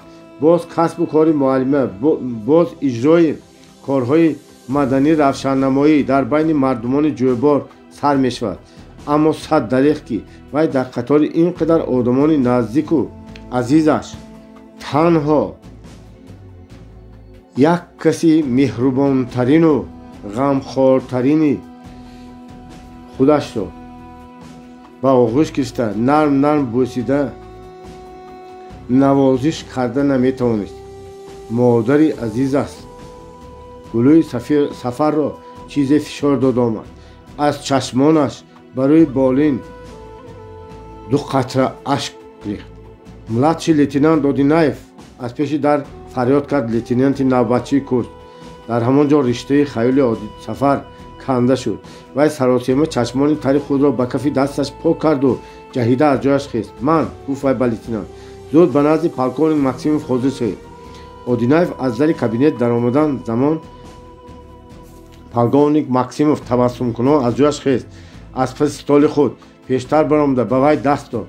хоҳиши шумо қонеъ кунанда шуд, рафиқ Одинаев, гуфт полковник Максимов. баъд аз мулоқот низ дар рӯ ба рӯи Одинаев рост дода: акнун барои курсро нақс тамом кардан ва мебатам боз ба хизматҳои диловаронаи ҷангӣ нишон додан сахт камар бандед. хуб рафиқ полковник, раҳмат, кӯшиш мекунам, ҷавоб дод Одинаев. муваффақият металабам. боз дасти Одинаевро фишурда барои рафтани ӯ иҷозат дод. Одинаев зуд даст ба чакаш буда ба қафо баргашту аз кабинет баромада рафт. одами ҳарбӣ ҳам ҳамин хел беинтизом мешавадми? наход ки ман капитан бошаму ба омадани шумо младший лейтенант қариб 1 соат мунтазир шавам, бо иддао сарзаниш кард Латиф Воҳидов. мебахшед рафиқ капитан, дигар такрор намешавад. мувофиқи таби Воҳидов итоаткорона ӯро иззат карда гуфт Сафар. капитан Воҳидов ки аз чашмони махмураш аллакай ширакайф будани ӯ аён меистод, ба сараш бо тарафи поезди метро ишора карда омирона гуфт: рафтем. Воҳидов Сафарро аввал ба метро, баъд ба троллейбус ба як канори шаҳр бурда ба хонае даровард, ки онҳоро дар он ҷо кампири тахминан 60-65 сола, ки дар шахола ном дошт, пешвоз гирифт. Воҳидов шинели Сафарро гирифта ба либосмонаки роҳрав овехту фармуд ки рост ба хонаи пешгоҳ дарояд. Сафар танҳо ба он хона даромада аввал чашмаш ба рӯи столе ки дар миёнҷои хона меистод афтод. дар рӯи дастархони сабсафед 2 шиша арақ, дар табақҳо калбаса, панир, равғани зард, помидору бодаринги шӯр, нони булка, 2 қуттӣ консерви моҳӣ гузошта шуда буд. дар як тарафи хона дивани ҷилдсафед, дар тарафи дигар комоди ҷигарранге меистод. дар болои комод оинии калон, атру сафед ва ҳар гуна майда чӯйдаҳои занона буданд. дар девори рӯ ба рӯи дари даромад дар чорчӯбии сурх сурати калони духтари ҷингиламӯи кулчарӯе, ки тахминан 20-22 сола менамуд, овезон буд. дар рафчаи таккаи диван дар чанд чорчӯбии хурд-хурд суратҳои зану мардони пиру ҷавони ношинос меистоданд. хона хонаи батартибу озода ва хеле ором буд. аз тирезаи калони чортабақа офтоб саховатмандона партавафшонӣ мекард. Сафар, ки дар ин моҳу солҳо ин хел хонаи озодию батартибро надида буд, дар рӯи диван гашта, дар рӯи хона гашта ҳар чизеро, ки синчакунон аз назар мегузаронд. канишин, таклиф кард Латиф Воҳидов аз дар даромада ва даррав ба пеши оина рафта ба сару рӯяш атр зад. мӯйҳои сиёҳи ҷингалаашро шона кард. Сафар ӯро аввалин бор бешинел бо гимнастёркаи шими галифе дида хеле вақт диққати худро аз вай канда наметавонист. Латиф ба ҳайкали қоими зебо, бо сари ҷингиламӯ, бо пешонии васеъ, бо чеҳраи бо чашмони калон-калони сипсиёҳ, абрувони кӯтоҳи нимхам, бо бинии рости каме теғдор, лабу даҳони ба андозаи рӯ мувофиқ, ба синии фарохи пур аз ордену медал ва бо китфони васеъаш, ки пагонаҳои заррин доштанд, ба назар хеле босавлату ҷозибадортар менамуд. махсусан пагонаҳои ҷилодори капитанӣ ва 5-6 ордену медали вай ҳасади Сафарро меоварданд. зоҳиран хуб корнамоиҳо нишон додааст, ки соҳиби ин қадар рутбаи баланду мукофотҳои бисёре шудааст. аз дил мегузаронд Сафар. Сафар бо таклифи Воҳидов ба стул нишаста пурсид: инҷо хонаи кист? ангура хӯру боғаша напурс, ҷавоб дод Воҳидов ва ба 2 қадаҳ май рехт ва Сафарро ба хӯрок таклиф кард. гир, аз инҳо хӯр ва бемалол хонаи худат барин озод нишаста кайф кун. хайр, аввал барои дӯстию қадрдонии худамон яктагӣ бардорем. қадаҳҳоро ҷанг андохта нӯшиданд. Воҳидов камтар калбасаи бодарингро газа карда боз май рехт. хуш, калонҳоят масъалаи фармони навро нагуфтанд? пурсид Воҳидов. гуфтанд. ана дидӣ, ман дурӯғ нагуфтам. имрӯз ё пагоҳ дар бораи озод шудани ман фармон мешавад. ҳамаи ҳуҷҷатҳоро тайёр карда барои имзо бурданд. аз он ту чӣ? Сафар дар армия боз ихтиёрӣ мондани худро рӯи рост гуфтанӣ буд, ки дари даромад куфта шуд. Воҳидов давида баромад. дар кушода шуда овози мулоими зане ба гӯш расид ва гӯё Воҳидов дар ким чӣ хусус гап мезад. баъд аз 1-2 дақиқа хомӯшӣ ҳамроҳи Воҳидов ба хона ҷавони нозукбадани маъламӯи сафедпӯш, ки чашму абрувонаш табиӣ сиёҳ буданд, хушҳолона даромад омад. шинос шав, Елена. Воҳидов ба ҷавонзан Сафарро шинос кард. ҷӯраи ҳаммактабу ҳамкасби ман Одинаев. Сафар, қаҳрамони Сталинград. бисёр нағз, хуш омаданд. гӯён ҷавонзан ба Сафар даст дода номашро такрор кард. Сафар бо ҷавонзан шинос шуда истода номаълум ба сурати девор бо гӯшии чашмаш назар партофт. дар сурат ҳам худи ҳамин ҷавонзан акс ёфта буд, вале афту андоми ҳозирии ӯ нисбат ба сурат як қадар солхӯрдатару пажмурдатар менамуд. Елена Александровна. баъд аз ба стул нишастан гуфт Воҳидов: соҳиби ҳамин хона дар госпитале, ки ман ярадор шуда хобида будам, ҳамширии тиббӣ шуда кор мекунад. мо ба ҳамдигар кайҳо боз шиносу қадрдон ҳастем. Воҳидов гап зада истода қадаи сеюмро ба пеши Елена монда арақ рехтанӣ буд, ки Елена Латифро Леона ном гирифта бо дасташ болои қадаҳро пӯшида гуфт: ой Леона, кай боз маро арақхӯр медонӣ? мебахшӣ Ленаҷон, беихтиёр шуд узхоҳона кард Воҳидов ва зуд аз ҷояш хиста аз паси комод як шиша виноро гирифта ба кайфи дасташ бо қафои шиша зада пӯкашро баровард. мана махсус барои ту кофта ёфта овардам. винои Токай, медонӣ? ин суханони тоҷикист. яъне Токай до каких пор? духтарак табассумкунон Воҳидовро таънак зада гуфт: бисёр калимаи нағз аст. ана набошад Токай, ту бемаданиятӣ карда даҳони шишаро ҳамин хел мекушоӣ. боз сарзаниш мекунӣ. гуфтам ку сабилмонда одати солдатӣ. не, ин одати бадмастон аст. ин хайр биёмон, дар пеши меҳмон баҳсу мунозира кардан хуб нест, гуфт Воҳидов ва ба қадаҳи ҷавонзан аз вино пур кард. онҳо боз ду-се бор қадаҳ бардоштанд. Елена ҳар бор як-ду қулт мехӯрду, боз қадаҳи нимпури худро дар ҷояш мемонд. Воҳидов ӯро маҷбур мекард, ки қадаҳро то охирин қадаҳаш холӣ кунад. барои чӣ маро маҷбур мекунӣ ҷӯрии худро не? бо қадаҳи сафар ишора мекард Елена. Воҳидов қадаҳи холӣ нашудани сафарро дида ӯро сарзаниш кард. ин чӣ? ту ҳам занми? гире? боз қаҳрамони Сталинград будааст. гир, ин хел мокиёнмиҷоз нашав. хурӯс бош, хурӯс. як рӯз бошу, хурӯс бош бародар. Воҳидов сафарро маҷбур карда боз худаш ҳам аз навбат берун паси ҳам арақ хӯрдан мегирифт.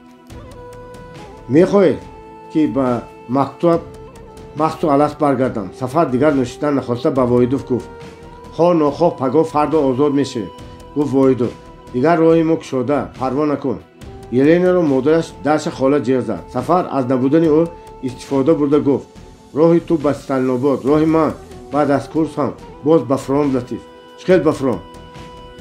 ки ҳақ дорад ки фармони сарфармондеҳро иҷро накунад. ман худам ихтиёрӣ мондам. ихтиёрӣ мондӣ? о магар девона шудӣ? ту ё умед дорӣ ки аз ҷанг генерал шуда бармегардӣ? хотирҷамъ бош, аз ману ту дар ду дунё ҳам генерал намебарояд. ман на барои ному шӯҳрат намехоҳам ки аз ними роҳи аҳду паймони худ баргардам. донистамон ки тили аҷал аҳду паймони туро пурсида намешинад. ман аз марг метарсидам, метавонистам умуман ба даст яроқ нагирам.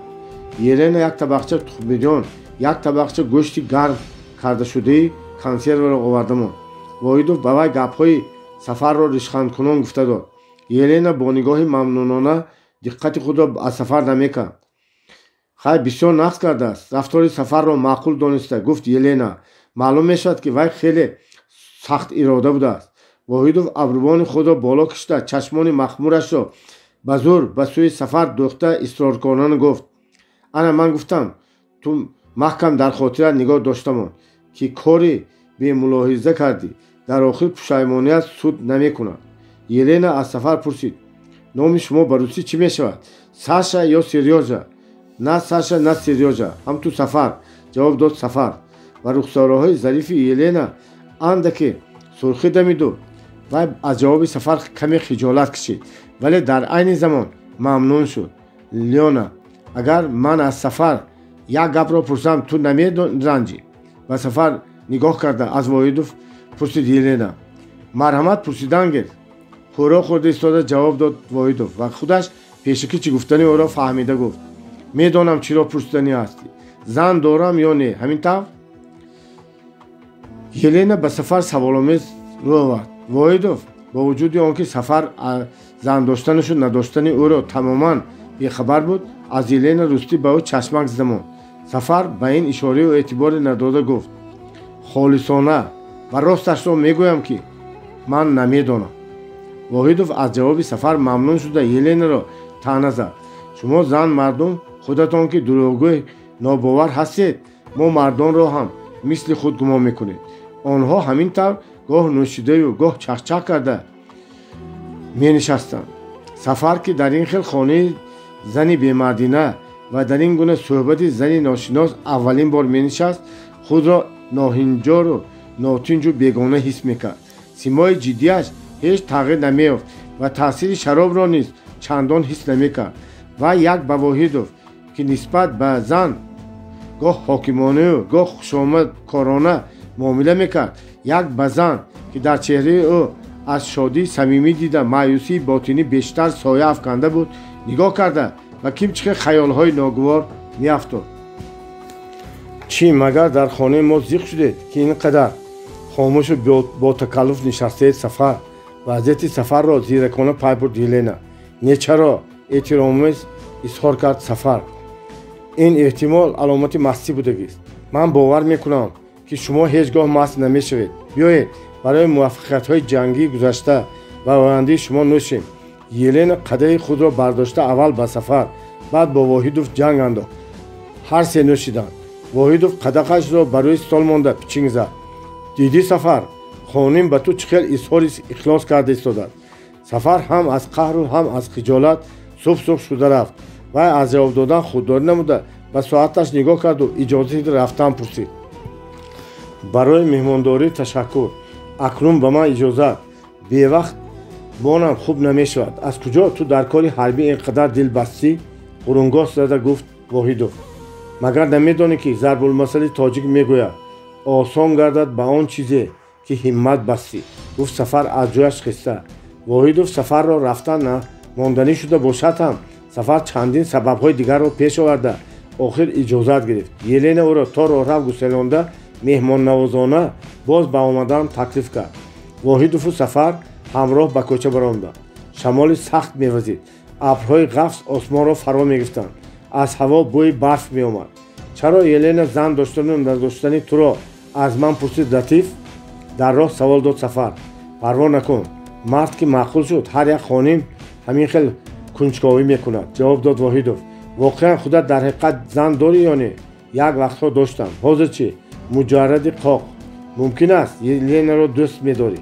ман магар ақламро хӯрдам? набошад чаро ба вай ин қадар хушомаду ҳукмравоӣ мекунӣ?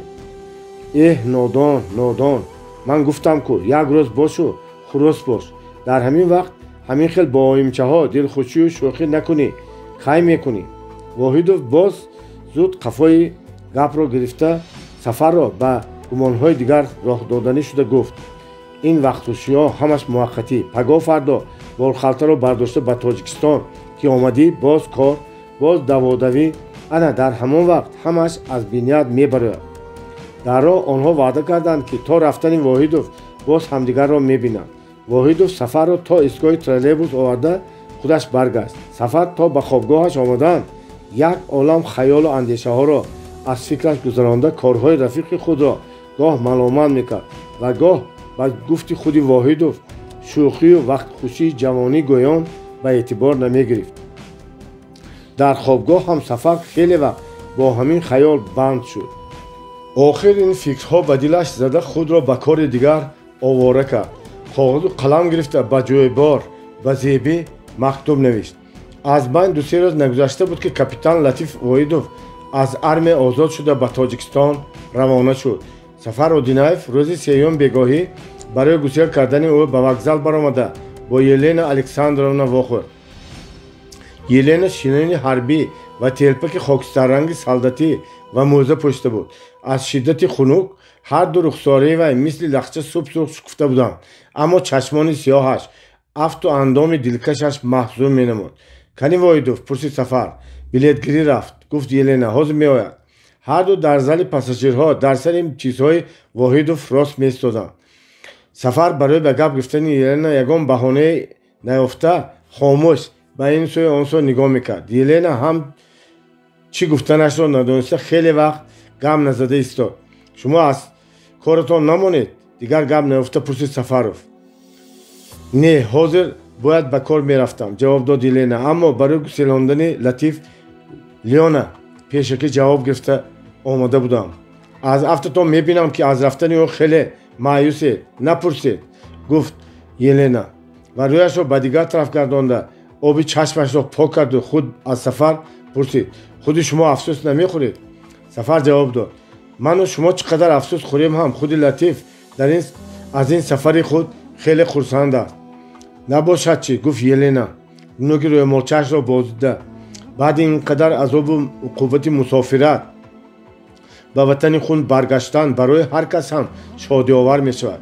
Латиф Воҳидов саросема омаду аз сабаби кам мондани вақт зуд ба поезд баромаданро таклиф кард. ҳар се чизу чораҳоро гирифта ба вагон даромаданд. Воҳидов баъд аз ҷои худро гирифтан ба саҳни вокзал фаромада Еленаро аз оринҷаш дошту ба канори саҳн бурда ҳар ду якчанд дақиқа гапзанон карда истоданд. баъди ҳамин барои ҳаракати поезд занг зада шуд. Воҳидов ба Сафар оғӯш ба оғӯш гирифта бӯсакунон хайрхуш кард. ба ин хонум дилдорӣ де, хафа нашавад, гуфт Воҳидов ба Сафар. Сафар чизе нагуфта ба Елена нигоҳ кард. вай чашмони ашколуди худро аз Воҳидов намеканд. ба Тоҷикистон ба ҳамаи ёру дӯстон саломи маро расон, таъин кард Сафар. чаро вай наомад гуфта пурсанд чӣ ҷавоб диҳам? пурсид Воҳидов. Сафар гуфт гӯе ки боз омадан зи рафтани хуршед дур нест. гар зиндагист дида ба дидор мерасад. поезд ҳаракат кард. Елена рӯймолчии ашколудашро сафар телпакашро ба ҳаво бардошта мулоим меҷунбонд. боби 11 моҳи феврал гузашт. март омад. ҳаво рӯз аз рӯз гармтар мешуд. акнун борон сар шуд. гоҳ-гоҳ барфи тар ҳам меборид. аз замину ҳаво бӯи рутубат меомад.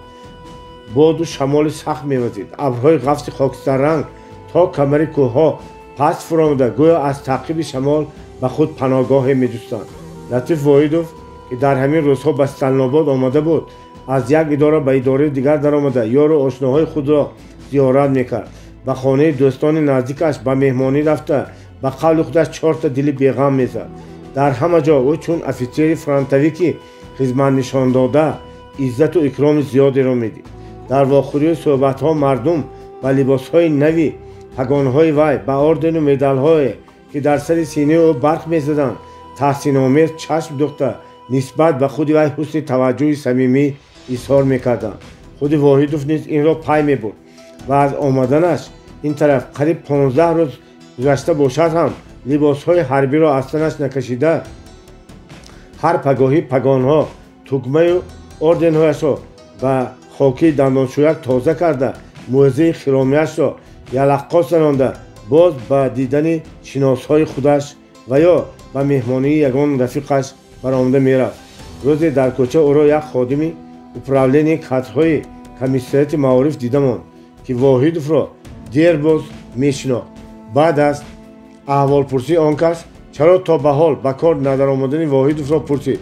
воҳидов дар ҷавоб гуфт кор гурехта намеравад. зиёда аз 2 сол беотпуску берӯзи истироҳат ҳамин қадар азоби фронтро кашидем. акнун чанд рӯз асабҳоро истироҳат додан лозим. беин ба кор кардан маҳол нест. аз байн 2-3 рӯз гузашт. охир воҳидов барои ҷои кори худро муайян кардан ба управленияи кадрҳои комиссарияти маориф омад ва дар он ҷо боз ба ҳамон шиноси худ вохӯрд. мо мехоҳем ки шуморо ба ягон райони пештарии худатон ба водии вахш ё вилояти ғарм фиристем, гуфт ходими управления. ба кадом вазифа? пурсид воҳидов. директори мактаб ё муаллим мешавед. воҳидов ба ин таклиф розӣ нашуда рутбаи ҳарбӣ ва орденҳои худро дар назар дошта гуфт мебинед ман дар армия аскари қаторӣ шуда хизмат накардаам. дуюме ки пеш аз ба армия омадани ман вазифаҳои баландтару масъулиятноктареро мекардам. шумо гумон мекунед ки муаллимӣ кори масъулиятнок нест? ман гумон мекунам ки ҳар кас мувофиқи истеъдоди худаш кор фармудан лозим. оре тахассуси шумо ки педагогист боварид аст ки дар ин кор истеъдод ҳам доред. не фиристонед ба вазифаи охирини худам меравам.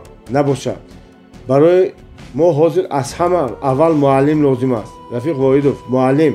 гапи воҳидовро бурида ходими управленияи кадрҳо камтар асабонӣ шуд. ба муаллимӣ намеравам. қатъӣ қарор дод. ҷавоб дод воҳидов. набошад. мо ҳам ҳозир ба шумо ғайр аз муаллимӣ директори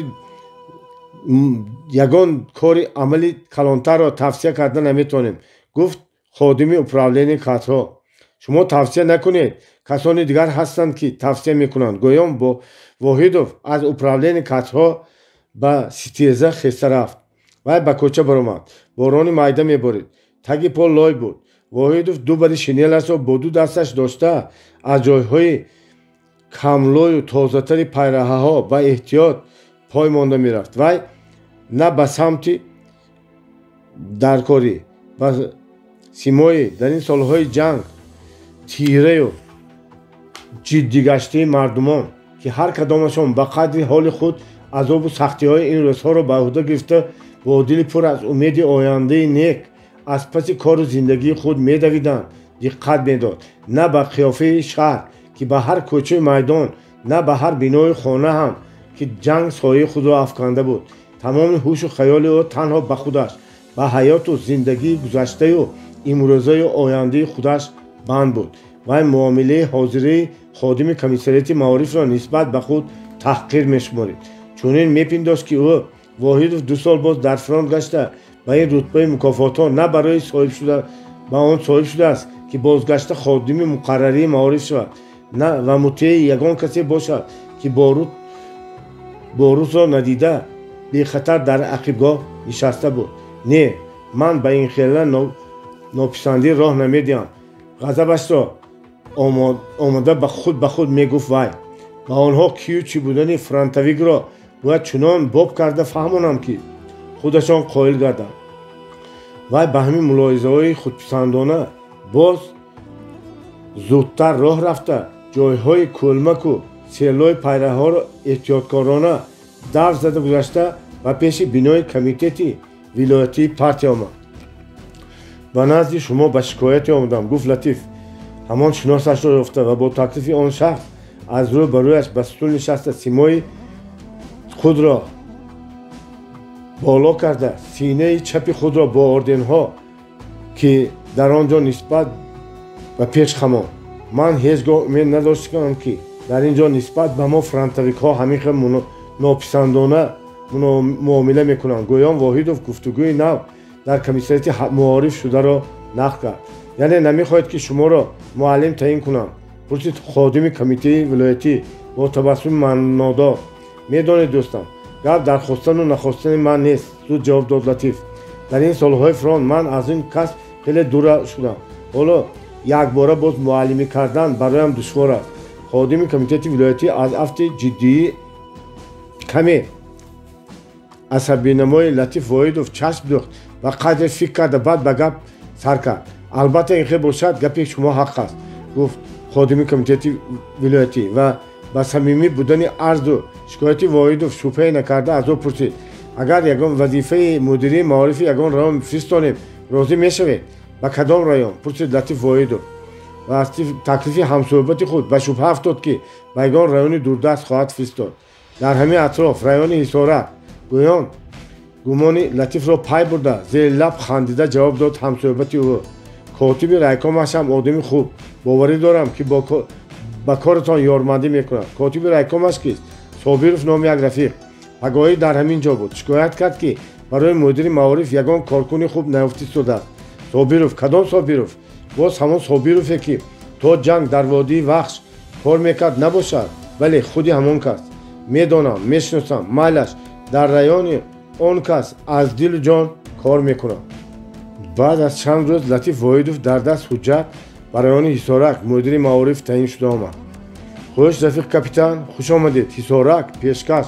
гӯён Собиров мудири нави шӯъбаи маорифро дар кабинети худ хурсандона пешвоз гирифт ва бо ӯ ба тафсил гуфтугӯ карда аз аҳволи фронт дар бораи Москва хеле пурспос намуд. Воҳидов ҳам ҳамаи диду донистаашро ба тафсил гуфта дода дар мобайни суҳбат дар водии Вахш бо Собиров вохӯрда шинос шудан, дар он ҷо кору зиндагӣ кардани худро мухтасар хотиррасон намуду дар охир аз Собиров вазъияти кори шӯъбаи маориф, аҳволи мактабро ва шароити корро пурсид.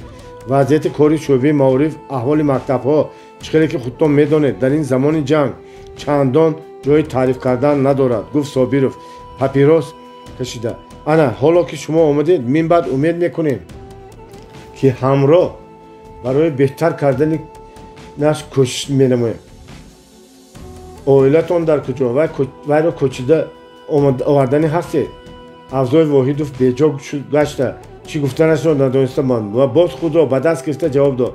ман ҳозир муҷарради қоқ, рафиқ Собиров. магар пеш аз ҷанг хонадор нашуда будед? дар хотирам аст, ки ҳатто дар тӯятон хабар карда будед. ҳамон вақтҳо ситораамон рост наомада ҷудо шуда будем. ин дафъа хуб санҷида ситорааш ростмеомадагиашро гиред, ки набошад. дар ҷавонӣ як шуда гузашт, рафиқ Собиров. албатта зиндагии шумо ҳанӯз дар пеш аст, лекин дар масъалаи ташкили зиндагӣ эҳтиёт шарт аст. насиҳатомез гуфт, таъкид кард Собиров ва гапро ба мавзӯи дигар гардонда гуфт. хуб, аз пагоҳ ба кор шурӯъ намоед. боз суҳбати шиносии мо дар пеш. хуб, гуфт Латиф Воҳидов. дар ҳамин дақиқаҳо Зеби мунтазири аз дасти котиби райком гирифтани билети номзадии партия дар роҳрави райком ин сӯ он сӯ қадам мезад, ки ба райком акои олим даромада омад. биё ҳозир ҳамроҳ медорем, ман илтимос мекунам зуд туро ҷавоб диҳам, гуфт акои олим ба Зеби ва ҳамроҳи ӯ ба қобилгоҳ омада ба котиба нимғурума салом доду рост рафта дари кабинети Собировро кушод. котиба акои олимро огоҳонид. рафиқ Собиров ҳозир банд дар пешон одам аст. акои олим ба котиба бо виқор нигоҳ карда, ҳеҷ гап не, мо даромада мегирем. гӯён از پس خود زیبی را اشاره کرده هر دو به کابینت در آمده رفتند. اکای عالم در آمدن زمان در پیش صابیروف مردی لباسهای حربی پوش را دیده کمتر دست و پا گم کرد و خواست که برای به اجازه در آمدنش از صابیروف عرض پرسد. زیبی هم در پیش در ایزا کشیده راست داده ماند. مرحمت رئیس بیایید. برعکس چشمداشتی اکای عالم اعتراض نکرده تکلیف نمود صابیروف. شناس شوید رفیق واحدوف فرانتویک کاپیتان حاضر مدیر معارف رایون ما تعیین شده آمدند. اکای عالم با واحدوف خوشحالانه ملاقات کرد. صابیروف با واحدوف گفت این کس اکای عالم عارفوف یکی از ستونهای استوار خواجگی و رایون رئیس کلخوز پیشقدمترین ما. انا این کس آتون زیبی حیدرова کارکنی بی‌واسطه شما دیرکتور مکتب دهی جویبار. زیبی با تکلیف صابیروف ملایم کرده قدم مانده پیشتر آمد. واحدوف از جایش خسته پوشیده موضعش را حربیانه به همدیگر زده به حالت نظامی به زیبی دست دراز کرد. زیبی آهسته نوکی دستی با او ملاقات کرد و به پیش تیزه رفته به ستول نشست و گشته به واحدوف نگاه کرد. در این اثنا چشمان تیز واحدوف هم به سوی زیبی تعقیب کنان نگاه کرده دوخته شده بودند. زیبی زود به طرف تیزه رو گردانده و تماشای بیرون آواره شد. صابیروف با خواهش اکای رئیس بلیت نامزدی زیبی را که در روی استال او برای امضای مهر می‌ایستاد گرفته امضای مهر ماند و زیبی را به نزد استال خود دعوت کرد. تبریک میکنم رفیقه حیدرова این بلیت را احتیاط کنید. هم در کار و هم در زندگی همیشه سزاوار نام با شرف کمونیست باشید. دست زیبی را فشرد صابیروف و باز پرسید کارهای مکتبتان حاضر چطور؟ رئیس یاری رساندی دادند. زیبی شرمگینانه خنده درست گفتمان. سخنی او را اکای عالم دوام دادم گیله‌آمیز گفت رفیق صابیروف انا اکنون مکتب را خودتان رفته بینید. رفیق واحدوف هم البته آمده بینند. در همان بیورو بی اساس برای در ذهن طعنه ماننده. در عمرم این خیلی خجالت نکشیده بودم. صابیروف ابروانش را بالا کشیده وزن جواب داد از تنقیدی که به فایده کار است رئیس هیچگاه نترسید. اکای عالم به لطیف واحدوف نگاه کرده آهسته گفت همه گپ درباره ناقشی من و مدیر علمی مکتب است. رفیق واحدوف یک به طرفهای ما بیایید بعد همش را مفصل گفته میدیم. حاضر دیگر به صحبت شما خلل نمیرسانم.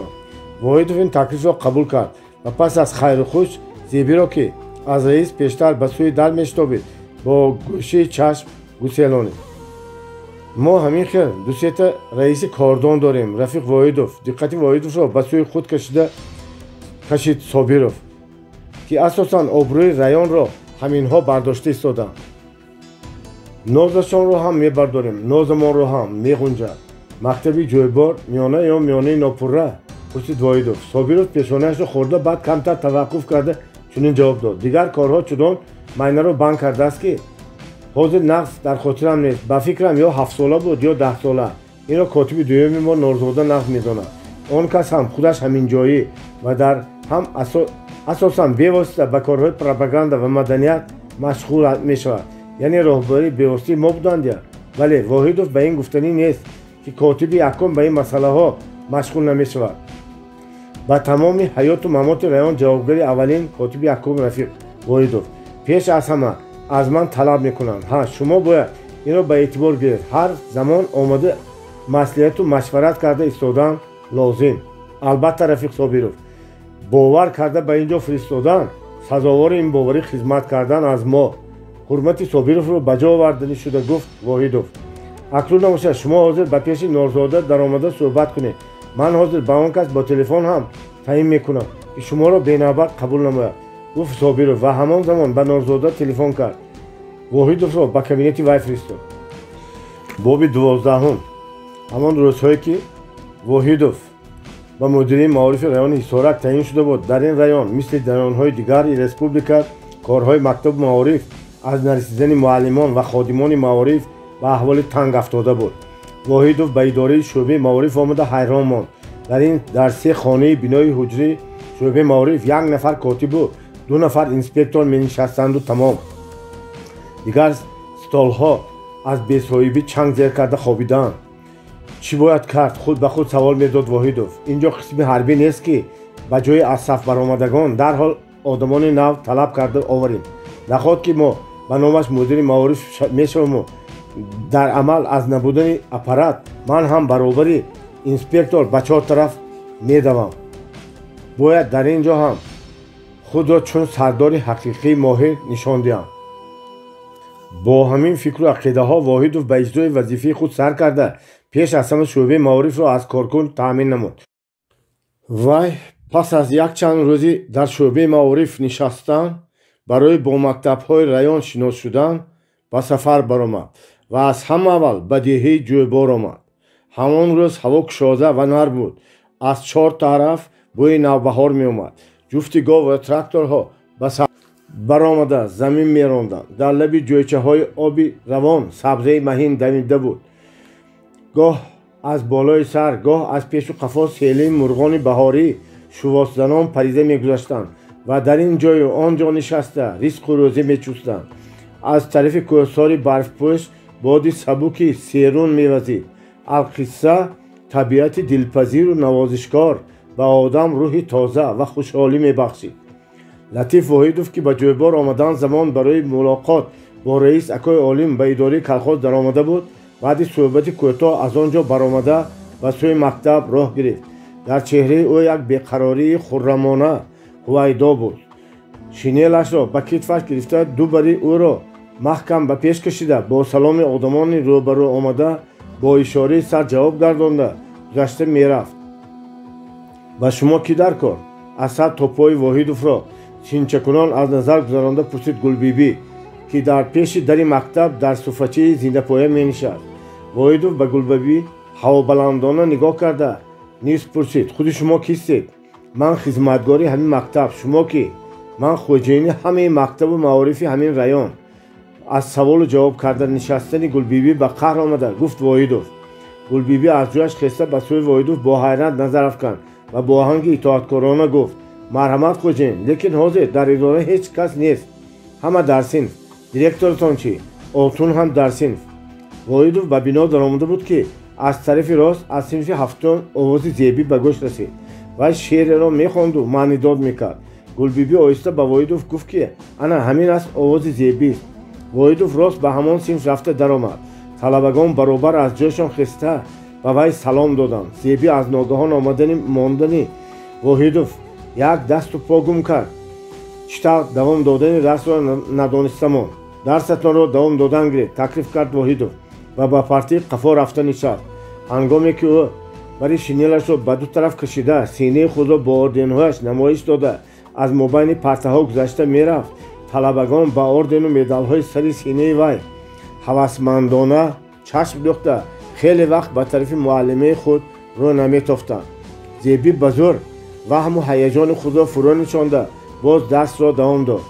агарчи вай ин дақиқаҳо барои озод ва табиӣ гап задан кӯшиш мекард, бо вуҷуди ин овозаш хаста мебаромад. дастонаш аз ҳаяҷон андаке меларзиданд. рӯю гӯшу гарданаш ро ҳаё пахш карда буд. аммо Зебӣ дар ҳамин вазъият ҳам ба як азоб дарси худро ба талабагон бо суханҳои равону ба маънӣ ва мисолҳои шавқовару ҷолиби диққат нағз мефаҳмонд. Воҳидов бошад тамоми ҳаракат, тарзи гуфтор ва нигоҳҳои ӯро мисли тамошобини театр ба зери таъқиби чашмони оташбори худ гирифта буд ва ин духтари дилнишини ба лабу лаҳҷаи ҷӯйборӣ то рафт дили ӯро мера буд. як вақт садои зангола баромад. талабагон ба ҷунбиш омада боз ба тарафи Воҳидов рӯ гардонданд. Воҳидов ҳамоно аз ҷояш наҷунбида ба сӯи Зебӣ нигоҳ мекард. вай ҳатто занги танаффусро ҳам дуруст намешунавид. Зебӣ дар поёни дарс ба ӯ саволомез назар афканд ва аз беҳаракат нишастани Воҳидов гумон кард, ки ягон чиз хоҳад гуфт.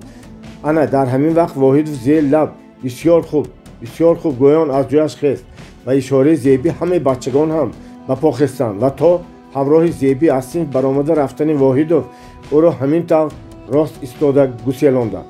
баъд Воҳидов ҳамроҳи Зебӣ ба идораи мактаб омада то охири танаффус бо муаллимон шинос шуду дигар синфҳо ва ҳамаи бинои мактабро дида баромад. мудири илмиятон дар куҷост? пурсид Воҳидов аз Зебӣ ба идора баргашта омада. як рӯза ба Станлобод ба институти тадқиқоти илмии мактабҳо рафта буданд. бегоҳӣ меоям. кӣ иҷозат дод?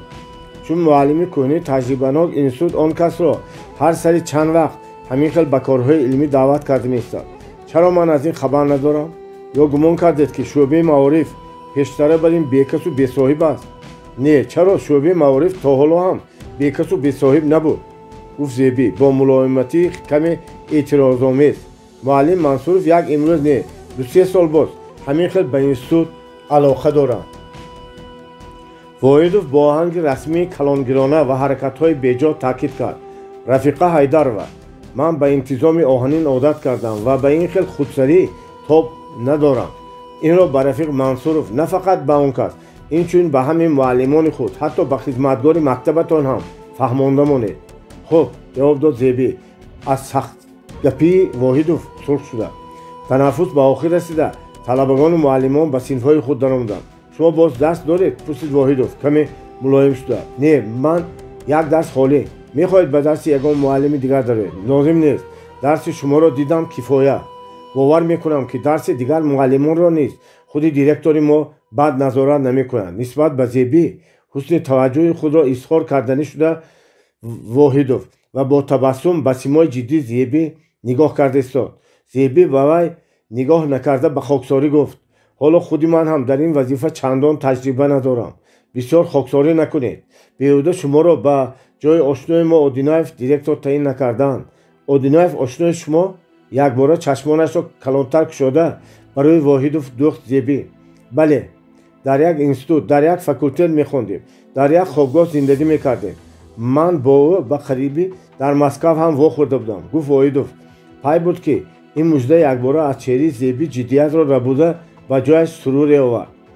мо мунтазирем ки он кас ҳам бояд аз хизмати армия озод шуда оянд. ана директори кордони ҳақиқӣ ҳамон кас. не, намеояд. намеояд? бале, худаш нахост. аз ҳафтааст ба вай аз кори маориф дида кори ҳарбӣ маъқул афтодааст ки ариза дода монд. худи ман чӣ қадар гап задам розӣ нашуд. магар ӯ бо шумоён мукотиба надорад? баъзан ба ёру ошноҳои ҳамдиҳии худ менависанд. намедонам дар ин хусус ба ягон кас навишта бошанд ё не. ҷавоб дод Зебӣ ва боз такрор кард. оё ба шумо ба номи ягон кас мактуб дода нафиристоданд? ман гумон намекардам ки барайкон ба райони шумоён ба кор таъин мешавам. акнун фикр дорам ки худам ба ӯ хат нависам, хуб ӯро сарзаниш кунам. барои чӣ? барои он ки худнамоӣ карду гапи маро нагирифт. намедонам аз диёру деҳаи худ ягон дилхунукие дорадме? сарзаниш кардан чӣ лозим? эҳтимол имрӯз не, сонитар ҷавоб шуда оянд, гуфт Зебӣ ва саволи охирини Воҳидов ба гӯшаш сахт расид. ҳеҷ чиз гуфта натавонист. дигар ба ин наздикиҳо омадани вай гумон. мақсади ман аз ин гап ҳамин ки худи Одинаев меояд гуфта, набояд ягон кас аз кори мактаб бепарво шавад. ин гапҳои Воҳидов ба гӯши Зебӣ гоҳ медаромаданд, гоҳ не. ҳушу ёди ӯ ба сафар банд буд. аз диёру деҳаи худ магар ягон дилхунукие дорад гуфтани Воҳидов то рафт ба фикри Зебӣ саволҳои гуногунро меовард. чаро Воҳидов ин хел гуфт? оё сафар дар ин бора ба ӯ ягон чиз гуфтааст? аз кӣ? чаро дилхунук мешудааст? нахот вафоти модараш ӯро аз ҷойбор тамоман дилхунук карда бошад. магар ман ҳанӯз ҳам сазовори боварии ӯ нашудаам ки дар бораи ихтиёрӣ мондани ман худ дар армия ба ман чизе нанавиштааст. пеш аз ҳама муаллимони худро сахт ба даст гиред. гапи худро давом дод Воҳидов. инро замони ҷанг талаб мекунад. муаллимон ин хел Мансуров бар ин худсарона ба ҳар тараф баромада рафтан нагиранд. бегоҳӣ аз мактабҳои деҳаҳои боло ба ин ҷо баргашта омада боз худам бо Мансуров гапзанон мекунам. мувофиқи гуфтаи баъзе рафиқони баэътибор, он кас хеле худписанд буданд. на директори худро ҳурмат мекарданд ва на касоне аз вай калонтарро. Зебӣ якбора ба ҳуш омада ба Воҳидов сахт нигоҳ кард. ин гапҳоро ман аввалин бор мешунам, гуфт Зебӣ ва ҳайрон шуд ки арзи чандин рӯзҳо пеш аз ин дар бораи ҷанҷоли акои Олим Мансуров ба Одил Саркор кардаи ӯ омада имрӯз тамоман маънои дигар гирифтааст. ҳамин тавр худи ман он чӣ ки шунидам ба шумо гуфтам, ҷавоб дод Воҳидов. аммо чӣ тавре ки мегӯям, то шамол набошад чохи дарахт намеҷунбад. Зебӣ боз эҳтиромомез гуфт. ба фикрам одамон ба шумо якро сад карда гуфтанд, рафиқ Воҳидов. ба ман инро одамони баобрӯи масъулиятнок гуфтанд ки ба онҳо бовар накарда наметавонам.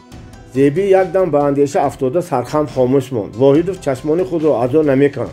оё беҳтар намешавад ки худи маро аз директорӣ ҷавоб диҳеду аз қафои гапҳои беасос овора нашавед. хоҳиш худро изҳор кард Зебӣ. ин хаёлро аз саратон дур кунед. рафиқа Ҳайдарова. Гӯён Воҳидов аз ҷояш хест ва барои харихуш дасти Зебиро гирифта бо илтифот сахт фишурду бо ким чиқел нигоҳҳои тамаллуқкорона илова кард. ё ин ки даррав аз мудири нави шӯъбаи маориф ихлосатон гашт? Не чаро? ба зӯр ҷавоб дод Зебӣ, зуд дасташро аз дасти ӯ кашида.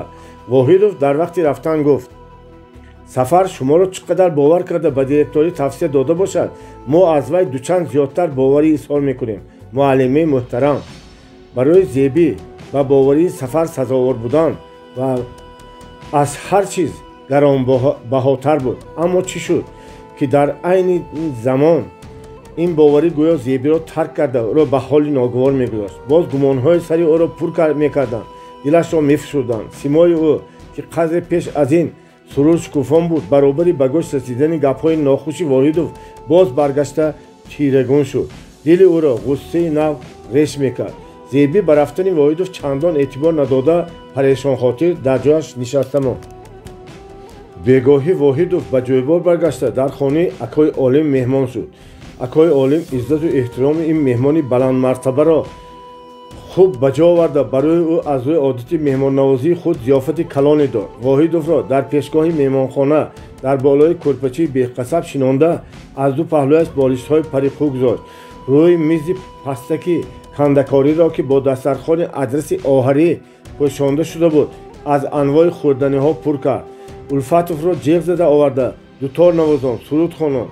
Воҳидов, ки дар ин ҷо ин хел иззату ҳурмат дидани худро ҳеҷ чашмдор набуд, аз акои олим рӯйдалекӣ узхоҳӣ карда мегуфт: ин қадар ташвиш чӣ лозим буд, раис?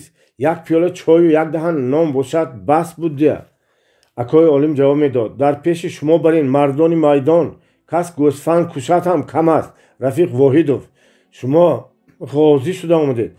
имрӯз ҳамин хел як суҳбатчии сетана шуд. насиб бошад дар оянда дурусттар ва як нишаст мекунем. модоме ки шумо дӯсти ҷонии ҳамдиҳаамон Сафар будаед, бароямон баробари Сафар додар ҳастед. ин илтифоти акои олим айни муддаои Воҳидов буд, ки вайро хеле хурсанд мекард. саломат бошед раис, миннатдорӣ изҳор кард ӯ. ман ба деҳатон якум бор омада бошам ҳам даррав пай бурдам, ки ҷойбориҳо одамони ҷавонмард буданд. рафиқ Собиров ҳам бесабаб ба шумо ихлос пайдо накарда буданд. агар яктанито муаллим Мансуров бар ин касони кӯтоҳандеши дағалро нагӯем, хушми ҷойбориҳо аз худ то калон мардуми баорету баномус ҳастанд. ба гап Улфатов ҳамроҳ шуд. Воҳидов дили раисро ёфта шуданӣ гуфт: парво накунед, Мансуровро ҳам мум бари мулоим карда мондан душвор нест. агарчи Воҳидов ҳанӯз бо Мансуров шиносу рӯбарӯ нашуда бошад ҳам, шикваю маломатҳои акои олиму Улфатовро ба гӯш гирифта аллакай дар ҳаққи Мансуров ақидаи манфӣ ҳосил карда буд. ба замми ин бе иҷозати мудири маориф ба шаҳр рафтани вай ба иззати нафси Воҳидов сахт расида оташи қаҳрашро баланд мекард. Воҳидов аз як тараф дар назди роҳбарон ва мардуми раён обрӯи эътибор доштани акои олимро ба назар гирифта, аз тарафи дигар мафтуни улфатиҳою вали неъматии ӯ шуда дар ҳаққи Мансуров камтар бошад ҳам холисона мулоҳизаи муҳокима ронданро фаромӯш намуд. дар айни замон барои вай беҳбудии шахсӣ аз тақдири Мансурови кӯҳансол афзалтар меистод. аз хуфтан каме гузашта буд, ки меҳмондории акои олим ба охир расид. Воҳидов хоҳиши ба раён рафтан кард ва ҳамроҳи акои олим ва Улфатов ба кӯча баромад. ҳаво тирии абнок буд, ягонта ҳам ситора наменамуд. чашмони махмури Воҳидов роҳро ба зӯр медиданд. якта дута чакраи борон, ки гоҳ-гоҳ ба ноки бинию гӯши вай омада мерасид, ғашаш намевард. онҳо ба идораи калхоз расида буданд, ки як ҷавонписари 14-15 сола ба пеши онҳо омада баъд аз салом аз акои олим пурсид: раис Амад, мудири шӯъбаи маориф дар ҳамин ҷо ме ё рафтанд ми? дадом ҳозир аз шаҳр омаданд, маро фиристоданд, ки лозим бошад меоям. писари Мансуров хабар дод акои олим ба Воҳидов: падараш омадааст, ҳозир во мехӯрд ё ба пагоҳ мавқуф мегузоред. пагоҳ дигар мактабҳои раёнро дида баромаданам лозим. биёянд ҳозир гапзанон кунем, мешем монем. барои он кас боз як рӯз овора шуда мегардам, гуфт Воҳидов. раис бо писари Мансуров таъин кард ки падараш зуд ба идораи колхоз ба пеши Воҳидов ояд. Бача давида рафт.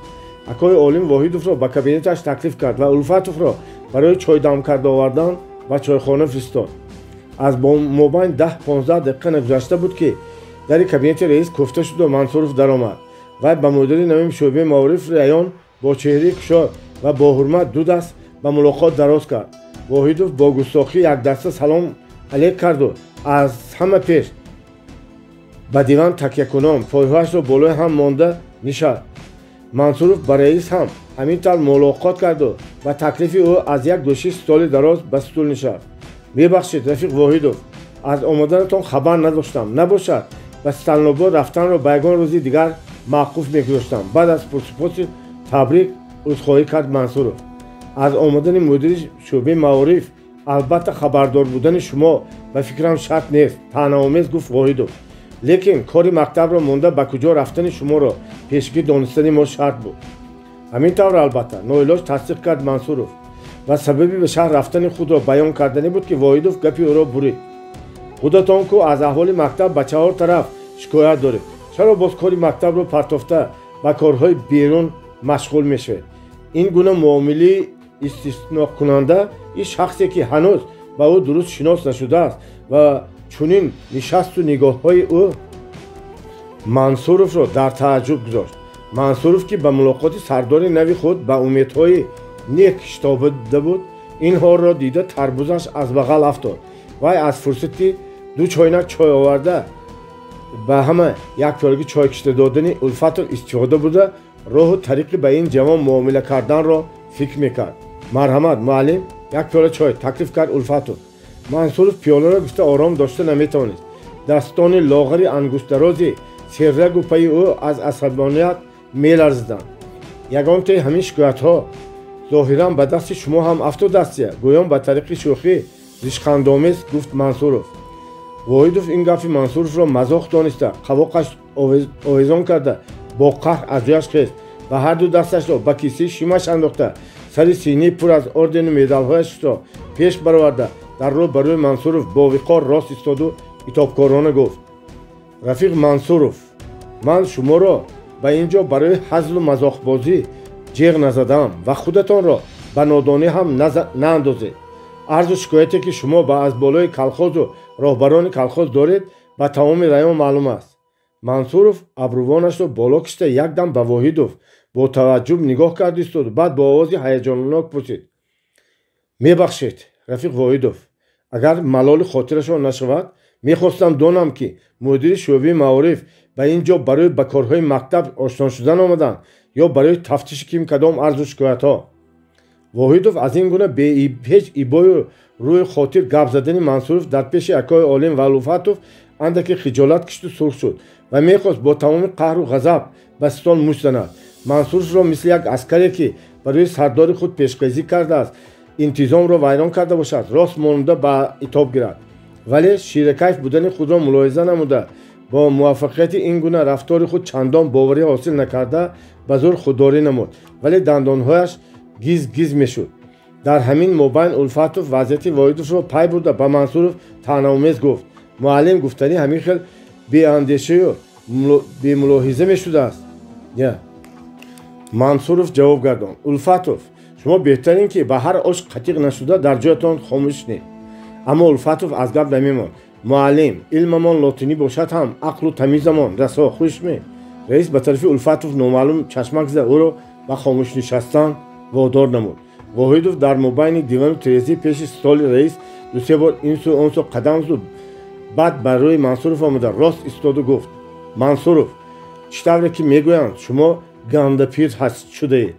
афсӯс ки кас ноилоҷ рӯи хотири ришу мӯйҳои сафеди шуморо мекунад. набошад ҳар чӣ қадар дағалу якра бошед ҳам мун бар ин мулоим кардани шумо барои ман офитсери собиқ чандон душвор нест. ман ба ин хел рӯи хотирҳо муҳтоҷ нестам рафиқ Воҳидов, эътироз намуда гуфт Мансуров. ва ҳеҷ кас шаъни маро пас зада ҳам наметавонад. шумо бошед ба шаъни инсонӣ обрӯи эътибори одамони масъул иснод меоваред ки майлаша? тамасхуромез пурсид Воҳидов. ман ба шаъни кӣ иснод овардам? масалан ба шаъни роҳбарони колхози ҷойбор Мансурови ҷиддисимо якбора заҳрханде карду сарашро ҷунбонда монд. аҷабо, магар барои мактаб ёрӣ талабида мувофиқ муноқишаю мунозира кардан ба шаъни кас иснод овардан аст. дар бюрои райком ба ҷои ман шумо мешудед, гуфт акои олим. мефаҳмидед ки маънои гап расидан чист. ҳеҷ воқеа не раис? танқиду гилогузорӣ дар ҳама ҷо ҳаст. баръакс ин хел муноқишаю мунозираҳо ба фоидаи кор ку. дидед, дар мобайни як ҳафта 10 рӯз шикастурехти мактаб ҳам шуд. талабавону муаллимон ҳам ҳузур карданд. аз дили соф гуфт Мансуров. акои олим шӯрӣ, ин муаллим ремонти мактабро ман аз ҷанҷоли шумо тарсида не, ба хотири халқ кардам. ман ҳам ба назди шумо ба ғами фарзандони халқ ки дар ҳамин мактаб мехонанд омада будам, раис. на мисли дигарон дар ғами пур кардани хурҷини худ. шунидед Рафиқ Воҳидов? бо оҳанги шикоят муроҷиат намуд акои олим. ҳамон гуфти худам. ин кас моро боз дар торос кардани моли колхоз ҳам айбдор карда мехоҳанд. рост мегӯянд ки дарвозаи шаҳрро бастан мумкин даҳони бадгӯйро не. Мансуровро алам омад ва ба раис сахт нигоҳ карда гуфт. раис, агар медонистам ки мақсади ин суҳбати мо ниқоргирӣ будааст, асло поямро ба остони кабинеттон намемондам.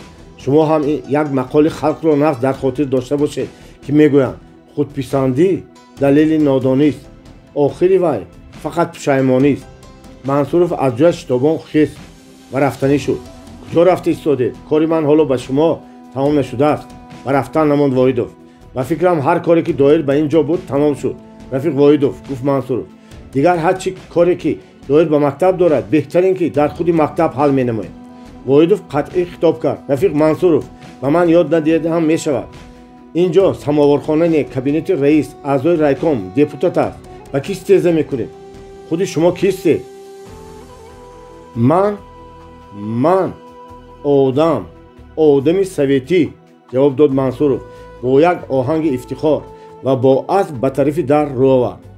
дар болои ҳамин гуфтугӯ ба кабинет Одил Саркор даромад ва зуд ба симои тирӣ ҳозирон чашм намонда дар пеши дар ҳайрон рост истода монд. акои олим ӯро ба Воҳидов шиносонд. Воҳидов дарҳол табассум карда боз аз рӯи одат пошнаи пойҳояшро ба ҳам зада ба мулоқот ҳозир истод. Саркор ба вай аз ҷои истодааш салом дода аз раис пурсид. чӣ гап, ягон маҷлис будме? Мансуров ки дар паҳлӯи Одил Саркор меистод, пеш аз ҷавоби дигарон ба Одил Саркор бо овози ларзон маънидор карда ҳа маҷлиси мулоқот буд гуфт ва дигар ҳарфе назада аз кабинет баромада рафт. аз паси вай дар кабинет фурсати хомӯшӣ ҳукм фармуд ва танҳо чиқчиқи якзайлии соати рӯи стол шунида мешуд. боби 13. нақшаи пешакии Латиф Воҳидов ва калонгапиҳои ӯ дар назди раису Улфатов аз ҷояш набаромад. Мансуров на аз амалу савлати ӯ ҳаросид ва аз на сахтгириҳою ҳарбиёнааш. баръакс бебокӣ ва ростқавлии Мансуров далерии аз 3-4 пиёла май пайдо кардии Воҳидовро барбод дода торҳои дилашро сахт ба ларза овард. вай ҳам хиҷолатманд ва ҳам димоғсӯхта ба раён баргашт. ба шӯъбаи маориф даромада аз кабинеташ аввало ба райком, баъд ба хонаи Собиров телефон кард. аз ҳар тараф ҳам ҷавоб доданд ки котиби райком ба колхозҳо баромада рафтааст. Воҳидов мехост ба назди ӯ рафта ҳасрат кунад, Мансуровро дар ҳақиқат нотавонбин нишон диҳад, барои аз кор гирифтани вай замина тайёр намояд, вале ин ҳам нашуд. аз ҷояш хиста дар даҳонаш папирос ба диван рӯ ба боло дароз кашид. ду чашм ба шифти хона ба фикрҳои гуногун фурӯ рафт. як вақт дар пеши назари ӯ қомати мавзуни зебӣ намоён гашт. дили аламноки Воҳидовро якбора ҳиссиёти барвор равшан карду баъд оҳиста фишурда монд. чӣ тавр духтари ситорагарми дилфиреб, чӣ хел бо тамкини доно, аммо камгапи сур, худ ба худ мегуфт Воҳидов. чаро вай то ҳол бесоҳиб нахоҳад ки ин оҳубарра дили сафарро набурда бошад. эҳтимол бурда бошад, аммо дили худи духтарро ёфтан шояд ба ӯ муяссар нашуда бошад. агар ягон гап мешуд, вай аз ман пештар аз армия озод шуда меомад, ё аз гапҳои худи духтар маълум мешуд. ин хел нозанинони сур ҳар касро маъқул намекунанд ва ҳар кас дили онҳоро ба даст оварда наметавонад.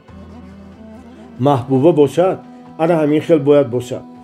латиф кӣ медонад эҳтимол ту бо дили ӯ роҳ ёфта тавонӣ чӣ оимҳоеро ту мафтун накардӣ ҳоло ин кур як рӯз бошу хурос бош беихтиёр дар пеши назари воҳидов пайкари устувори Мансуров муҷассам шуд ба хаёли ӯ ин як абри сиёҳе буд ки номаълум рӯи моҳро мегирифт тамоми аъзои бадани латифро оташи қаҳру ғазаб ба сӯзиш оварда дилаш сахт мезад не латиф воҳидов на аз он хурӯсон аст ки бо як нӯл задан дара худро канор кашад боз худ ба худ мегуфт латиф усул ба дасти нақорачӣ гуфтанд ҳоло чунон кунам ки Мансуров бар инҳо ноиҷло дар пешам ба бозӣ дароям дар айни ҳамин фикру хаёл аз шифти хона каламуше давида гузашту ба болои латиф воҳидов чангу хок рехт вай ҷаҳида аз ҷояш хесту либосашро афшон ва бори дигар ба шифт нигоҳ карда алфози қабеҳе аз даҳонаш баромад ӯ дигар дар хона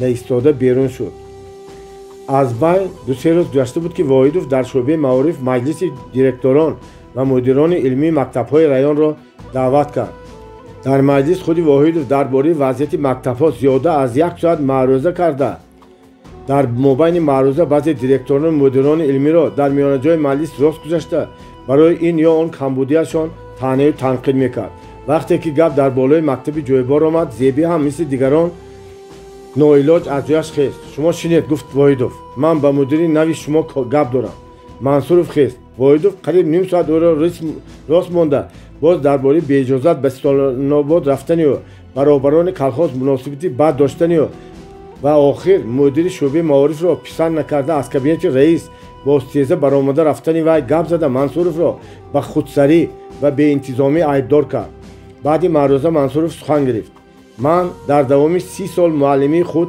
аввалин бор ин хел таънию маълумат ин хел таҳқир дида истодам айби ман чист барои беҳтар кардани аҳволи мактаб ба пеши раис арз карда рафтан магар гуноҳ аст шумо ба арз не шумо ба даъво рафтед сухани Мансуровро бурид воҳидов бигузор даъво бошад ҳар як даъво асос дошта бошад онро қабул мекунам ман умед доштам ки шумо рафиқ воҳидов чун мудири шӯъбаи маориф тарафи моро мегиреду беасос будани иддаи раисро фаҳмонда моро аз ин ташвиш халос мекунед афсӯс ки баръакс баромад албатта обрӯи эътибори раис нисбат ба мо одамони оддӣ дар назди шумо баландтар аст ба болои ин мебахшед гапи рост талх мешавад нону намаки раис даҳонатонро баста монд ҳама ба тарафи воҳидову Мансуров нигоҳ карда гирифтанд воҳидов бо қаҳр аз ҷояш хеста дуғ зад шумо мехоҳед акнун бар рӯи ман чанг занед тушбераро хом шумурдед натарсед ман гурба нестам ки чанг занам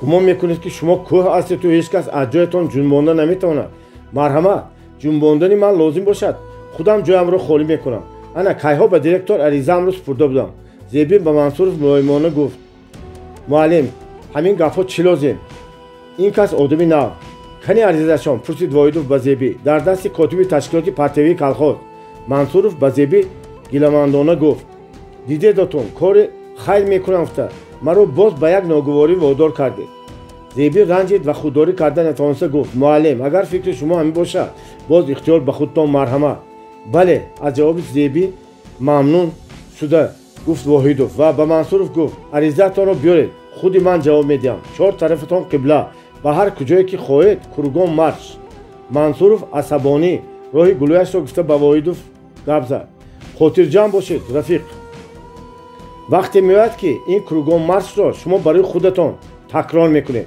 ҳоло ман барои худ ҳамин мақоли халқро такрор мекунам ҳар кас суди охир хоҳад ба зиёни аввал розӣ мешавад ҳозирон Мансуровро парешонхотир бо нигоҳҳои хайрохона гусел карданд воҳидов танаффус эълон карда пешонии дардзер кардаашро ба кафи дастонаш такя дода дар ҷояш сархам нишаста монд бевосита рӯзи дигари шаби маҷлис ба номи директори мактаби ҷӯелбор бо имзои воҳидов фармон омад ки Мансуров мувофиқи хоҳиши худ аз вазифаи мудирӣ ва муаллимии мактаб озод карда мешавад зеби ҳайрон монд охир аризаи Мансуров ҳанӯз дар дасти Одил Саркор аст дишаб худи воҳидов аз зеби хоҳиш карда буд ки барои расмӣ кунондани фармон ҳамон аризаро зуд аз дасти Саркор гирифта ба шӯъбаи маориф фиристад зеби бошад ҳоло Одил Саркорро надидааст ва ӯ аризаро нагирифтааст чӣ тавр шуд ки фармон аллакай тайёр احتمال خود منصورов дуюм бора ариза навишта бошад. аммо кай дишаб ку аз маҷлис аз ҳама пештар баромада рафта буд, имрӯз бошад аз пагоҳи ин ҷониб аз мактаб дур нарафтааст. зеби ҳеҷ мунтазир набуд ки масъалаи Мансуров ба ин зудӣ яктарафа ҳал мешавад. вай моҷарои маҷлиси дирӯзаро аз ногаҳон оташин шудани Воҳидову Мансуров дониста ба худ қарор дода буд ки имрӯз ё пагоҳ пас аз як қадар ором пасанда шудани қадри Мансуров шахсан худаш ба ӯ гапзанон мекунад, ҳатто аз вай урз мехоҳаду аз мактаб рафтан намемонад. аммо ба ғайри чашмдошти ӯ якбора ана ин фармон омаду кор ранги дигар гирифт. чӣ бояд кард? оё беаризии худи Мансуров ба ин таъҷилӣ фармон баровардани Воҳидов кори дуруст аст? магар Мансуров гумон намекунад ки гӯё шахсан худи Зеби ҳам барои зудтар аз мактаб рафтани ӯ манфиатдор аст? занги танаффус хаёли Зебиро бурид. вай фармонро аз рӯи стол гирифта ба конверт андохту ба даруни папкааш монд. дар ин мобайн ба идораи мактаб Мансуров даромада омад. вай дафтару китобҳои худро ба бағалаш пахш карда ба газетапораи тамоку мепечонд. рангу рӯи ӯ кандагӣ, чашмонаш бедорхоб менамуданд. ҳар замон роҳи гулӯяш широс зада сахт месулфид. Зеби ба вай нигоҳ карда якбора бесаранҷом шуду боз худро ба даст гирифта аз ҷояш хест ва барои нишастани Мансуров ба пеши столи худ курсӣ оварда монд. ташвиш накашед, гуфт Мансуров. агар ҳоло дар ҳамин ҷо бошед, ман 1-2 дақиқа дар берун тамокуамро кашида шуда баъд медорам. марҳамат, тамокуятонро бемалол дар ҳамин ҷо кашидан гиред, муаллим, зарар надорад, ҷавоб дод Зеби ва ба пеши тиреза рафта як табиқи онро кушода монд. ҳавои баҳор чунон хуб ки зуд ҳамаи чангу ғубори хонаро тоза мекунад. Мансуров китобу дафтарҳои худро барои стол монда дар курсӣ нишаст ва ба тамокуашро оташ дод. тамокуи махорка чарс чурс месӯхт ва аз даҳони бинии Мансуров дуди ғафси кабудшатоби тун ба ҳаво мепечид.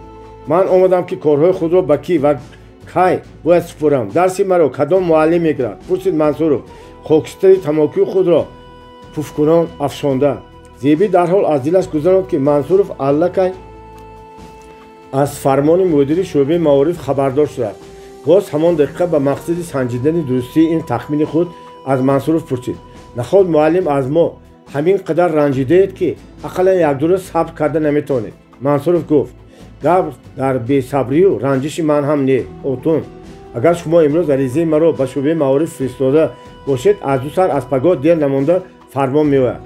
Зеби аз як ҷиҳат ором шуд ки Мансуров ҳанӯз аз фармон хабар надорад. муаллим, оё беҳтар намешавад ки ҳозир ҳам ба гузашта саловот гӯему беҳбудии кори мактабро бинем? барои гапҳои майда чӯйда ин хел бостеза ҷони ҷои гарми худро хунук кардан чӣ лозим? отун. аввал ин ки гапҳои майда чӯйда не, баръакс дар зимни ин моҷаро гапҳои калон хастанд ки ягон рӯз нӯгаш баромада мемонад. дуюме ки дишаб ки худатон ҳам розӣ шуда будед, акнун имрӯз боз чаро ин хел мегӯед? пурсид дар охир Мансуров. шумо ки ин қадар якравӣ кардед, ман дигар худдорӣ карда натавонистам. боз мегӯям ки биёед муаллим ба гузашта саловот хонем, гуфт Зеби. Мансуров қадри хомӯш монда баъд гуфт. ман як бор аз рӯи шумою саркор гузашта натавониста розӣ шуда будам ки ҳар чӣ дар байни ману олим гузашт фаромӯш кунаму ба хотири фарзандони мардум корамро давом додан гирам. лекин чунон ки худатон дидаеду шунидед, ҳоло ҳам ман аз таҳқиру таъқиби раис халос нашудам. акнун худатон гӯед, магар ман дар ин вазъият осуда кор кардан метавонам? не, ҳаргиз. қариб нисфи умри муаллимии ман дар ҳамин мактаб гузаштааст. ба ин мактаб мисли хонаи фарзандони худ меҳр баста бошам ҳам дигар истода наметавонам. халқ мегӯяд ки дасти шикаста кор мекунаду лекин дили шикаста не. Мансуров ин гапҳоро бо ҳаяҷон аз алам мегуфт. лабҳояш мепариданд, гулӯяш мегирифт, нафасҳояш танг мешуданд. Зеби бо чӣ фикру андешаи оҳиста сар ҷӯб монду боз пурсид. мебахшед муаллим, пурсидан айб надорад. чаро дар солҳои директории Рафиқ Одинаев ҳамин хел гапҳо набуд? Мансуров акнун як бор лабонашро бо табассум моил карда гуфт. ақли маро мекобеда отун? гумон мекунед ки аз шумо дар дил озурдагие дорам? не муаллим, ман ҳаргиз ин хел гумон намекунам. Зеби сарашро поён андохта гуфт. агар саволи ман ҳамин маъно медошта бошад, маро маъзур доред, наранҷед, шӯхӣ мекунам, узхоҳӣ карда гуфт Мансуров. пурсиши шумо албатта ҷон дорад. дар вақти Одинаев این ماجراها برای آن نبود که اولا شرایط دیگر بود. نه مکتب به یاری کلخوز چندان محتاج بود و نه کلخوز به یاری مکتب. ثانیاً کلخوز این خیل نانخورک و نصیب بردارانی که چون مرید رئیس ارایان از مرکز به زیارت آمده میروند نداشت. غیر از این خودی عالم هم به آن وقتها چنان کسی خاکسار و حلیم بود که با گپ نقص مار را از خانهش میبرورد و به ملایمتی دل همه را به دست آورده میتوانست. حاضر چی؟ حاضر همین خیل هوابلند شدگی که به بینیش خوده نمیرسد، یعنی که سولتش را فیل بردارد میانش پیش کند، همتش را پشه بردارد به هندوستان برد. زیبی به اختیار خندیده زود این بیت را برای کاغذ نوشته ماند. در این اثنا منصورов از فکرش گذراند که حاضر زیبی برای این گپ‌های پست و بلند باز او را سرزنش خواهد کرد، ولی زیبی در این خصوص چیزی نگفته تماما دیگر گپ را پرسید. این ماجراها را آدینه‌اش شنوند چی میگفته باشند؟ چی میگفت؟ در تعجب میماند و بس. گفت منصورов با بی‌پروایی: پیش از همه از من گیله‌مند میشوند که گفت بعد زیبی شما را به مراسا آورده نتوانستم، کار را تا این به این درجه رسانیدم. منصورов آرام سخنها را کشال داده فیلسوفانه جواب گرداند: عزیزم اوتون، من باوری کامل دارم که اگر آدینه حقیقتی گپ را فهمد هیچگاه این طور نمیگوید. حق را به ناحق مراسا کناندن پامال کردن حقیقت است. منصورов گپ را دیگر کشال نداده از جا خیست و دفتر و کتابهایش را به بغلش زده پرسید: عریضه مرا از سرکار گرفته به شعبه معارف فرستاده، فرمان را کی میگفته باشم؟ زیبی اول خواست که فرمان را از پاپکش برآورده نشان دهد، ولی یک باره باز به اندیشه آن که این فرمان به عریضه شخصی منصورов صادر شده است و عاقبت آن میتواند ناگواری‌های دیگر را به میان آورد از فکرش گشت. امروز یا پگاه خودم به شعبه معارف رفته میفهمم، جواب داد زیبی. برابری منصورов از جایش خسته: خب دیگر وقتتان را نمیگیرم اتون، گفت منصورov برآمده رفت. زیبی یک چند دقیقه در جایش خلال‌آمیز ایستاد و بعد به پیش تیرزه رفته از طبقه کشادی آن به باغچه مکتب چشم دوخت. اگرچه چشمان او به درختان گلگشکفته میوه و میدان سبز و خرم میدانچه که مثل مخمل رژیمی جلادار دوخته شده باشند هم هوش و خیال او تماما به جایهای دیگر پرواز میکرد. های آتون، زیبی به قفایش نگاه کرد. در پیش در خدمتگار مکتب گلبیبی میایستاد که برای رومال پرچه گلی سیاهش تا بالای بینیش پیچاندگی بود و از حرکت و گپ‌هایش به سرشتگی او عیان میگشت. چی شد که یک بار معلم منصورov از مکتب ما رفتنی شدند؟ پرسید گلبیبی و پیش استال خط‌نویسی آمده و چنگ و غبار سیاهیدان روی استال را با لطه پاک کردن گرفت. کی گفت؟ پرسید زیبی. در تمام دهه آوازه کو. کی آوازه کرده است؟ ندانم. یگان گپ بودگی است که آوازه شدگی است. او بیبیتان صدقه. حکومت کو نرسیدن معلم ها را فهمیده آنها را حتی از جنگ گردانده فرستاده است. چرا اکنون در هیچ جا هیچ گونه نیو بناخواست گپی رواروی معلم برآمده ما. خودشان خواهش دارند که از این مکتب روند. فهماند زیبی. گلبیبی چشمان تنگی اندک چوکیده خود را برای زیبی دختر سوال‌آمیز گپ پرتافت. همین قدر سال باز پرتافته نرفته اکنون میروند؟ دلم در تشویش که اتون باز این کارها نتیجه رئیسمان قطعی نقض و بد شدن معلم نباشد.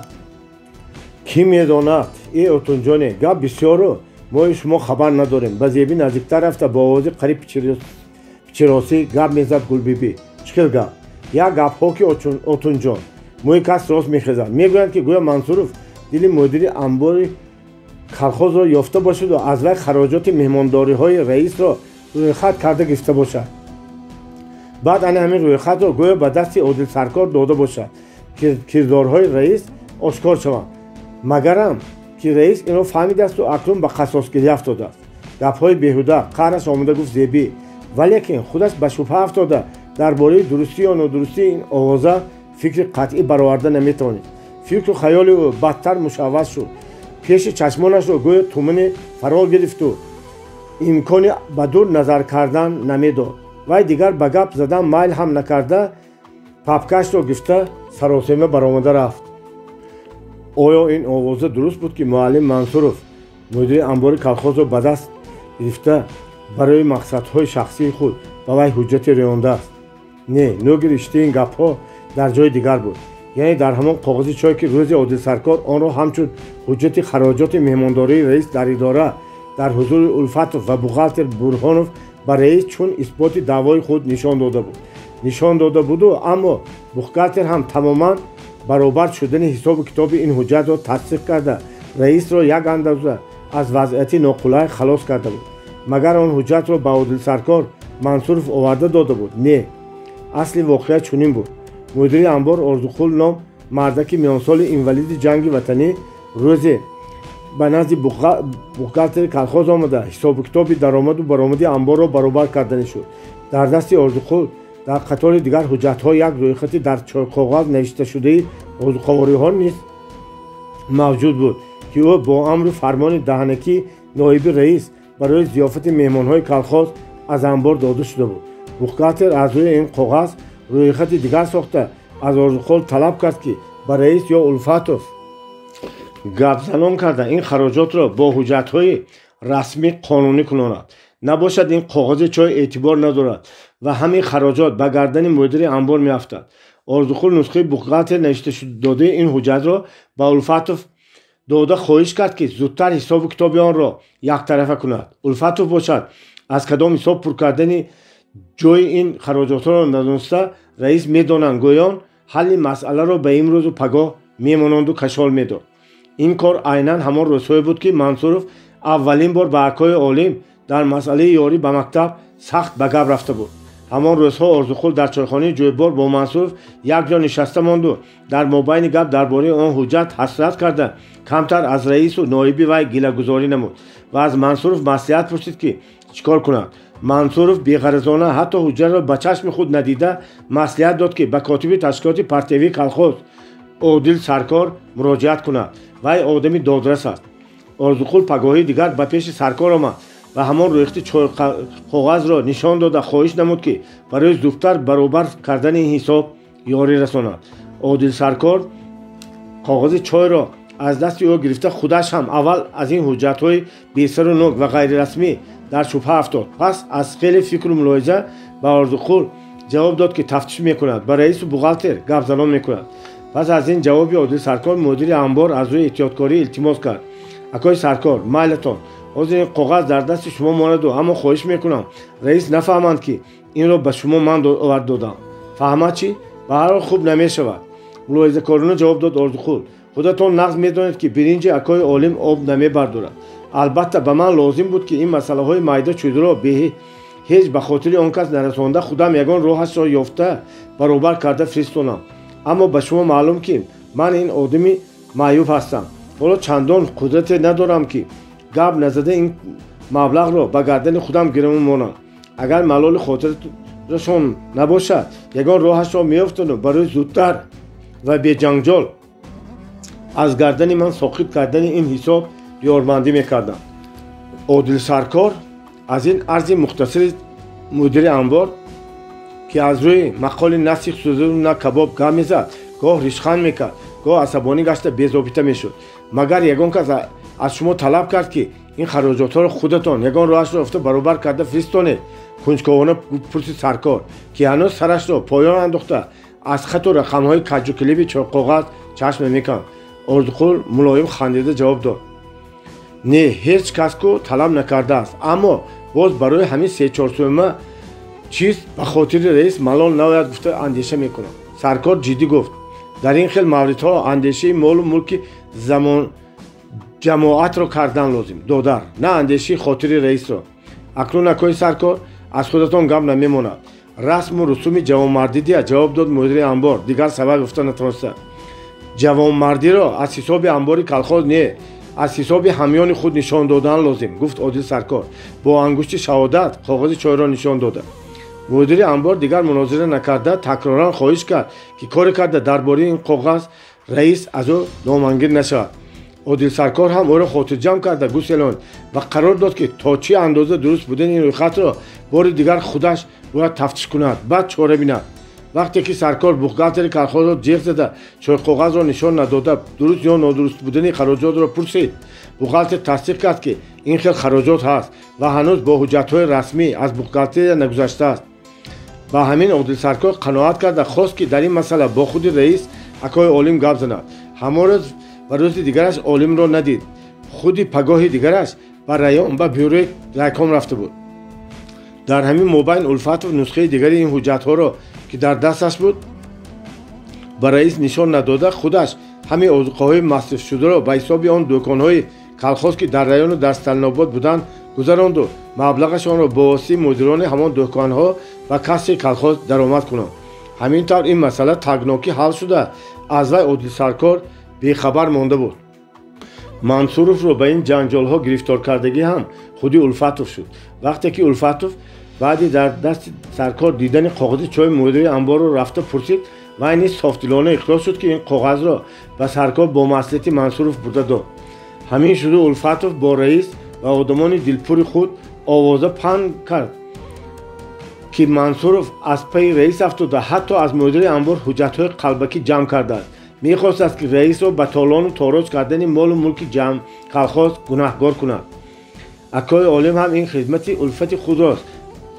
аз ин хизмати улфати худ сараш ба осмон расида нисбат ба Мансуров кинаю адоваташ боз зиёдтар шуд ва қасд кард ки чора ёфта ӯро аз пеши роҳи худ бардорад. асли ҳақиқати хабаре ки Гулбиби ба Зеби расонд ҳамин буд. Одилсаркор бошад ба дуруст ва қонунӣ будани ин ҳисобу китобе ки мувофиқи нусхаи дигари ин ҳуҷҷат дар бухгалтерия навишта шуда буд, боварии комил ҳосил накарда чойқоғазро ҳанӯз ҳам эҳтиётан дар дасти худ нигоҳ медошт. чаро ин хел мекард? инро ҳоло танҳо худи ӯ медонисту бас. боби 14. бегоҳӣ ҳамон рӯзе ки Зеби дар бораи аз кор холӣ шудани Мансуров фармон гирифт, Латиф Воҳидов аз шӯъбаи маориф баромада дар роҳи хонааш ба Улфатов вохӯрд ва акои олимро пурсид. Улфатов ба корҳои калхоз ба кадом як ташкилоти раён рафтани раисро хабар доду Воҳидовро таклиф кард ки ба дӯкони калхоз омада камтар мунтазир шавад, раисро дар ҳамон ҷо хоҳад дид. Воҳидов гуфт ки агар малол наояд, ба раис таъин кунад ки он кас ба ӯ як вохӯрад. гапи зарур дорад. хонаи ӯ дар фалон ҷо, хоҳад ба хона биёяд, нахоҳад хабар диҳад, худи вай ба пеши раис меояд. Улфатов хоҳиши Воҳидовро ба ҷону дил қабул карду дигар дилаш бетоқат шуда пурсид: мебахшед рафиқ Воҳидов, ягон гапи махфӣ будагист я? Воҳидов қадре хомӯш фикр карда истода гуфт: ҳа, махфию, лекин ба шумо ҳам гуфтан мумкин. боз ҳамон моҷирои Мансуров. ҳозир ба пеши ҳеҷ кас аз даҳон набароед, ҳатто ба худи раис ҳам нагӯед, худам мефаҳмонам. инро гуфта Воҳидов ба сӯи хонааш рафт. Улфатов ба дӯкони калхоз омада ба раис мунтазир шуд. дере нагузашта акои олим ҳам омад. Улфатов ба вай хабар дод ки Воҳидов мехоҳад ӯро бинад. воқеан худамон ҳам хеле вақт шуд ки аз ҳоли бечора хабар нагирифтем, гуфт акои олим. хабари Улфатовро шунида аз мо хуб ранҷидагист. албатта як сари қадам рафтанамон дар кор. Улфатов ин таклифи раисро бо мамнунӣ тарафдорӣ кард ва акои олим ба тараддуди рафтан шуда ба вай гуфт: раис, дасти хушку холӣ меравем? саволомез нигоҳ карда акои олим: албатта дасти хушку холӣ рафтан айб асту, лекин баъзе ҷавонҳои мо ин хел одатҳоро хуш намекунанд, боз наранҷад. раис, шумо ғалатӣ. барем ҳам масолиҳи палаву кабобро мебарем. хушми бисёр якравӣ карда нагирад. дар хонаатон як оши дастӣ карданӣ будем мегӯем. кани хушми ғиш карда наметавонад. акои олим аз ин гуна зуд баҳона ёфтани ноиби худ ба завқ омада қоққоқзанон ханду гуфт: хуб, одами зираки пухтадия шумо, Улфатов, роҳи аминро ҳам ёфтеда? раис, мегӯям ку илми камини лотинӣ бошад ҳам майна мувофиқи замона кор мекунад, ҷавоб дод Улфатов аз таърифи раис болида. хайр, магар масъолаи шумо мегуфт ки дар ин бевақтӣ ёфт мешавад, пурсидааст. шумо хотирҷамъ бошед раис, гуфт Улфатов ва миёнбаъди шоҳии худро ки ҳошияашро гулдозӣ карда буд аз миён шуда дар ҳеҷ ҷо ёфт нашавад ҳам аз дӯкони калхози акои олим ёфт мешавад. Улфатов зуд аз дӯкон акабандашро пур карда гӯшт, биринҷ, завған, думба ва дигар чизҳои даркориро гирифта баромад ва ҳамроҳи раис ба тарафи хонаи Воҳидов раҳсипор шуд. Воҳидов ки дар яке аз хонаҳои умумии ходимони раён иstiqomat мекард, акои олиму Улфатовро ба эҳтиром пешвоз гирифт. аз даҳлез гузаронда ба хонаи дарун даровад. хонаи солдати муҷаррад раис. айб намекунед. гуфт вай ва зуд аз болои каравоти оҳанааш ду кӯрпаро гирифта сетах карду якташро бо пешгоҳи хона дигарашро аз тарафи чапи он ба замин густуд чӣ тавре ки ҳар кас ба ягон ҷои ношинос аввалин бор омада беихтиёр ба чор су кунҷкобона чашм медонад акои олиму улфатов ба хонаи воҳидов дар омадан замон ба ҳар сӯи он назар партофтанд. ягона зиннати хона сурати зане буд ки саропо бараҳна дар пеши фонтан менишаст. соҳиби хона ин суратро ба болои кат зада монда буд. хош ин нусхае ки ба сурат чашмаш афтода пурсид акои олим ин нусхаи яке аз ҷононаҳои номаълум, ҷавоб дод воҳидов. як вақтҳо дар фронт аз билиндажи немисҳо ба даст оварда будам. улфатов ба ҷавоби воҳидов дуруст ҳарфам нарафта пурсид киро ҳамин занакро не сураташ додия, ҷавоб дод латиф воҳидов ва дар пеши раису улфатов ки бо тааҷҷуб ба сурат нигоҳ мекарданд хиҷолат кашида бо мақсади аз фикри онҳо дур кардани гумонҳои дигар ҷиддан гуфт сурат бисёр нафису санъаткорона кашида шудааст. барои тамошо зада мондам. акои олим дигар чизе нагуфт. бо таклифи воҳидов аз пешгоҳ аз болои кӯрпача гузашта нишаст. воҳидов хушомадетон гуфта қафотар гашта буд ки пояш ба дастовази улфатов ки дар пеши пои стол меистод расид. боз ин чӣ? пурсид вай. кирои пурсида нишастан намекунад, камтар майда шуда, ҷавоб дод улфатов ки чашмонашро аз акои олим наканда. ҳамин хел ташвишҳо чӣ лозим раис? эътироз баён кард воҳидов. ман ку ба хонаи шумо дасти хушку холӣ рафта будам.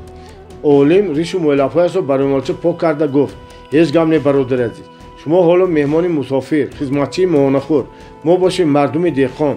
ин хел чизҳо барои мо деҳқонӣ, мо онҳоро пул дода аз бозор намехарем. воҳидов дастовезро аз замин ба рӯи стол гирифта монд. бори дигар урз мехоҳам ки аз кулбаи мусофирӣ маро айб накунедтон, гуфт воҳидов. ҳозир ман зуд рафта хизматгори маорифро рафта меорам, ягон дами гарм пухта диҳад набошад. акои олим ӯро рафта намонд. аввал ин ки аз хонаи мусофириятон ҳеҷ хиҷолат накашед. дар ин замонаи ҷанг аз шумо ҳеҷ ҷои гилагузорӣ нест.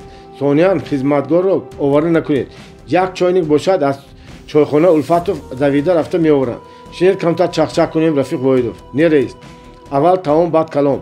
набошад илтимос ҳаст ки худи ҳамин чизҳои овардагиатон худамон ҳашар карда ягон дами гарм пазему баъд кайфҳо ҷӯр шудан дурусту как чахчах кунем.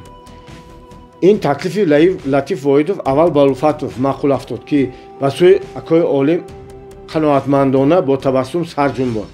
олим ҳам розӣ шуда мӯйлабҳо майлаш гуфтамон. баробари шундани ҷавоби ӯ улфатов давида аз ҷояш хеста рӯймоли яккабандро гирифту дар пешаш кушод. аз гӯшт, завғам, биринҷ ва сабзию пиёз як қисмашро ҷудо карда дигарашро ба пеши воҳидов дод ки эҳтиёт кунад. баъд яке аз сабзӣ реза карда, дуюм ба гӯштқимакунӣ ва сеюм ба курмакчинӣ часпида дар ғами хӯрок шуданд. воҳидов аз ҳамсояҳо дегу табақ ҳам ёфта омад. улфатов чаққоншуда ба ошпазӣ сар кард. то тайёр шудани палав воҳидов дар ҷои дастурхон газета паҳн карда аз зирбаки ош як табақча гӯшт, як консерви моҳӣ ва нон оварда монду аз паси столаш шишаеро гирифт. инаш зиёдатӣ рафиқ воҳидов, рад кард акои олим. раис, бе ин чахчах мешудастми? гуфт воҳидов. монед боз одамон ҳаминро ҳам гапу калоча карда нагарданд. охир мо дар коча арақ хӯрда масту аласт шуда нагаштем ку раис? гӯён воҳидов улфатовро ҷиғ зад. улфатов ошро дам карда омаду дар пеши воҳидов шишаро дида зуд баргашта берун баромад ва он низ ду шиша нимлитрии даҳонаш бо сабзӣ маҳкам карда шударо ки дар вақти омаданаш аз бағалаш гирифта дар даҳлез пинҳон карда монда буд, оварда ба пеши воҳидов монд. ин ман дастмаи дастии худамон, рафиқ воҳидов, гуфт вай. аз ангури ҷавз шумо ҳам баҳонаталаби улфатов, пичинг зад акои олим. акнун раис, ба хотири рафиқ воҳидов, урзомез ҷавоб дод улфатов. ин маятонро улфатов як сол монеду худатон соқӣ шуда ана ин арақро резед. арақ зӯрӣ мекунад рафиқ воҳидов. май хӯрем беҳтар мешавад, хусусан барои раис. аҷаб гапҳо мезанед улфатов. пӯки шишаи арақро бо дасташ зада кушод ба пеши улфатов монда гуфт воҳидов. як пиёла бошад ҳам аз ҳамин моҳисафед хӯред. майро оимҳо хӯрам, моҳи шумо мард. улфатов арақро ба даст гирифта таклиф кард ки азбаски арақ фақат нимта будааст, худашу раис май хӯранд, аммо воҳидов арақ занад. воҳидов аз ин гапи улфатов камтар номусаш омада ҷавоб дод. шумо ҳасту несташро напурсида рехтан гиред. медонед хонаи гург беустухон намешавад. ҳа хуб ин хел бошад, аз дӯст як ишора, аз мо ба сар давидан. гуфта Улфатов аввал барои худаш бо пиёла камтар арақ иста. акнун бардоштанӣ буд ки Воҳидов ӯро таъна зад. ин қоил ман соқӣ, ман аз ним пиёлаи шумо гунҷиш кам кайф намекунад ку пиёларо пуртар кунед. Улфатов баргашта пиёларо пуртар карду гуфт: хуб, гуфти шумо шавад. Рафиқ Воҳидов: як шоир ҳам дар ҳамин хел мавридҳо гуфта будааст ки соқӣ қадаҳ лабрез кун зон май ки туғён парварад, мастӣ фазояд, ғам барад, шодӣ диҳад, ҷон парварад. ҳа ана раҳма. баъди пиёларо холӣ кардани Улфатов ӯро таърифкунон гуфт Воҳидов: дар бораи май ҳамин хел ғазалҳои аҷоиб медонеду боз худатон саркашӣ мекунед. раис пиёлаи майро аз дасти Улфатов гирифту ба чеҳра кушода гуфт: ин кас зоҳиран як одами назарногир намоянд ҳам Рафиқ Воҳидов. 10 дасташон ҳунар асту 20ташон ҳиммат. Улфатов аз ин таърифҳо ба куртааш намеғунҷид. агарчи илми каминӣ лотинӣ бошад ҳам дар адои хизмату вазифа ба ҳар маҳмаддонои замона басмабас карда аз дастамон меояд. Рафиқ Воҳидов: ман дар ин хусус пеш аз ҳама аз раисамон миннатдор Рафиқ Воҳидов, чунки дар паҳлӯи ҳамин кас нишастаю хеста хеле чиз ёд гирифтам. барои ҳамин ҳам оқилон беҳуда нагуфтанд ки бо моҳ шинӣ моҳ шавӣ, бо дег шинӣ сиёҳ шавӣ. ман як андоза гӯшҳоро тасфонда суҳбат қур гирифта буд ки Воҳидов аз дур даромад карда ба изҳори мақсади асосии худ сар кард. раис, намедонам шумо шунида бошед ё не, ин шаб дар шӯъбаи маориф бо Мансуров боз моҷарои сахт шудя. не нашунидем ку, гуфт акои олим абрувонашро ба ҳам кашида. ба Воҳидов бо диққат нигоҳ карда: хуш, боз чӣ моҷаро? канӣ бо тафсил гӯед.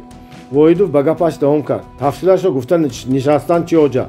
хулосаи гап ҳамин ки ман кӯҳансолии мардакро ба назар гирифта хостам барои рафтори ношоистааш ӯро фақат 2-3 даҳан рафиқона коҳиш кунаму бо ҳамин ба муросо оварам. афсӯс ки кор ранги дигар гирифт. чӣ тавре ки одами бад бадиашро мекунад, он кас ҳам боз хеста дар пеши як тода муаллимону ходимони маориф ба ману шумо часпид. гӯё шумо ба зиёфату меҳмондории худ маро харида гирифта бошед. гӯё ман тарафи даъвои ҳаққонии он касро нагирифта ба хотири нону намаки шумо тарафи шуморо мегирифта бошам. афту андоми акои раису олиму Улфатов тораф ғазаболуд мегашт ва ҳардуяшон ҳам ба куртаашон кайд даромадагӣ бар ин бетоқат мешуданд. ана акнун нотамомбинии мардак ба ҳамин дараҷа расидааст ки одамгарию иззати эҳтироми якдигарро ҳам таъна мекунада. гӯё Улфатов оташи ғазаби олимро бод мезад. хуш, баъд чӣ шуд? пурсид бетоқатона олим.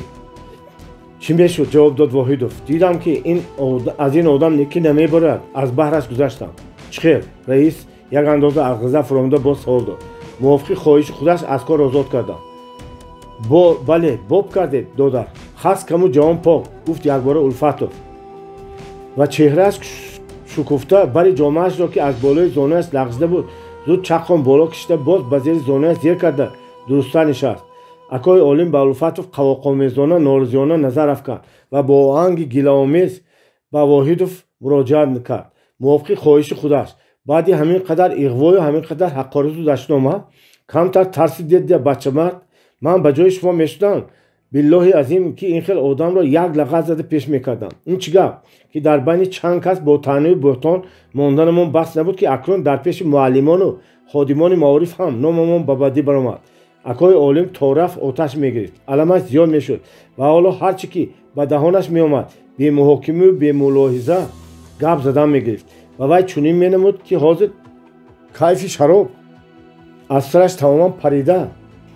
дарду алами нав дили ӯро маҳкам чанг зида шудааст ва ҳамин вазъият ӯ ба Улфатов муроҷиат кард. канӣ резед Улфатов, аслаш ки решаи ин ноинсофиҳо дар байни одамони худӣ сар зад. аз дигарон чӣ ҷои гила? Улфатов пиёлаи арақро ба раис дароз карду ӯро тасалло доданӣ шуда гуфт: раис, беҳуда дилтанг нашед. Мансуров куҷою? шумо куҷо? латиф Воҳидов ки кайфаш кайҳо хеле баланд шуда буд аз гуфтаҳои таънаомези акои олим оташин шуда қаҳраш омад. вай мехост ҷавобан барои дусе дан гапи талху тун зада шарифи худро муҳофизат кунад, аммо барои он ки акои олим меҳмони хонаи ӯст ва одами овозадору ба обрӯи раён аст, қаҳри худро зер карда як андоза ором вале бо оҳанги сарзаниш ба гап даромад. медонед раис, раҳмати падарам аз кӯдакӣ маро як рӯз бошу хурус бошгоён ба воя расонданд. ман тарсончак мешудам, танҳо ҳоло дар ин ҷо ба шумо наменишастам. Улфатов дид ки ранги оҳангҳои гапҳои Латиф Воҳидов андаке сахт аст, зуд ба чории пасанда кардани он афтода аз Воҳидов мулоимона хоҳиш намуд. рафиқ Воҳидов, шумо хафа нашавед. маънои гапи раис тамоман дигар буд. акнун одами аламашон гузаштагӣ дия, худатон гӯед, ҳамин хел як каси масъулу баобрӯро як муаллими оддӣ дар ҳар куҷо беобрӯ карда гардад, магар хуб аст? ман ҳам мегӯям ки хуб нест, ҷавоб дод Воҳидов ва ба кои олим ки сархам менишаст рӯ оварда гап зад. шумо раис баръакс розӣ шавед ки Мансуров бо хоҳиши худ рафт, набошад ба чор тараф ба сад росту дурӯғ давида одамро ба ташвишу ғурбатҳои зиёдатӣ мононданаш яқин буд. ҳозир бошад дасти мо боло, ҳар кас ки пурсад ҷавоб ҳамин ки худаш нахост. нарасидани муаллимҳоро дидаю дониста қасдан нозу нозкунон худашро азиз карданӣ шуда баромада рафт. аборакалло, бар падаратон раҳмат Воҳидов. гапҳои ӯро маъқул кард Улфатов. акои олим камтар мулоим шуд, вале дар ҳамин ҳолат ҳам бо як буғзи ниҳонӣ ба гап сар кард. албатта ин гапи шумо ҳам ҷон дораду, аммо ба арзу шикоят то куҷо ҳам мерафт. ӯро сад кас мешиносад, маро тамоми район, вилоят ва республика медонад. Воҳидов раисро боз дилдорӣ дод ва бо суханҳои нест дар ҷаҳон боло бардошт. дар ин мобайн Улфатов палавро кашида овард. пеш аз он аз ош акои олим боз як пиёла шароб гирифту гуфт: хайр рафиқ Воҳидов, додар, аз мо баъзе гапҳои пасту баланд гузашта бошад, мебахшед. акнун шуморо додар дониста нозамон ғунҷида ҳар чӣ гуфтем сабил мастидия. ой Улфатов, рафиқ Воҳидов одами мусофир аз кадрҳои хуби раён, аз ин кас ҳар замон хабар гирифта истодан вазифаи мо. модоме ки партия ҳукумат аз майдони ҷанг дида дар ин ҷо хизмат кардани ин касро фоиданоктар шуморидааст, мо ҳам бояд дар ҳаққи ин кас рӯзгорашон, зиндагиашон ғамхорӣ карда истем. фаҳмидед? албатта раис, ҳаққи гапро гуфтед, ҷавоб дод Улфатов. онҳо камтари суҳбат барои Улфатов гӯён пиёларо бардошта холӣ кард. акои олим: мо сарфарозем раис, раҳмат. миннатдорӣ изҳор кард Воҳидов. боби 15. зебинисои азиз, мактуби гилаомези шуморо гирифтам. ҳамаи гилӯю сарзанишҳои шумо ҳаққонӣ ва ман дар назди шумо ғайр аз ӯзхоҳона сар хам кардан дигар илоҷе надорам. вале бояд ман эътироф намоям ки дар сафҳои армия боз ихтиёрӣ монданам на аз он сабаб аст ки ман гӯё дигар аз диёри азизи худ, аз одамони меҳрубони вай, аз касбу кори бошарифи муаллимӣ ва шахсан аз шумо дасту диламро шуста бошам. не, ҳаргиз, ҳаргиз не. ҳар он кас ки муҳаббати диёру ватан, мардумони он, меҳри дилафрӯзӣ мисли шумо ёру дӯстони вафодорро фаромӯш мекунад, кӯрнамак аст. ва шумо амин бошед ки сафар ҳеҷ гоҳ ба ин гуна бешарафӣ тан намедиҳад. ман барои он боз дар сафҳои армия ихтиёран мондам ки аҳду паймони худро то ба охир ба ҷо оварам. чӣ будани ин аҳду паймонро аз ҳама аввал худи шумо ҳамон рӯзҳои нав ба хизмати ҳарбӣ рафта истоданам хуб фаҳмида гирифта будед. акнун якду сухан дар бораи мудири нави шӯъбаи маорифатон, шиноси ман Латиф Воҳидов. дуруст, Воҳидов рафиқи кӯҳнаи ҳаммактабам аст. мо бо вай дар Москав вохӯрдем, суҳбат кардем. вай қатъи назар аз баъзе камбудиҳои шахсияш ҷавони ӯҳдабаро ва боғайрат аст. ман ӯро дида хеле шод шудам ки ин рафиқи ҳамкасби ман дар ҷанг хуб хизмат нишон дода соҳиби ҳамин хел номи мартабаи калон, мукофотҳои бисёре шудааст. модоме ки вай аз имтиҳони сахт ҳамин хел баҳои калон гирифта баромадааст, акнун дар хизмати маориф ҳам бояд нағз кор нишон диҳад. шумо менависед ки ӯ хеле сахтгир ва одами бадқаҳр менамояд. агар ба фоидаи кор бошад, бигузор бадқаҳр бошад. ҳар касро як хулқу як одатест. ман гумон мекунам ки то як муддат یعنی تو کم کم برهم خوردن تاثیر محیط خدمت حربی به این عادت‌های او طاقت کردن کاری دشوار نیست. از اساس مسئله در آن است که لطیف در کار معارف تجربه کم ندارد. بنابر همین برای بهتر شدن وضعیت مکتب و معارف رایان فایده‌اش نرسیده نمی‌ماند. این البته فکر و خلاصه‌های شخصی من است و شما فکر نکنید که من او را برای آن تعریف و توصیف کرده ایستادم که رفیق و دوست و هم مکتب همکار من است. ثمره کار و فعالیت او را از من دیده باز خود شما و مثل شما تمام خادمان مکتب و معارف رایان که بی‌واسطه با او کار میکنند بهتر خواهد دانست. من با خود واحدوف هم مکتوب نوشتم و رفیقانه خواهش نمودم که از مکتب جویبار ما خبر گرفته با کارهای دیرکتور جوان یارمندی کند. امید دارم که وی یاری بی‌غرضانه خود را دریغ نخواهد داشت. من در این خصوص با وی برای آن خط نوشتم که در شرایط وزنی زمان جنگ و چه دشواری‌ها دچار آمدن شمایان را از دور باشد هم حس میکنم، پای میبرم و بنابر همین میخواهم که این دشواری و عذاب‌های شما عزیزم به قدر امکان کمتر شود. اگر راهبران کلخاز چطوری که شما نوشتید من بعد هم برای به مکتب یاری رساندن وعده داده باشند البته کارتان باز خیلی بهتر خواهد شد. میخواستم باز بسیار چیزهای دیگر را نویسم اما انا یک باره به مشق تاکتیکی سیگنال دادم.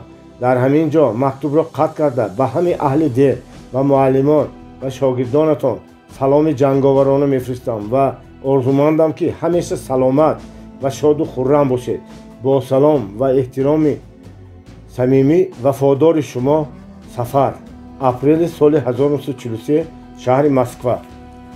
این مکتوب را هادیکوسی پاشتچی پگاهی در اثنای برایان و شعبه معارف رفته ایستادن زیبی آورده داد. زیبی مکتوب را گرفته زود با شوق از سر تا با آخر یک بار خوانده برآمد و بعد کمتر ایستاده همان سطرهایی را که در آنجا گپ درباره واحدوف میرفت تکرار از نظر گذراند. عموما زیبی هم هیچ شبهه نداشت که واحدوف شخصی خدمت نشان داده کارکنی با تجربه است.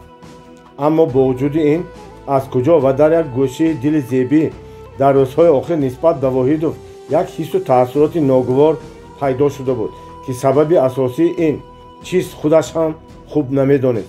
تنها همین را حس میکرد که آلوفتگی های واحدوف، جدیت ساخته و جلوی ظاهری این آدم گویا یک مقصد طمعکارانه را در خود نهفته است.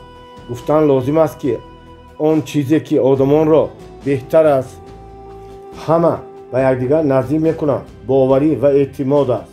اما زیبی نسبت به واحدوف هنوز هم همان باوری را پیدا کرده نمیتوانست.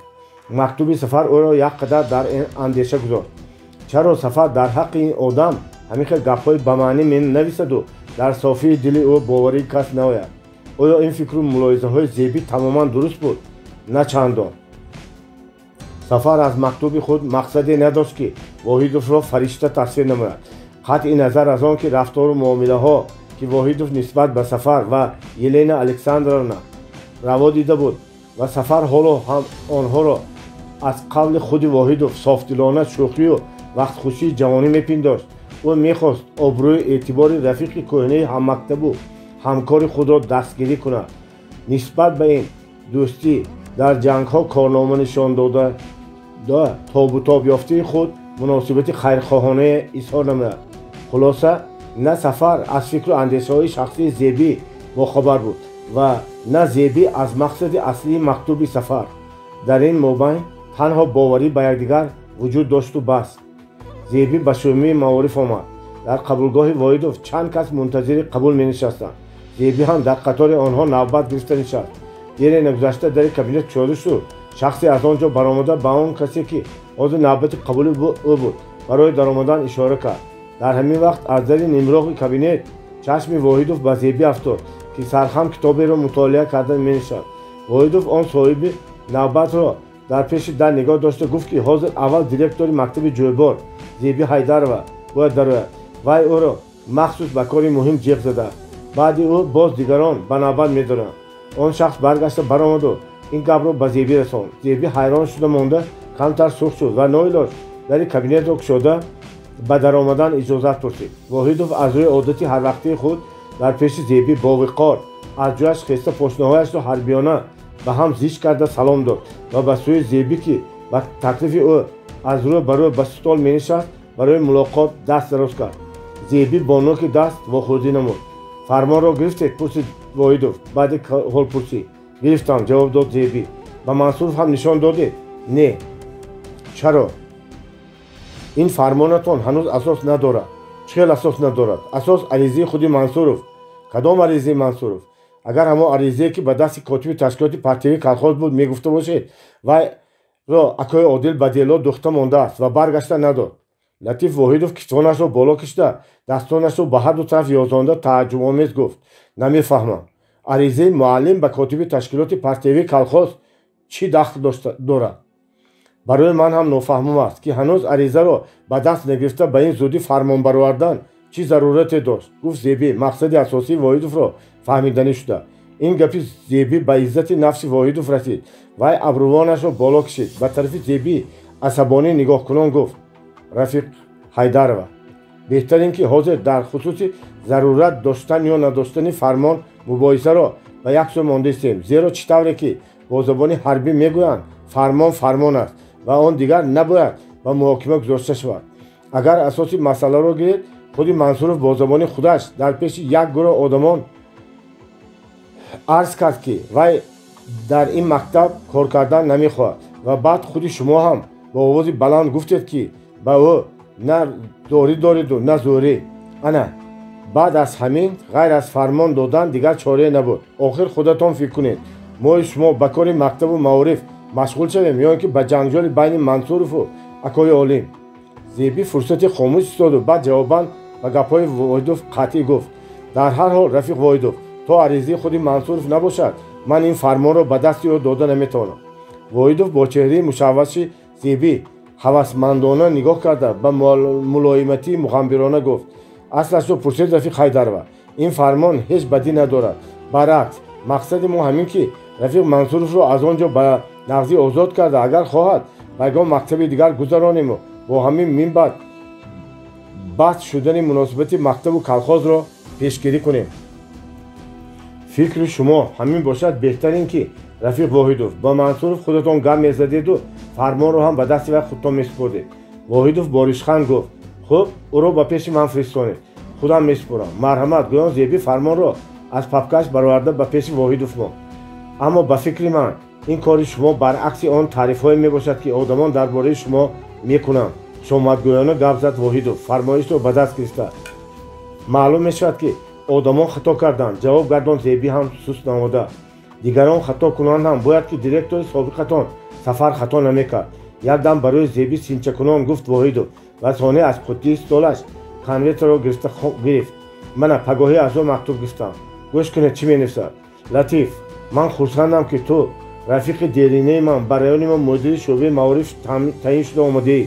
бовар мекунам ки дар ин вазифа ҳам ба ҳамон ҷӯшу хурӯш ва ғайрати фронтии худ кор мекунӣ. бародар, ҳар замон аз мактаби ҷӯйбори мо ҳам хабардор шудаист. ба корҳои директори он ки рафиқаи болаёқати далер асту ҳанӯз дар кори директорӣ чандоне таҷриба надорад. агар лозим ояд ёрмандӣ кун ва ғайра ва ҳоказо гӯён. Воҳидов дигар давоми мактубро нахонду ба Зебӣ саволомез нигоҳ кард. бисёр нағз, майндорона гуфт Зебӣ. шумо ҳам нависед ки директори мактаби ҷӯйбор ҳанӯз ҳам бетаҷриба аст ва чандон ҳам лоиқи таъриф нест. Воҳидов дар оҳанги сухани Зебӣ ранҷише ҳис мекард ва ки онро аз чеҳраи лахчавор сухтшудаи ӯ низ пай бурдан мумкин буд. не, ҳаргиз мо ин хел ноинсофӣ намекунем хоҳар, гуфт Воҳидов. ҳар чӣ ёрӣ аз дастамон ояд мекунем. коре мекунем ки таърифи директор шаимо як барду зиёд шавад. Воҳидов суханашро ба охир нарасонда Зебӣ аз ҷояш хист ва ба рафтан иҷозат пурсид. Воҳидов ҳам аз ҷояш хиста аз қафои ӯ то пеши дар рафту боз пояашро ҳарбиёна бо ҳам зада синии қатор ордену медал овехташудаи худро пеш бароварда хост ба Зебӣ даст дароз карда хушнудона хайрухуш кунад. аммо Зебӣ аз пеши дар як ба қафояш ба Воҳидов рост истода рӯ гардонду нимғурума хайр гуфту баромада рафт. Воҳидов аз ҷои истодааш аҷаб духтари сур гӯён аз қафои Зебӣ ба ҳасрат нигоҳ карда монд. аз шӯъбаи маориф то қишлоқи ҷӯйбор зеби ҳеҷ ба худ намеомад. аз як тараф боз ҳамон рафтори муомилаҳои тамаллуқкорона, нигоҳҳои рӯбоҳонаи чашмони бозингари Воҳидов ғаши ӯро оварда табиаташро хира месохтанд. аз тарафи дигар мазмуни мактуби Сафар ба иззати нафси ӯ сахт расида оташи аламро дилашро месӯзонд. наход ман ҳамин қадар ӯҳданобаро бошам ки аз дил мегузорам зеби бояд Воҳидов ҳар замон аз кори ман хабардор шудистад. наход Сафар надонад ки ман ҳам муносиби худам ору номус дорам. Сафар бояд мефаҳмед ки барои ман аз миннати ин хел олуфтаҳоро кашидан дида азобу душвориҳои кори мактабро ба сар бурдан хеле беҳтар аст. намедонам азизам Сафар, эҳтимол аст ман саҳв кунам, вале аз рафиқи ту рафоқати самимиро чашм доштан амри маҳол аст. ба ҳамин тавр парешонхотир ба деҳа даромада аз назди идораи калхоз гузашта рафта истода буд ки ба раиси калхоз Акои Олим вохӯрд. Акои Олим Зебиро хушҳолона пешвоз гирифта ба ӯ нақ салом алейк кард, кору борашро пурсид ва таъин кард ки боз барои мактаб ҳар чӣ ёрӣ лозим бошад гӯяд талаб кунад. ҳамин хел акнун ёриро ҳар чӣ қадар лозим бошад аз мо гирифтан мегирӣ. Зебинисо такрор кард Акои Олим ва ду дасташро ба миёнбандаш бурда пойҳояшро ба ду тараф васеъ монда меистод. Зеби баробари шунидани калимаи акнун якдам ҳайрон шуда монду. баъд зуд сарфаҳм рафт ки сабаби якбора ин хел ваъдаҳои валинеъматона додани раис чист. ҳамон замон дар пеши назари ӯ симои қаҳролуди Мансуров намоён шуд. хуб, раҳмат, гуфт Зеби пас аз шунидани ҳамаи гапҳои раис ва дигар ҳарфе нагуфта ба роҳи худ равона гашт. худи ҳамон рӯз мувофиқи даъвати Воҳидов Мансуров ба шӯъбаи маориф расида омад. Воҳидов ӯро ба кабинеташ дароварда беягон саволу ҷавоб ва ҳолпурсӣ фармонро супурд. Мансуров гап назда фармонро гирифта хонду итоаткорона сарҷум монда аз ҷояш хест ва рафтанӣ шуд. Воҳидов ӯро дар пеши дар нигоҳ дошта бо оҳанги расмӣ ба вай таклиф кард ки ба ягон мактаби дигари раён ба кор равад. Мансуров ба сӯи Воҳидов нигоҳи маънидоре карду баъд вай ҳам бо оҳанги қатъӣ ҷавоб дод: ғам нахӯред, бекор намемонем. баъди ду рӯз Мансуров корҳояшро супурда ба аҳли мактаб хайрухуш кард. муаллимон, талабагон ӯро то сари кӯча гусел мекарданд. Зеби аз паҳлӯи вай дур нарафта пеш аз хайрухуш гуфт: ман умед дорам ки муаллим боз охир шуморо ба ҳамин мактаби худамон гардонда меоварем. балки, ҷавоб дод Мансуров ва сухани як вақт дар рӯзи бӯрон дар идораи мактаб гуфтаи Зебиро ба хотир оварду илова кард: аввал ин ки бӯронҳо хомӯш шаванд, баъд маълум мешавад отун. Зеби мулоим табассум кард: киноя мекунед муаллим?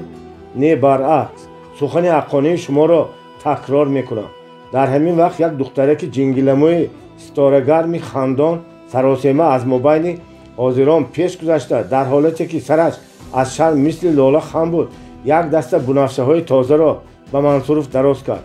ин духтари калонии раис Адолат буд ки дар синфи ҳафтуми ҳамин мактаб мехонд ва яке аз шогирдони аълохони Мансуров буд. Мансуров аз ин марҳамати софдилонаи духтарак хеле мутаассир шуда бунафшаро бо изҳори ташаккур аз ӯ гирифта ду-се бор бӯ кард. ин бунафшаро аз куҷо чиди, Адолат? пурсид Зеби. аз боғамон, ҷавоб дод Адолат. Мансуров бунафшаро ба Зеби дароз карда ба тариқи лутф гуфт: марҳамат отун, бӯй кунед. бунафшаҳои Адолат чӣ хел бӯи хуше дорад. Зеби бунафшаҳоро гуфта оҳиста ҷавоб гардонд: дидед муҳаллим, дар боғи раисамон на фақат хор мерӯяд, балки бунафша ҳам мешукуфад. бале, ин бунафша ҳам ба мо аз дасти Адолат расид, гуфт Мансуров сари духтаракро навозишкорона сила карда. раҳмат духтарам, мисли ҳамин бунафшаҳо ҳамеша сабзу хуррам бош. аз дур аспе шиҳа кашид. ҳама ба он сӯ нигоҳ карданд. олим савори аспи саман аз ким куҷо ба ҳамин сӯ меомад? раис, гуфт касе аз байни ҳозирон. дар ҳамин асно Акои Олим ба рӯи мактаб ки ҳама дар он ҷо меистоданд расид. муаллимон ва толибагон аз рӯи одоб ба вай салом доданд. олим ба салом алейк гирифт ё не, ҳеҷ кас нафаҳмид. фақат ҳаминро диданд ки вай қавоқовезону асабонӣ аспашро як қамчин зада ғурун-ғуруnkунон кимчи гуфту гузашта рафт. ҳама аз паси ӯ нигоҳ карда монданд. боби 16. Акои Олим дар кабинеташ кифтони хурро ба пуштаки курсӣ такя дода дастонашро ба қафои сараш бурда, поҳояшро ба такяи стол дароз карда ёзонда менишаст. вай имрӯз хушнуд ва чеҳрааш кушодагӣ буд. фикраш ба чӣ хаёлҳои аҷоиб ва нақшаҳои гуногуни кору зиндагии имрӯзу пагоҳ банд буда, чашмашро аз нуқтаи номаълуме намеканд. дар мобайни ин фикру хаёл суруде ба хотираш меомаду якбора беихтиёр худ ба худ замзама сар мекард. аз тирезаҳои кушодие ки ба рӯи ҳавлӣ ниҳолзоре нигоҳ мекарданд ва хона боди сабуки баҳорон мевазид ва пардаҳои шоҳиро ба ҷилва меовард. дар берун дар шохаҳои дарахтон гунҷишкаку мусичаҳо беқарор чириқчириқу кӯкӯкунон парубол меафшонданд. аз он теппаю кӯталҳои сабзу хуррам ки ба домани кӯҳҳои баланди барфпӯш рафта мечаспиданд, садои маоси бусу гӯсфандон ба оси гову гӯсолаҳо ва шеҳаи аспу тойчаҳои чарида ба гӯш мерасид. рапорт тайёр раис аз дар даромада хабар дод Улфатов ва паҳлӯи стол омада як саҳифа коғази дастнависро ба пеши олим монд. хуш канигӯён олим ба рӯи коғаз сар хам карда ҳамин рапортро хонд. калхози коммуни деҳаи ҷойбори райони ҳисорак ба нарасидани дасти корӣ ва душвориҳои замони ҷанг нигоҳ накарда, киштукори баҳориро ҳам пеш аз муҳлат 100% ба анҷом расонд. ҳозир тамоми чорабинии мо ба пешопеши парвариш намудани ниҳолҳои сабзидастодии пахта равона карда шудааст. роҳбарияти район ва вилоятро бовар мекунонем ки имсол ҳам аз пахта ва дигар зироатҳо ҳосили фаровон роёнда, ин навбат ҳам пешқадамиро аз даст намедиҳем. правление колхози коммуна. акои олим баъди хонда шудани рапорт қаламро ба даст гирифта аз Улфатов пурсид: ки имзо мекунад? нанавиштетон ку? котиб хоҳиш намуд ки шумо аввал мазмуни худи рапортро як дида бароед, имзоҳоро баъд дар вақти рӯйнавис кардан мемонанд. ҷавоб дод Улфатов: мазмунаш бад не, гуфт акои олим ва бо қалам дар охири рапорт пеш аз ҷумлаи правление колхози коммуна калимаи раисиро ҳамроҳ карду гуфт: ана амихел фалонча гуфта имзо монетон кифоя. Улфатов аз ӯ эҳтиёт пурсид: дигар ҳеҷ кас имзо намекунад? боз ки имзо мекард? имзои раиси правления ки ҳаст, тамом. Улфатов рапортро ба даст гирифта бо нигоҳи саволомез акои олим ҷавобан гуфт: котиб гуфта истода буд ки ҳам раису ҳам саркор ҳар дуяшон бояд имзо кунанд. акои олим аз ҷояш хесту дастонашро ба кисии шими галифеяш андохта норозиёна ғурғур кард. чӣ, бе имзои саркор имзои раис эътибор надорад ме? не, ман ин хел намегӯяму. мабодо боз ба иззати нафсашон нарасад, гуфта андеша мекунам дия раис. урӯзхоҳӣ кард Улфатов. кори шумо набошад, таъкид кард акои олим ва Улфатов итоаткорона баргашта рафтистодаро аз роҳаш нигоҳ дошту ба пешаш наздиктар оварда таъин ва намуд: ин гапҳоро ба як ҷо монеду чораи як кори дигарро бинед. ман ба ҳамон сардори тракторчиён як чиз нимчиз ваъда карда будам.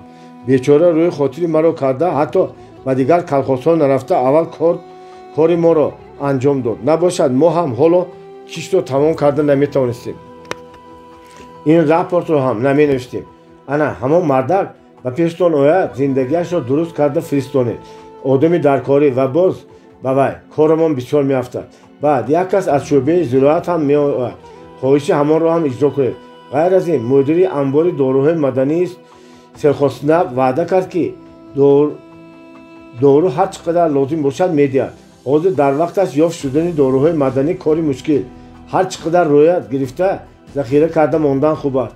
барои ҳамин иззати нафси ҳамон мардакро ҳам ба ҷо овардан зарур аст. Улфатов аввал камтар ҳайрон монду баъд пурсид: о раис, барои ман ин супоришҳоро иҷро кардан ҳеҷ душворӣ надораду, аммо ба қавли худатон мансуруфбарин баъзе кунҷково боз касро хит накунанд? акои олим бо ғурур хандид ва Улфатовро таъна зад: аз Мансуруф бояд ман метарсидам, ба шумо чӣ? Боракаллое Улфатов. раисҷоне, ман садқаи сари шумо, ба худатон осебе нарасад шуд. Мансуруф иғво бардошта чӣ кор кард ки акнун дигарон кунанд? каттагӣ мекард. акои олим: ана имрӯз муттаҳам шуда аз мактаб баромада рафт. Улфатов суханҳои раисро бо қаноатмандӣ гӯш мекарду вай ҳам ботинан ба зӯрии олим ва сахтгирии вай قائل میگشت. نه شما رئیس قائل کردید. منصورов هم خود کرده را دوانه و ویلای پنهانی گفتگی برین خودش بسری خودش آب ریخته از کرده هایش صد پشیمان بودگیست. واقعا رئیس شما خبر دارید یا نه امروز یک تعداد معلمان و طلبگان او را خیلی با تنتنه گسیلاندند. من هم از صحرا آماده ایستاده بودم که دیده ماندم. میگویند که باز هر خیل گپ شده است. چخیر گپ؟ گویا زیبونیسا اتون گفته باشند که باز آخر منصورов را برگشته به همین مکتب میآوریم. ما با این کس تماما خیر و خوش نمی کنیم و باز کیمچی های دیگر گفتند. زیبی؟ بله خودی همان کس. غیر از این نمیدانم راست یا دروغ عاجزیتان با فرمان اتون برای منصورов از باغتان یک دسته گل چیده آورده است و گویا منصورов برای این مرحمت دخترتان بهت منتدار شده باز از خود شما نالیدن را سر کرده است. چهره خوشنودانه اکای عالم باز تیره شد. پیشانه‌اش را چین شده قواقهایش آویزان گشت. دختری من گل آورده داده است؟ همین خیلی میگویم. دگرگون شدن افتی عالم را دیده الفتov از گفتن این خبر پشیمان شد و برای پسنده کردن قهر رئیس ملایم اضافه کرد. بچه دیگه این کار را از دل صاف کرده است و گپ‌های گذشته را چی میداند؟ اما کس از دیرکتوری مکتب حیران می شود رئیس. از دیرکتوری مکتب این خیر هم با نل و هم با میخ زدن چی معنی دارد؟ خیلی بیایید بلا با پسی همانها. حاضر هم من بعد هم بجولی شما اولچی من رفته به کاتب گویم که راپورت رو خوشخط کرده روی نویس کند و خودی همین روز به جایش رسانیم. عالم در حال جواب نداده کمتر توقف کرد و با آواز قهرآلود گفت روید یک نسخه اولش رو به پیش کاتب رایکوم رفیق صابرov یک تاش رو به کامیزویا و یک نسخهش رو به گازета و یک نسخه دیگرش رو به نام obkom نویسید. تیار شود به من خبر دیتون من در خانه میشوم. الفتov به افتی به قهرانه اکای عالم دیگر نگاه کرده نتوانسته زود برآمده رفت. از پسی و خود عالم هم چکمنش رو به کتفش پرتافته به خانهش به استشناق عدالت شتابید. دختر رئیس پگاهی به مکتب دیر مانده آمد. از رنگ پریده قواقهای ورم کرده مویهای فتیله سرسری شانه شده و پای بردن دشوار نبود که دخترک یا نوتوب است و یا یک رنجوری دیگری دارد. در وقت درس گاه نامعلوم آه کشته میماند و گپ‌های معلمان درست دقت نمیکرد و زمین امروز یگان سپارش معلمان را اجرا نکرده آمده بود. چی شد عدالت؟ چرا درس‌ها را تیار نکردی؟ میپرسیدند معلمانی که با نوبت به صنف می‌درآمدند. عدالت از جایش خسته خاموش می‌ایستاد و چی گفتنش را نمی‌دانست. گلوگیر میشد. دلش چنان گوب بیقرار میزد که آرام نفس کشیده نمیتوانست. مگر ناخوش هستی؟ گپ نزده با سر جنباندن جواب منفی میداد و همه همصنفان و معلمان حیران مانده برای آنکه وقتی درس را ضایع نگذرانند دیگر پرسکاف کرده نمی نشستند و در دفتر صنف در رو برای نام عدالت کیمچخیل علامتی میگذاشتند. همین طور 5 درس گذشت. نوبت درس ششم درس ادبیات آمد و زیبی به صنف درآمد. همه طلبگان او را مثل هر روزه به پا راست داده پیشواز گشتند. سلام دادند. چشم او به عدالت افتاد. عدالت چشمانش را پایان دوخته سرش را بالا نبرداشته می نشست. زیبی دفتر صنف را گشوده برای خود طلبگان زود نظر انداخت و گفت من سپرده بودم که در وقت تعطیل زمستانه مادر نام پاویسی گورکی را خوانده برایتان. باور میکنم که همه شما خوانده. کی میخواد مختصر مضمون اثر را نقل کرده باشد؟ طلبگان پیش و خفا دست برداشته به نقل کردن اجازه میپرسیدند. زیبی به یکی از آنها سخن داده زود نامعلوم به عدالت چشم پرتافته ماند. عدالت همانا با سر خم خاموش مینشست. دست هم نمی برداشت. بعد شنیدن نقل 2-3 نفر طلبه زیبی خواست خودش عدالت رو از جایش خیزانده پرسد. عدالت باید تو هم خوانده باشی ها؟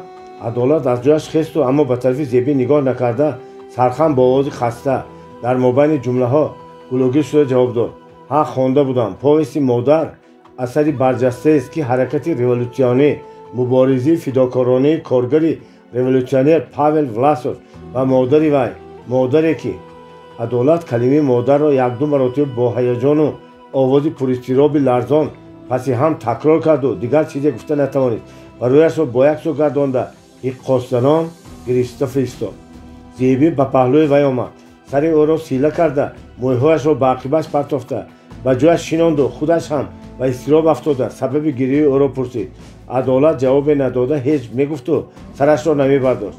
زیبی خاطر پریشان یک نوع کرده درس را به آخر رساند و عدالت را پیش از آن که به خانه رفتن به اداره مکتب آورده چی بودنی سبب احوال امروزی او را پرسید. عدالت هنوز هم اشک چشمان خود را نگاه داشته نتوانسته همه درد دلش را یک یک گفته داد که مضمونش این بود. عالم دیروز بعد گپ‌های الفت و باقر به خانه‌اش آمد و دخترش عدالت را که درس تیار کرده می‌نشست دوغ زنان به پیش خود جیغ زده پرسید. امروز در کجا بودی؟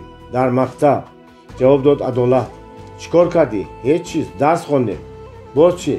عدالت جواب داد که همراه دیگران معلم منصورف را گسیلاند. از این گپ دندان‌های عالم بدتر گز شد و او باز پرسید کی به تو فرمود که برای منصورف گل چیده بیاری؟ هیچ کس، خودم چیده بردم دادا جان. معلم منصورف همین قدر سال ما را خواندند، تربیه کردند. برای حرمتشان دیگر یگان چیز یافته نتوانسته از باغچه‌مان بنفشه چیده بردم. ای دادا جان، احتمال شما ندانید لیکن این کس چنان آدمی نقص مهربان غمخوار بودند که از رفتنشان همه ما افسوس خوردیم. باز چی؟ میگفت عالم چشمانش را علام کرده. عدالت با دل صاف و ملاحظه های بسیار سال خود موافق باز گفت. باز همین که دادا جان معلممان از مکتب ما رفتنی نبودن و لیکن کیم کدام کس بخیلی کرده کار کردن نمانده است. من پیشتر میفهمیدم دادا جان و شما گفته معلممان را نگاه می‌داراندم و این گپ‌های عدالت قهر و غضب عالم را بیشتر افزوده طاقت او را تاق کرد. وای در بالای قهر و غضب چنین میپنداشت که اکنون فرزند خودش هم به سر او دست برداشته بی اندیشه بر رویش پای مانده است. همین شده عالم دیگر به شنیدن سخنهای دخترش تاب آورده نتوانسته عصبانی بر روی ظریف گلگون عدالت من جواب عرض تو تیرمیزه گویان یک تارساکی فراورد. عدالت که از چشمانش شراره پریده با یک داد کلویده برای کلپچه افتاده بود مادرش دویده به سر آمد و عدالت را به آغوشش گرفت. شوهرش را سخت سرزنش کرد. اوی مردک عقلتان را خوردید مگر او با کدام رو و سر همین دختر دستتان را بالا کردید مگر از اولش نمیترسید؟ این موسیقی برای یک چیز بیازار و شما چی گناهی کرده؟ عالم از جایش خیست. از بودن همین خیل فرزند که به دست دشمن تو گل میدهد نبودنش بهتر. زن رئیس شوری ای استغفرالله گویده ناانصاف از کیم کجا باز یک پیاله عرق خورده آمده تمام گپای زده ایستاده‌تان را بینیده. عالم این معنی این تنی زن را باز به غضب آورد و به سر زنش برگشته آمد و از دست او با علت کشیده و یک سو تیل داده دوغ زد. کورنمک اکنون تو هم زبان برآوردی دهانت رو پوش که نباشد تیکه پاره میکنم. عالم به سر زنش لغت برداشته بود که عدالت خودش رو به بالای مادرش پرتافت. مادر جان گریزید گویان داد زد. زنک دخترش رو به سر سینه خود زیر کرده. نترس مادر صدقه نترس داد دیوانه شده است گفت و چشمان اشکالودش رو به نوک آستینش پاک کرد. در همین وقت دروازه حولی رئیس تق تق شد و آواز الفت برآمد. عالم بیرون رفت. آچه بچه تا صبح چشم نپوشیده در آتش علم میسوختن و از این پهلو به اون پهلو گشته آهی سرد میکشتن. زیبی عدالت را گسلانده به او تعیین کرد که بیگاهی خودش به خانه آنها آمده با پدر و مادرش گفتگو خواهد کرد. همان بیگاهی زیبی موافق وعده خود به خانه عدالت نآمد.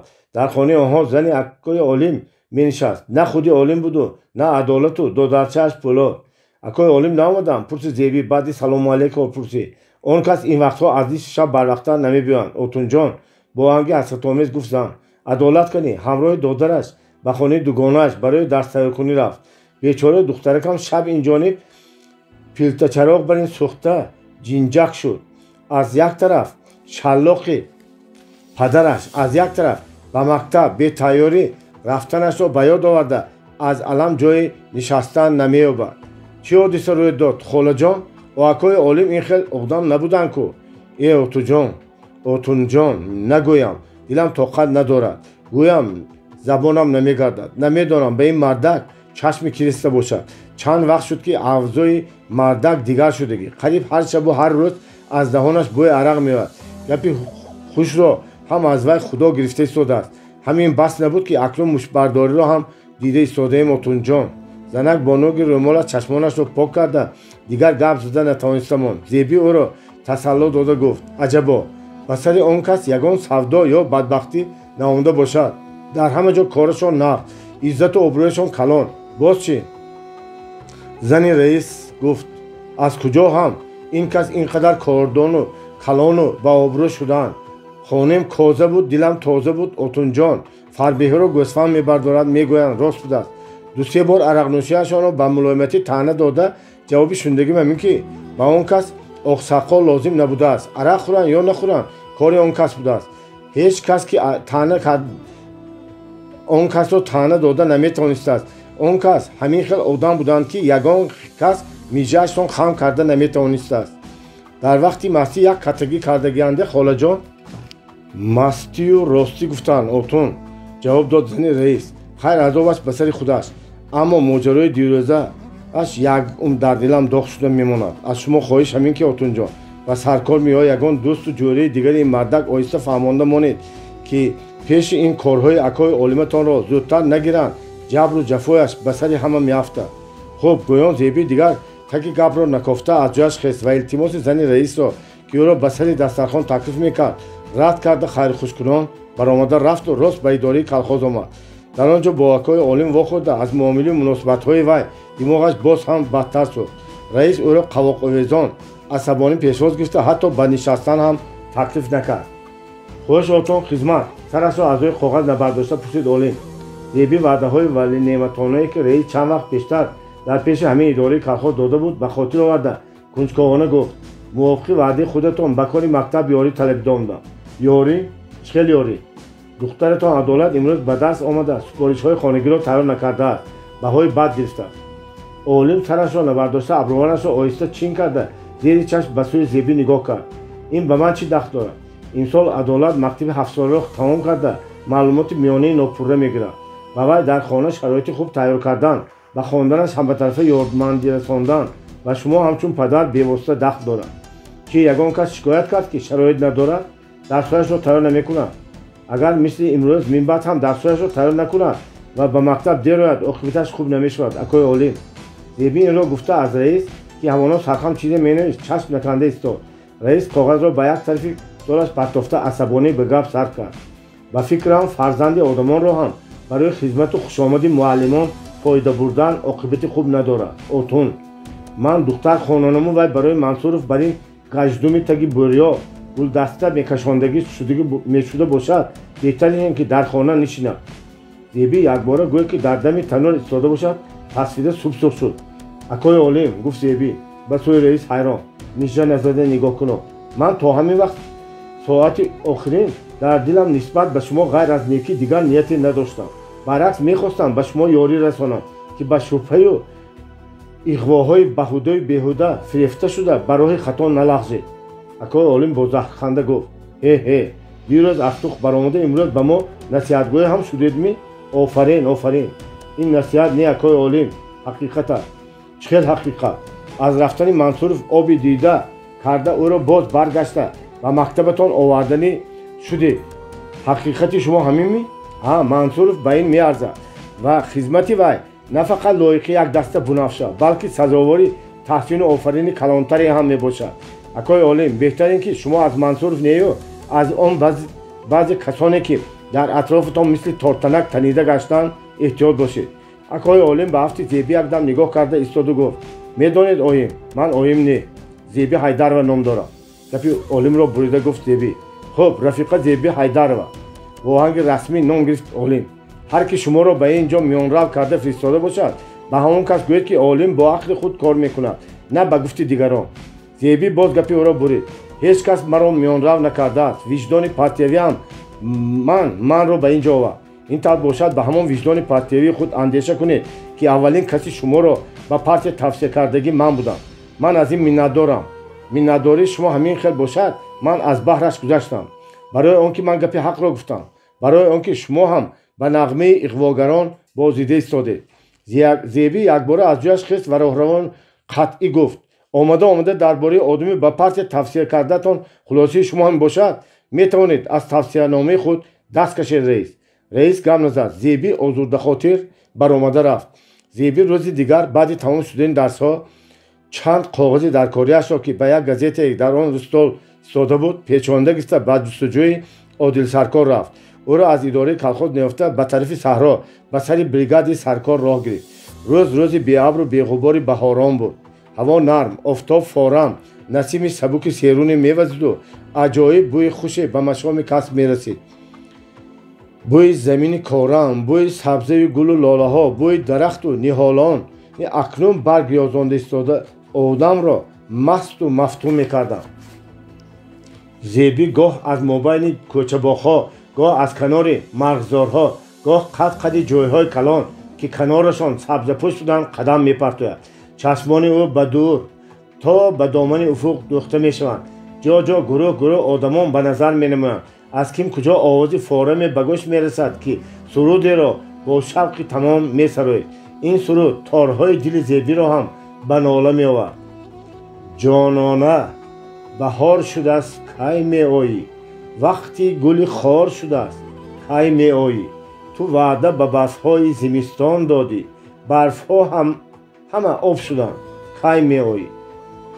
дури зиману зиман саломат бодо, ҷони дили ман фидои номат бодо. ман бе ту нафас намекашам дар олам, бе ман ту нафас кашӣ ҳаромат бодо. дар мижгони зебӣ якта дута донаҳои ашк мисли қатраҳои борон дар ноки барги дарахтони сӯзанбар овезон мешаванд. дилаш пур шуда нафаси чуқур мекашад. ким чӣ хел фикрҳо ба ёдаш меоянд. ин ҷанги сабилмонда кай тамом мешуда бошад. оё ин интизориҳою ҷудоиҳо охир доранд? магар мумкин набуд ки ба ҷои Латиф Воҳидов худи Сафар ояд? оҳ кошки Сафар ин муборизаю мунозираҳои одамони ҷойҳои моро бо чашми худ медиду мефаҳмид. ана баъд худаш дуруст сарфаҳм мерафт ки ҳаёти ақибгоҳ ҳам чандон орому осон нест. кадоми ин мардум ки ҳанӯз чашми рӯз кушода нашуда ба ҷониби саҳро медаванду то шоми торик даст аз меҳнат намекашанд, аз диловарони фронт камӣ доранд. онҳо аксаран нимсеру нимбараҳна ҳастанд, аммо нолише надоранд. зӯр мезананду бо меҳнати ҳалол ваъдаи худро адо менамоянд. дар лаҳзаҳои риққат ва нармии дил яке фарзанд, дигаре додар, яке шавҳар, дигаре ёру бародари дурафтодаи худро ёд карда мисли ана ҳамон мардаки сурудхон бо суруду ғазалҳо дарди дилашонро таскин медиҳанд. оре дар байни ин одамони аҷоиб мисли акои олим шахсоне ҳам ҳастанд ки амалу обрӯ масташон кардааст. ин қабил касон иззати нафси худро аз иззати мардум афзалтар шуморида акнун барои худ дӯстро бегонаро ошно медонанд. аммо то ба кай? зеби ба хаёл рафта орзуҳои афсонавӣ мекард ва аз худи ҳозир болупар бароварда ба Москва парида равад. аз сари роҳи сафар баромада тамоми рози дили худро ба вай изҳор созад.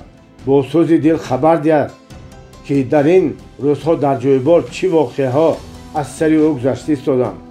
салом отун бахайр. ба ногоҳ ин садо ба гӯши зеби расид. ӯро як қад паронд. ин овози Мамараҷаб буд ки аз пасхамии тарафи рост аз паси беди калон баромада меомад. зеби гиребони камзунашро дошта ба сари дилаш дусе кара туфкунон дили сахт ба тапиш омадаи худро каме ором карда гуфт. қариб талхафкаф карда буданд. Мамараҷаб: худо нигаҳ дорад отунҷон, талхии шумо кафидана талхии душманон кафа. хош боз ба ин тарафҳо. ба акои Одил кор доштам. ана акои Одил ҳо дар сари ҷои калон бо бригадашон ҷои кофт истоданд. хотирҷамъими? ҳеҷ гап не, як кори зарур баромада мон. камтар рангатон кандагӣ, хаёлатон парешон менамояд. нахот ба шумо ҳамихел менамудагист. аз ҷойраи мо сафар ягон хату хабар ҳаст? ба шумо салом мерасонам. ман ҳам дирӯз хат гирифтам, ба шумо ҳам салом мерасонам. ҳар ду беихтиёр хандиданд. саломат бошанд, гуфт зеби. боз чӣ навиштанд? чӣ менавишт? хоҳиш мекунад ки то ҳоло ба ягон мактаб ба хондан надаромадам. камтар шарм дошта гуфт Мамараҷаб. дуруст хоҳиш карданд. чаро ба ягон мактаб даромада намехонед? худатон ҷавон, тоқа, як саратон. ният дорем ки ҳамин сол ба техникуми хоҷигии қишлоқ дароям. бисёр нияти нағз. аммо хуб тайёрӣ дидан лозим отуд. бисёр чизҳо фаромӯш шудагӣ. ягон кас бошад ки камтар роҳбарӣ кунад. Марҳамат Мамараҷаб, агар тавонам ман набошад ягон муаллими дигар. Бе ин ҳам кори шумо 100 та отун, хат шумо 101-умаш мешавед. Ҳеҷ воқеа не. ин хел бошад, кошки ба хотири сафар як некӣ мекардед. Фақат ба хотири он кас не, балки ба хотири дӯстии ҷойрагии самимии ҳардуи шумоён. Саломат бошед отунҷон. Миннатдорӣ изҳор намуд Мамараҷаб ва ҷиддӣ гуфт: ана баъди як нав мулло шудан боз як некии дигари хоҳарона ҳам мекунед. боз чӣ некӣ? баъд аз сиҳат саломат баргаштани тӯи тамошо дидани сафар дар тӯи мо ҳам худатон хизмат мекунед хоҳарҷон. гӯё Мамараҷаб ба роҳаш рафт.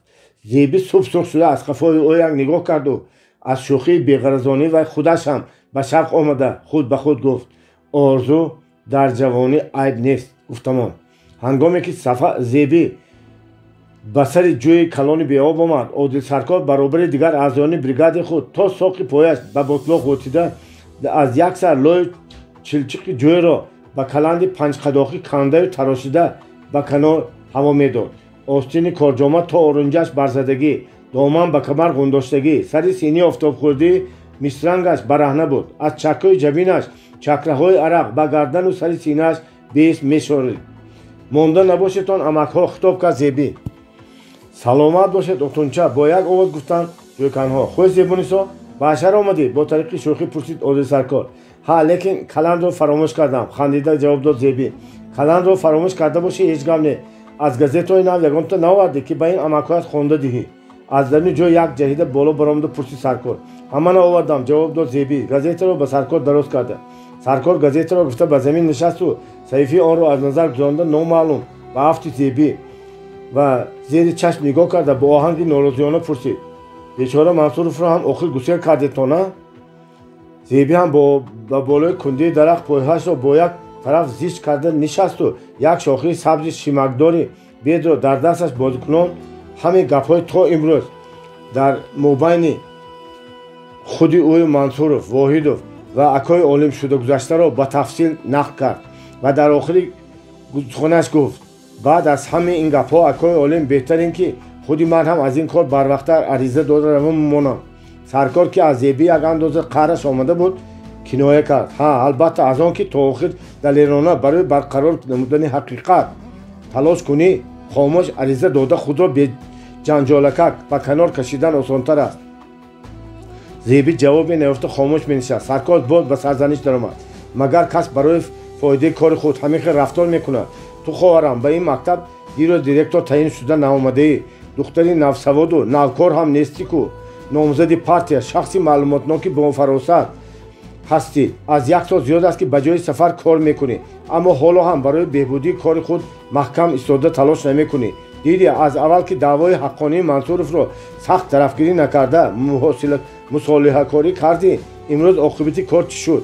ҳатто барои вай шуда зану духтари бегуноҳи раис ҳам дар зери таҳқиру ҳақорат мононданд ва ба замини худат ҳам аз боварии олим баромада мондӣ. майлаш, ман барои ин ҳеҷ афсӯс намехӯрам. Одилсаркор камтар хотирпарешон бо оҳанги ҷиддӣ гуфт: ман афсӯс мехӯрам. барои он афсӯс мехӯрам ки ҳозир олим аз роҳи хато ба нағзӣ баргаштан намехоҳад. рӯзе сахт пешпо мехӯрад, баъд сад пушаймон суде надорад. ба назари ман акои Саркор дар вақтҳои охир раисамон дӯсту бегонаро фарқ намекардагӣ шудам. ба назар доштан кам аст хоҳарам. инро ба худаш вай рӯйрост гуфтан, исбот кардан лозим. яъне ба ҷои ариза дода худро канор гирифтан, фикру мулоҳизаи худро нотарсона гуфта ба олим нақс шиносондан дар кор, ки ба вай ки дӯсту ки бегона аст. ғайр аз ин ба майнии ӯ ҷо кардан лозим ки шабу рӯз ба кайфу шаробу нолаи дутори улфатҳо банда шудан ҳам хосияти хуб надорад. ба он кас баробар шудан магар мешавад, магар осон аст, гуфт Зеби. албатта душвор.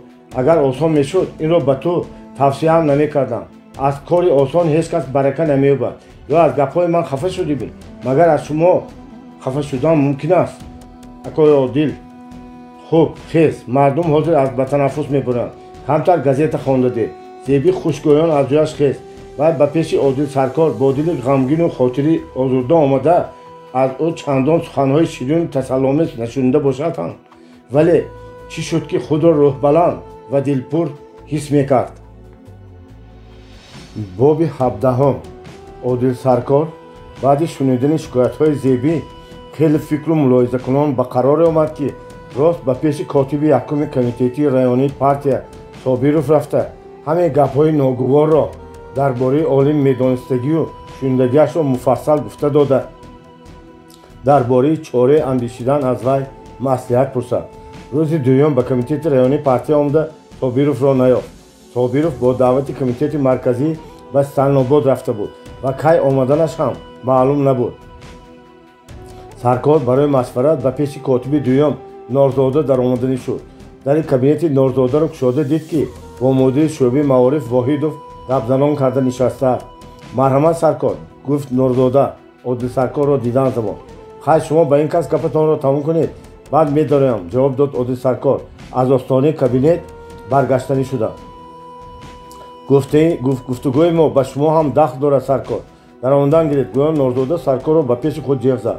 Одил Саркор даромада ба Норзодаи Воҳидов мулоқот кард ва аз як тараф дар рӯ ба рӯи Воҳидов дар паҳлӯи столи кории Норзода нишаст. Воҳидов димоғсӯхта, қавоқовезон ва гарчи нимхез шуда саломи Саркорро бо иззату ҳурмат алеҳ гирифта бошад ҳам аз афти ӯ пай бурдан мумкин буд ки ботинан аз чизе дар ташвиш мебошад. гапи мо дар бораи муаллим Мансуров меравад. Саркор фаҳмон Норзода дастонашро то оринҷ ба рӯи стол гузошта ва синаашро каме ба пеш дода. ҳамон кас чӣ хел шуду якбора рафта монданд. мо ҳайрон шуда монем, гуфт Одил Саркор камтар худро ба нофаҳмӣ зада. мувофиқи хоҳиши худашон, ҷавоб дод Воҳидов. Норзода пишин кард. ба ҷои он ки шӯъбаи маорифи мо хизмати 30-солаи ҳамин хел як муаллими кӯҳнаро тақдир карда ҷашнашро гузаронад, баръакс ӯро ба нохост мувофиқи хоҳиши худ аз кор ҷавоб додааст. аҷаб як ҳодисаи ҳайратовар. рафиқи Норзода, худатон фикр кунед, чӣ хел ман ин одамро ки худаш кор кардан намехоҳад зӯран аз домонаш нигоҳ дорам. дастонашро ба сари синааш бурда бо ҳаяҷон гапи худро маъқул кардан мехост Воҳидов. ҳамин хел бошад, чаро ақалан барои маслиҳат ба райком муроҷиат накардед? пурсид Норзода. ба Воҳидов ҷиддӣ нигоҳ кардам. Воҳидов забон хоида нимғурума ҷавоб дод. ба райком? ба райком барои чӣ муроҷиат накардам ки Мансуров одами бепартиявӣ буд ва вазифааш ҳам дар миқёси раён чандон аҳамият надошт. чӣ шумо фикр мекунед ки ташкилоти партиявӣ танҳо барои аъзоёни партия аст? қаҳролуд гуфт Норзода. Одил Саркор гуфт. дар ин ҷо як чиз ҳаст, рафиқ Норзода. расман ку Мансуров мувофиқи хоҳиши худ рафт мегӯяд, аммо ба гумонам аслан вай аз фишори баъзе касҳо ба танг омада баромада рафт. дар ин хусус ҳамчун котиби ташкилоти партиявии калхоз аз шумо ҳам гила ҳаст Саркор, гуфт Норзода.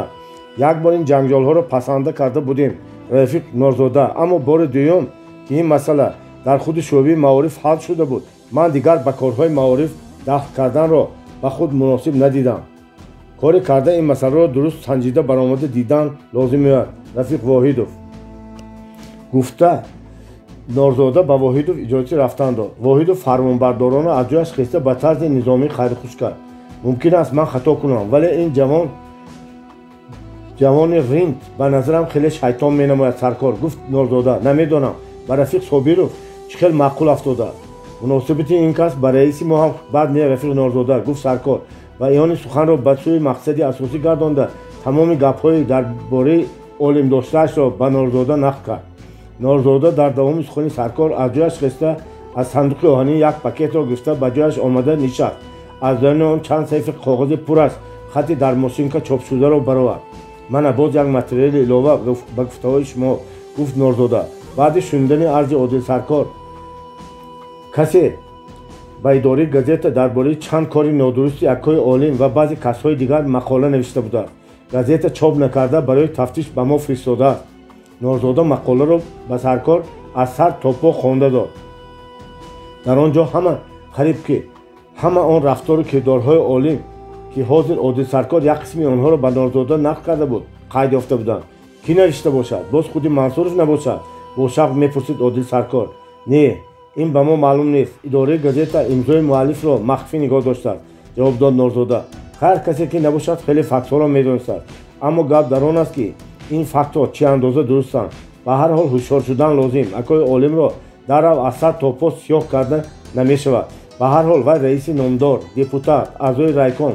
ана аз ҳамин амали калону номи баланд ӯ камтар худписанд шудагидия Рафиқ Норзода гӯё дигар ҳеҷ кас ба ӯ дафъ карда наметавон шуд, гуфт Одил Саркор.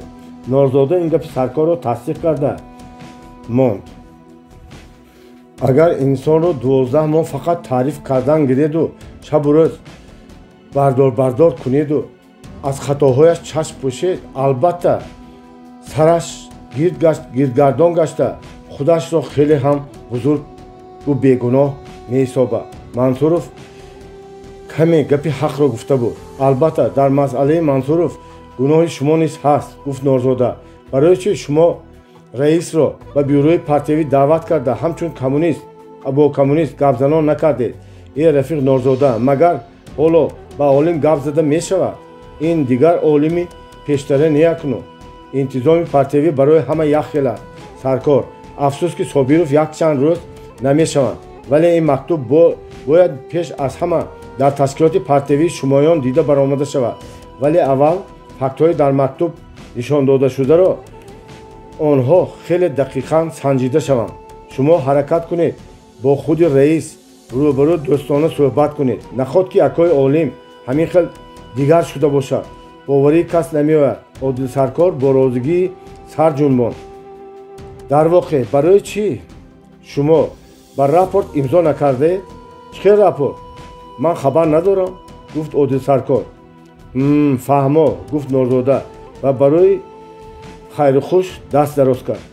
аз маркази ноҳия то деҳаи ҷӯйбор 4-5 километр роҳ буд. дар аробии калон ки болои борҳояш бо чодарҳои брезентӣ пӯшонда шуда буд, Юнусбобо ва Мамараҷаб суҳбаткунон мерафтанд. Юнусбобо мегуфт: хайрият, раис буданду ба тезию бенавбат гирифтема. дар навбатбудагиҳо хеле гапҳои пасту баланд гуфтанд. магар раис нашуниданд? Не, раис дуртар буданд. мудири анбор гуфт ки ман вазифаи супоридаро иҷро карда истодам. соли гузашта ҳам аввал нуриҳоро мо гирифта будем. дар маҷлиси ноҳиявии раён калхози байрақи сурхиҳо гуфтанд ки мо ягон килограмма нурӣ надодам. охир нодуруст аст, гуфт Мамараҷаб. ту ҳоло ҷавони писар, хубаш аз паи ин гапҳо нашав. дар ҳамин лаҳза аз пеши асп як ҷайра баромаду монд ва аспҳо рамида аробаро ба як тараф кашиданд ва ароба ба як ҷои қади роҳ дармонд. акнун чӣ тавр аробаро ба роҳ медарорем? онҳо ҳарчанд ҳаракат карданд, вале натавонистанд. ҳамин вақт аз тарафи маркази ноҳия 4 нафар савораҳо пайдо шуданд. Мамараҷаб нигоҳ карда шинохт. Одил Саркорро шинохта буд. чӣ гап шуд вақте ки савораҳо наздик омаданд? пурсид Саркор.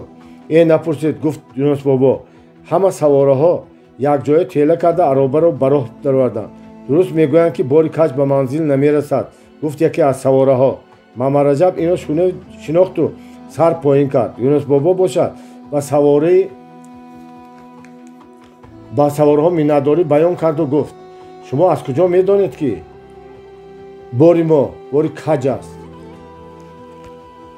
савора гуфт: инро аз раисатон пурсед, худашон мефаҳмонанд, гуфта савора асп ронда рафт. ғайр аз Одил Саркор аз саворони дигар ҳам ба роҳи худ рафтанд. Одил Саркор аспашро аз нуқтааш ба қафои ароба басту худаш аз паҳлӯи Юнусбобо ба ароба нишаст. тавба, маст кашид Юнусбобо баробари ба ҳаракат даромадани ароба бо як буғзи дил. дар дунё аҷоиб одамони бетамизе ҳастандия. ҳамои сфед бо чӣ шуд? пурсид Саркор, ки гӯё аз алами дили Юнусбобо бехабар буд ва гӯё худ ҳам дар оташи алам месӯхт. гапи ана вай аспаки олуфтаро нашунидед? аз паси он савора асабонӣ ба манаҳаш ишора намуд Юнусбобо. хуб, як сари қадам фуромада аробаро тела додан малол омада бошад, гам назда ба роҳаш рафтан гирад. ҳеҷ кас аз домани ӯ кашола намекард ку. бори мо каҷ будасту ба манзил намерасааст. астағфирлоҳ. дар пеши анбори селхозснаб гап парондагиам худи ҳамин кас буд. хабар дод Мамараҷаб. ана гап ин тавр гӯй пештар мефаҳмондӣ намешуд. аз Мамараҷаб норизоӣ кард Юнус бобо. дусе дан гапҳои ба маънӣ зада ақлашро ба ҷояш оварда мемондам. одил саркор гапҳои Юнус боборо гоҳ бо лабханд ва гоҳ орому ҷиддӣ гӯш карду дар охир гуфт: ҳар чӣ гуфта бошад, гапи мардак ҳақ муосафед, беҳуда дар қаъд нашавед. Юнус бобо ба саркор нигоҳи тааҷҷубомез карда пурсид: ба ҳаққи мо кимчи сафсатаҳо гӯяду боз гапи вай ҳақ ме? Саркор, шумо ҳам хуб гап задедия.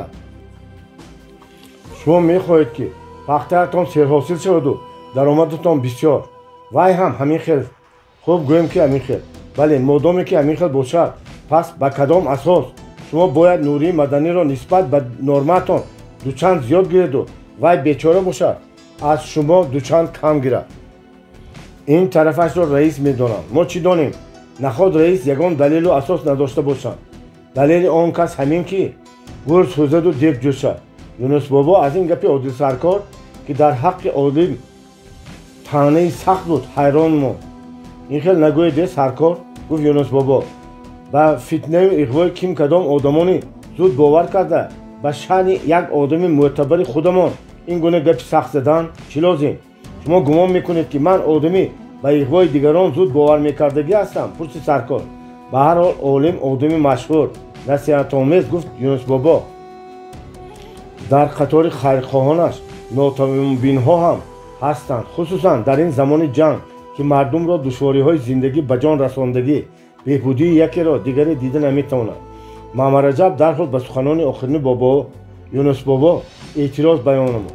шумо нодуруст мегӯед бобо. мардумони мо қадри якдигарро дар ҳамин замони ҷанг боз беҳтару зиёдтар фаҳмида гирифтанд. агар гуфтаи шумо барӣ мебуд, кайҳо ҳамамон якдигарамонро хомталош мекардем. Юнус бобо шӯрид: ту Мамараҷаб ба ҳар ош қатиқ нашаву ба пеши пои аспат нигоҳ кун ки боз ягон ба ягон чуқурӣ нафтем. Одил Саркор габи Мамараҷабро мақул дониста гуфт: Мамараҷаб дуруст мегӯяд муосафед. агар мардуми мо имрӯз итtifоқу якдил намешуданд дар ин солу замонаи вазнин ва на аз замин як дона арзан мерӯед ва на аз чор сӯи мамлакат сафару мамараҷибаниҳо писарони халқ довталабони ба майдони ҷанг рафта ҷавлон мезаданд. лекин олим ҳам дар вақтҳои охир ҳамин хел шуда истодааст. Юнус бобо муосафед баъд аз фикру мулоҳизаҳо ба Одил Саркор мулоим муроҷиат кард: акнун Саркор, шумо ки одами партия ҳастед, дар ҳар хусус аз мо дида пухтатару дурандештар мебошед. мо одамони авом аз рӯи диду донистии дирӯзу имрӯзаамон гап мезанем мемонем. Юнус бобо, аввал ин ки худатонро ба нодонӣ назанед, ҷавоб дод Одил Саркор. сониян ман ин гапҳоро аз маҳмадоноӣ нагуфтаам, балки дилам месӯзад. охир шумо ҳам аъзои комиссияи тафтиши калхоз ҳастед. бояд барои тақдири калхоз ҳамаи мо ҷонсӯзӣ кунем. аъзои комиссияи тафтиш шуда чӣ кор кардем? Саркор, дар мобайни 6 моҳ ҳама шуда як бор дар маҷлисаш иштирок кардему вассалом. ана бале, дигар тамоми тақдири калхоз танҳо дар дасти олиму ноибаш Улфатов мондагӣ. Юнус бобо камтар ба андеша афтода, чӣ гуфтанашро надониста, оҳиста ба Мамараҷаб ношинавонда шуда аз Саркор кунҷковона пурсид. аз афташ Саркор ким кадом худобехабар гапҳои баҳудаи беҳудоро хуб ба гӯшатон чакондааст ки ин қадар феълатон чаппа гаштагӣ. Одил Саркор ба сумкае ки ба паҳлӯяш овехта шуда буд ишора карда гуфт: майлаш, ин гапро Мамараҷаб ҳам шунавад. вай номзади партия, бачаи дилпуршаванда. гап ҳамин ки Юнус бобо, кадом кас ба газета шикояти калоне навиштааст. ҳамаи гапҳо дар он ҷо муфассал қайд ёфтагӣ. аз райком фикрашро нависад. ана сабаби асосӣ аз олим ташкилоти партиявии калхоз ҳамроҳи шумо. барои ҳамин аъзоёни фаъоли калхоз мо ин материалро хуб санҷида баромада ба райком фикрашонро нависем. ана сабаби асосӣ аз олим ба ғазаб омадани ман ҳам ҳамин аст. муосафед. Одил Саркор ба сӯи муосафед нигоҳ кард. Юнус бобо бо афсӯс хурда гуфт: оббо, ин ҷайраи сабилмонда ҳам беҳуда аз пеши роҳ набаромада будааст. Саркор муроҷиат кард Юнус бобо: аввал ин ки ҳамин ҷанҷолҳо намешуд, боз беҳтар буд. сониян модоме ки ин гапҳо то газетаи райком рафтааст, албатта хуб ҳақиқат кардан лозим. акнун барои ҳалли ин масъала худатон бар ин 4-5 одами пухтаи кордорро ба кор наандозед намешавад. Масъала хеле нозук. Ҳарчи бошад ҳам чӯб ба болои сари худамон омода мешкунад. Одил Саркор гуфт: як тои ҳамон касони пухтаи кордон худи шумо муосифед. Муосифед дарҳол эътироз намуд: не, ҳаргиз маро ҳамроҳ накунед. Садқа корҳои бригада худаш ба ман басӣ мекунад. худатон медонед ки барои борон аз ҳад гузашт. кори пахта вазинтар шуд. акнун одам шабу рӯз дар сари замин наҷунбад, ояндаашро бой медиҳад. ғайр аз ин дар ин корҳо аз дасти мо пирон чӣ ҳам меояд? монед ин корҳоро ҷавонон кунанд. бепил марав, ту дар амонӣ, ҳарчанд сикандари замонӣ. гуфтан Юнус бобо. гӯён барои лолагуни пирамарди зиндадил ҳавасмандона нигоҳ карда истод Одил Саркор. ҳамин тавр кӯя? риши мулоими худро молида боз гап зад Юнус бобо. аммо мебинед ки қоматамон хамидааст, фартамон рафту шартамон мондааст. акнун ба ҳамин ҳолу аҳвол боз моро ба ҳар кор мондан аз рӯи инсоф нест Саркор. Юнус бобо акнун ба гап ба вай Мамараҷаб муроҷиат кард. магар худатон нагуфта будед ки қомати хамгаштаи пирон нишони марг нест? як камон 100 тирро бар хок яксон мекунад. Одил Саркор ин гапи Мамараҷабро тарафгирӣ кард. ана офарин Мамараҷаб, хеле хуб гуфтӣ. Мамараҷаб, ту ҳам хеле гапдон шудӣ, гуфт Юнус бобо. боби 18. чойхонаи ҷӯйбор дар наздикии ҳамон майдони идораи колхоз ҷой гирифта буд. дар шафати он магазин, клуб ва ду чинори азиме соя мекард. ҳар рӯз дар ин ҷо аҳолии қишлоқ ҷамъ шуда сари як пиёла чой суҳбат мекарданд, аз хабару навигариҳо огоҳ мешуданд. чойхоначӣ марди қадбаланди ланг буд, ки дар сар тоқии ҳисорӣ дошт ва мувофиқи талаб ҳамеша барои хизмат кардан тайёр буд. Одил Саркор дар назди тирезае нишаста бо аъзоёни бригадаш суҳбат мекард. каме аз онҳо дуртар дар рӯи суфии дигар Улфатов нишаста буд ва беист гап мефурӯхт. Одил Саркор хост ки каме даҳони Улфатовро бандад ва бо ҳамин сабаб аз ӯ хоҳиш кард ки каме дутор навозад, суруд хонад. ба ҷону дил қабул кард Улфатов ва ба навохтани сурудан сар кард. хеле хубу моҳирона месароид. аз ҳар тараф садоҳои ҷон, раҳмат, қанд занед баланд мешуд. ҳамин вақт дари пеши чойхона дар пеши чойхона раис акои олим бо аспаш омада монд ва Улфатов низ дарҳол мусиқиро бас кард. хомӯш шуд. марҳамат раис, як пиёла чой. овозҳо баланд шуданд. вақтам нест, гуфта раис дар болои зин пиёлае ки чое ки Улфатов ба ӯ дароз карда буд бо як-ду қулт нӯшида ба ёрдамчиаш гуфт ки ҳамроҳи ӯ ба идора биёяд ва ҳатто хайрухуш ҳам накарда баромада рафт. Улфатов аз пасаш вай ҳам баромада ба идораи колхоз рафт. раис ақаллан аз асп фаромада бо мо ҳолпурсӣ ҳам накарданд, гуфт як муосифеде. муосифед савораро ба пиёда чӣ кор? гуфт дигаре. Одил Саркор хеле нороҳат шуду бо ҳамроҳонаш хайрухуш карда ба идораи колхоз рафт. аз кабинеташ коғазҳои лозимиро ба даст гирифта ба кабинети раис омад. дар идораи раис муҳосиб Бурҳонов ва Улфатов ҳузур доштанд. халал нарасондам? пурсид Одил Саркор. даромадан гир, гуфт раис. Саркор ба назди стол омада нишаст. умуман шумо бояд вазифадор ҳастед ки ҳамаи супоришҳои ман додаро пурра иҷро кунед, гуфт раис. вале охир ман қонунро вайрон карда наметавонам ку, гуфт бухгалтер. ман ҳам қонунро хуб медонам. ин пулҳо ба киссаи ман намераванд, гуфт раис. чӣ гап шудааст? пурсид Одил Саркор. чӣ ҳам мешуд? боз ҳамон таъмири мактаб, ҷанҷол аз паси ҷанҷол. Одил саволомез ва муҳосиб нигоҳ кард. Рафиқ Партор, гап дар ин ки аз баъза тахтаву оинаву масолиҳи сохтмонро бо пули нақда гирифтаанд, ҳолон ки бояд ин чизҳоро бо таври пулгузаронӣ бо воситаи банк иҷро карданашон лозим буд. акнун ин ҳуҷҷатҳоро банк аз ман қабул намекунад ва ин ҳам дар ҳақиқат аз рӯи қонун аст. ҳамааш шуда 4000 зиёдтару, лекин гапаш зиёд шуд, гуфт Улфатов.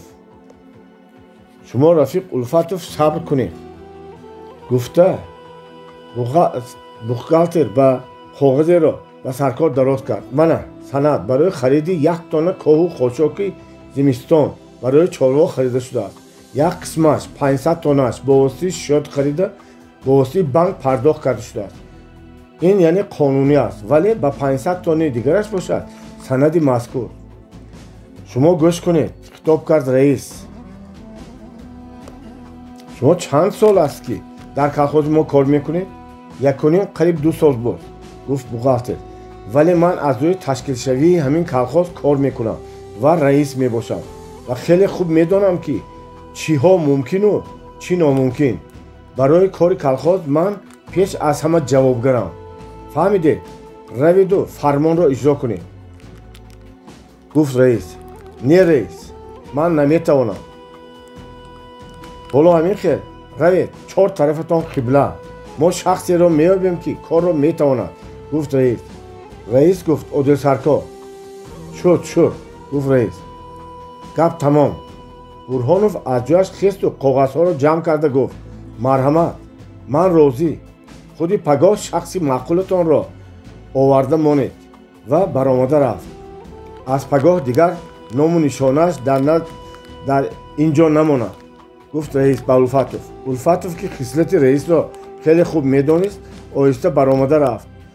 раис ҳам хам шуду тамоку гирифту ба тамокукишӣ сар кард. Одил Саркор низ ба ӯ пайравӣ кард. раис пурсид ки ҳа Саркор, ба ту чӣ шуд? чӣ ташвише дорӣ? Ман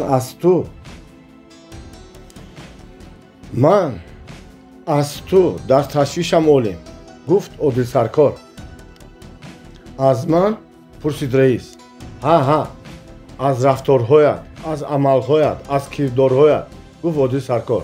хуш, кадом рафторҳои ман туро нороҳат кард? пурсид раис. мана ҳозира рафтора бо Бурҳонов. вай кораш ҳақ буд. ман мехоҳам ба ту рӯйрост ҷиддӣ гапзанон кунам, гуфт Одил Саркор. мумкин ба ту маъқул набошад, мумкин ту хафа шавӣ, вале бояд мо гуфтугӯ карданамо рӯбарӯ зарур аст. дар бораи чӣ? пурсид раис. боз кадом Мансуров ба ту шикоят кард? бародар, агар мо дар вақташ ба суханҳои Мансуров дуруст гӯш медодем, мумкин ки ба ин ҳол намеафтодем. ту чӣ мехоҳӣ? пурсид раис. ман мехоҳам ки ту ба замин фароӣ ва аз роҳи пешгирифтаат баргардӣ ки оқибаташ хуб намешавад, гуфт Одил Саркор. ту ба корҳои ман дахл накун, аз пайи кори худат шав, гуфт раис. Одил Саркор лабашро газида монд.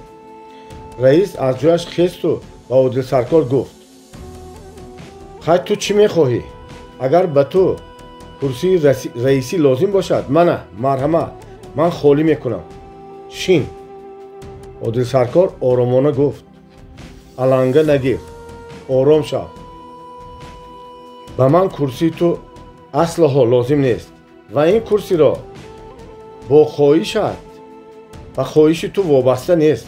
худи ҳамон колхозҷон метавонанд худашон киро хоҳанд раис мемонанд. имрӯз ту ақаллан натавонисти асъад фуроӣ ва ба онҳо ки дар чойхона нишаста буданд ҳолу аҳволпурсӣ кунӣ. ту ба паси колхозчиҳо пинҳон нашав, гуфт раис. онҳо қадру қимати маро медонанд. ман ба кори худам кардам, исбот кардам.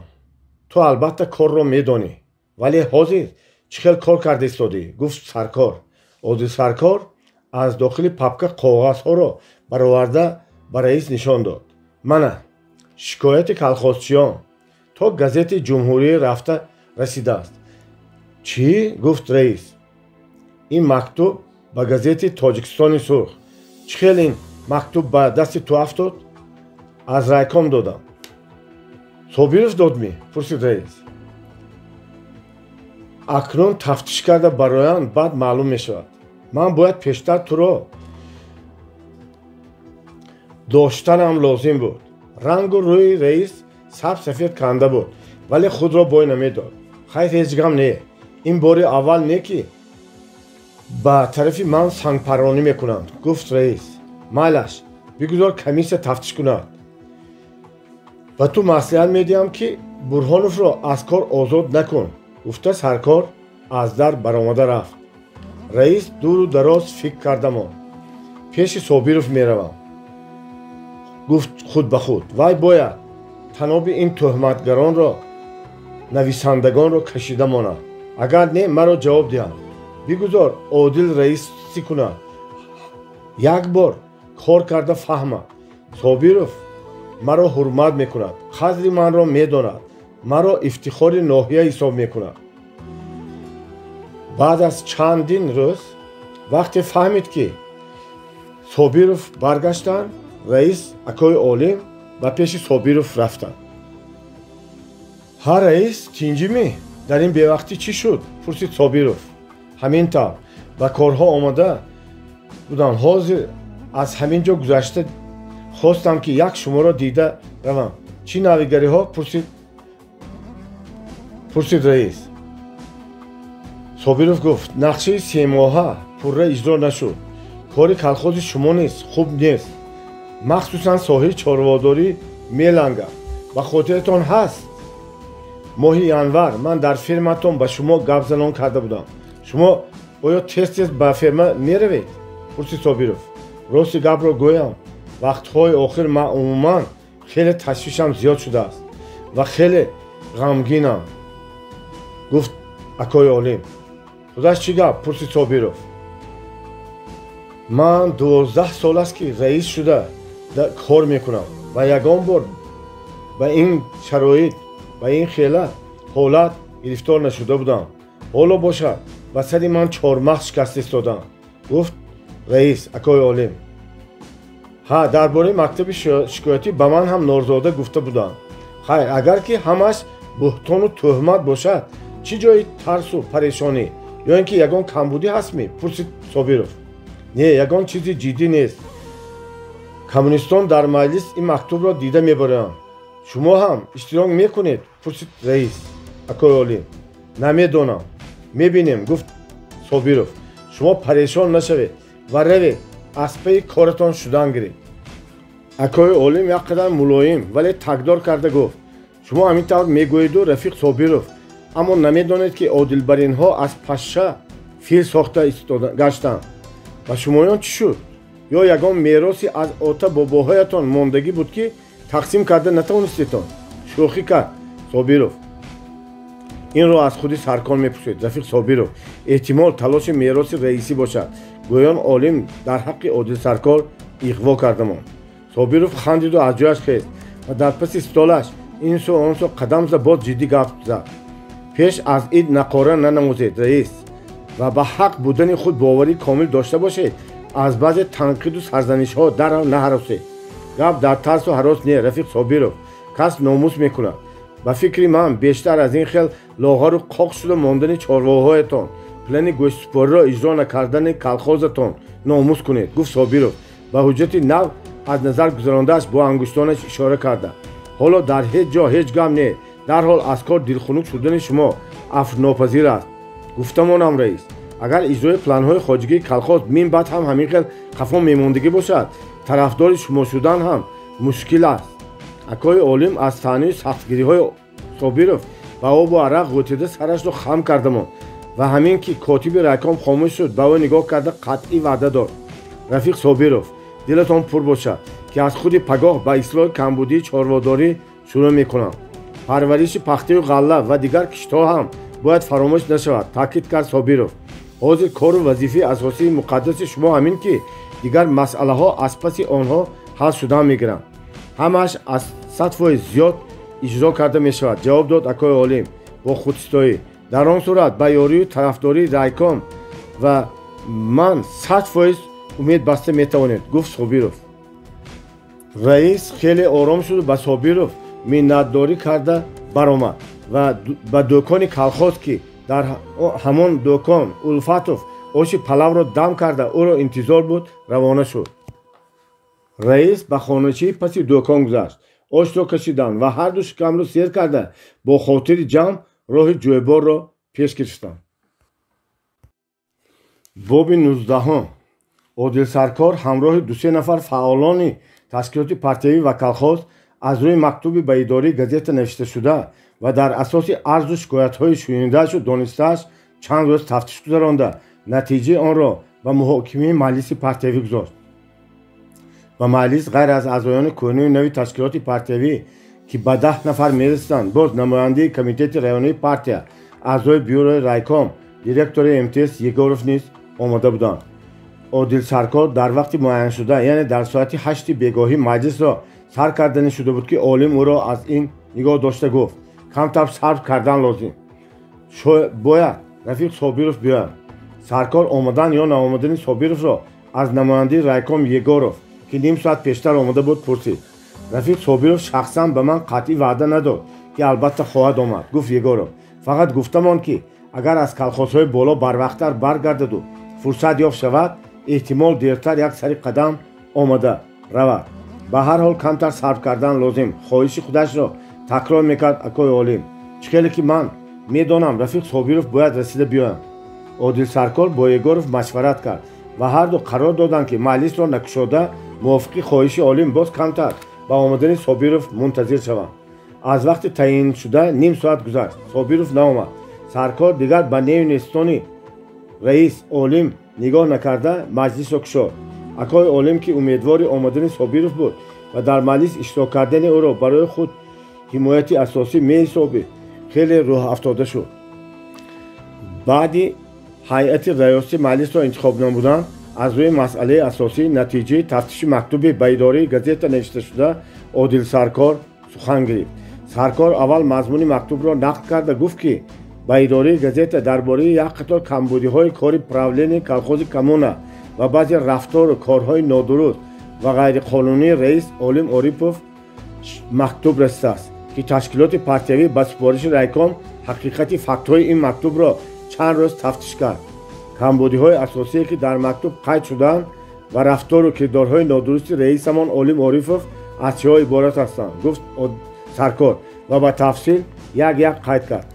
اول اینکه مجلس پراولین ما در وقتش نمی شود. مجلس عمومی کالخوزچیان باشد در دوام سال نه از 1-2 بار زیاد نشده است.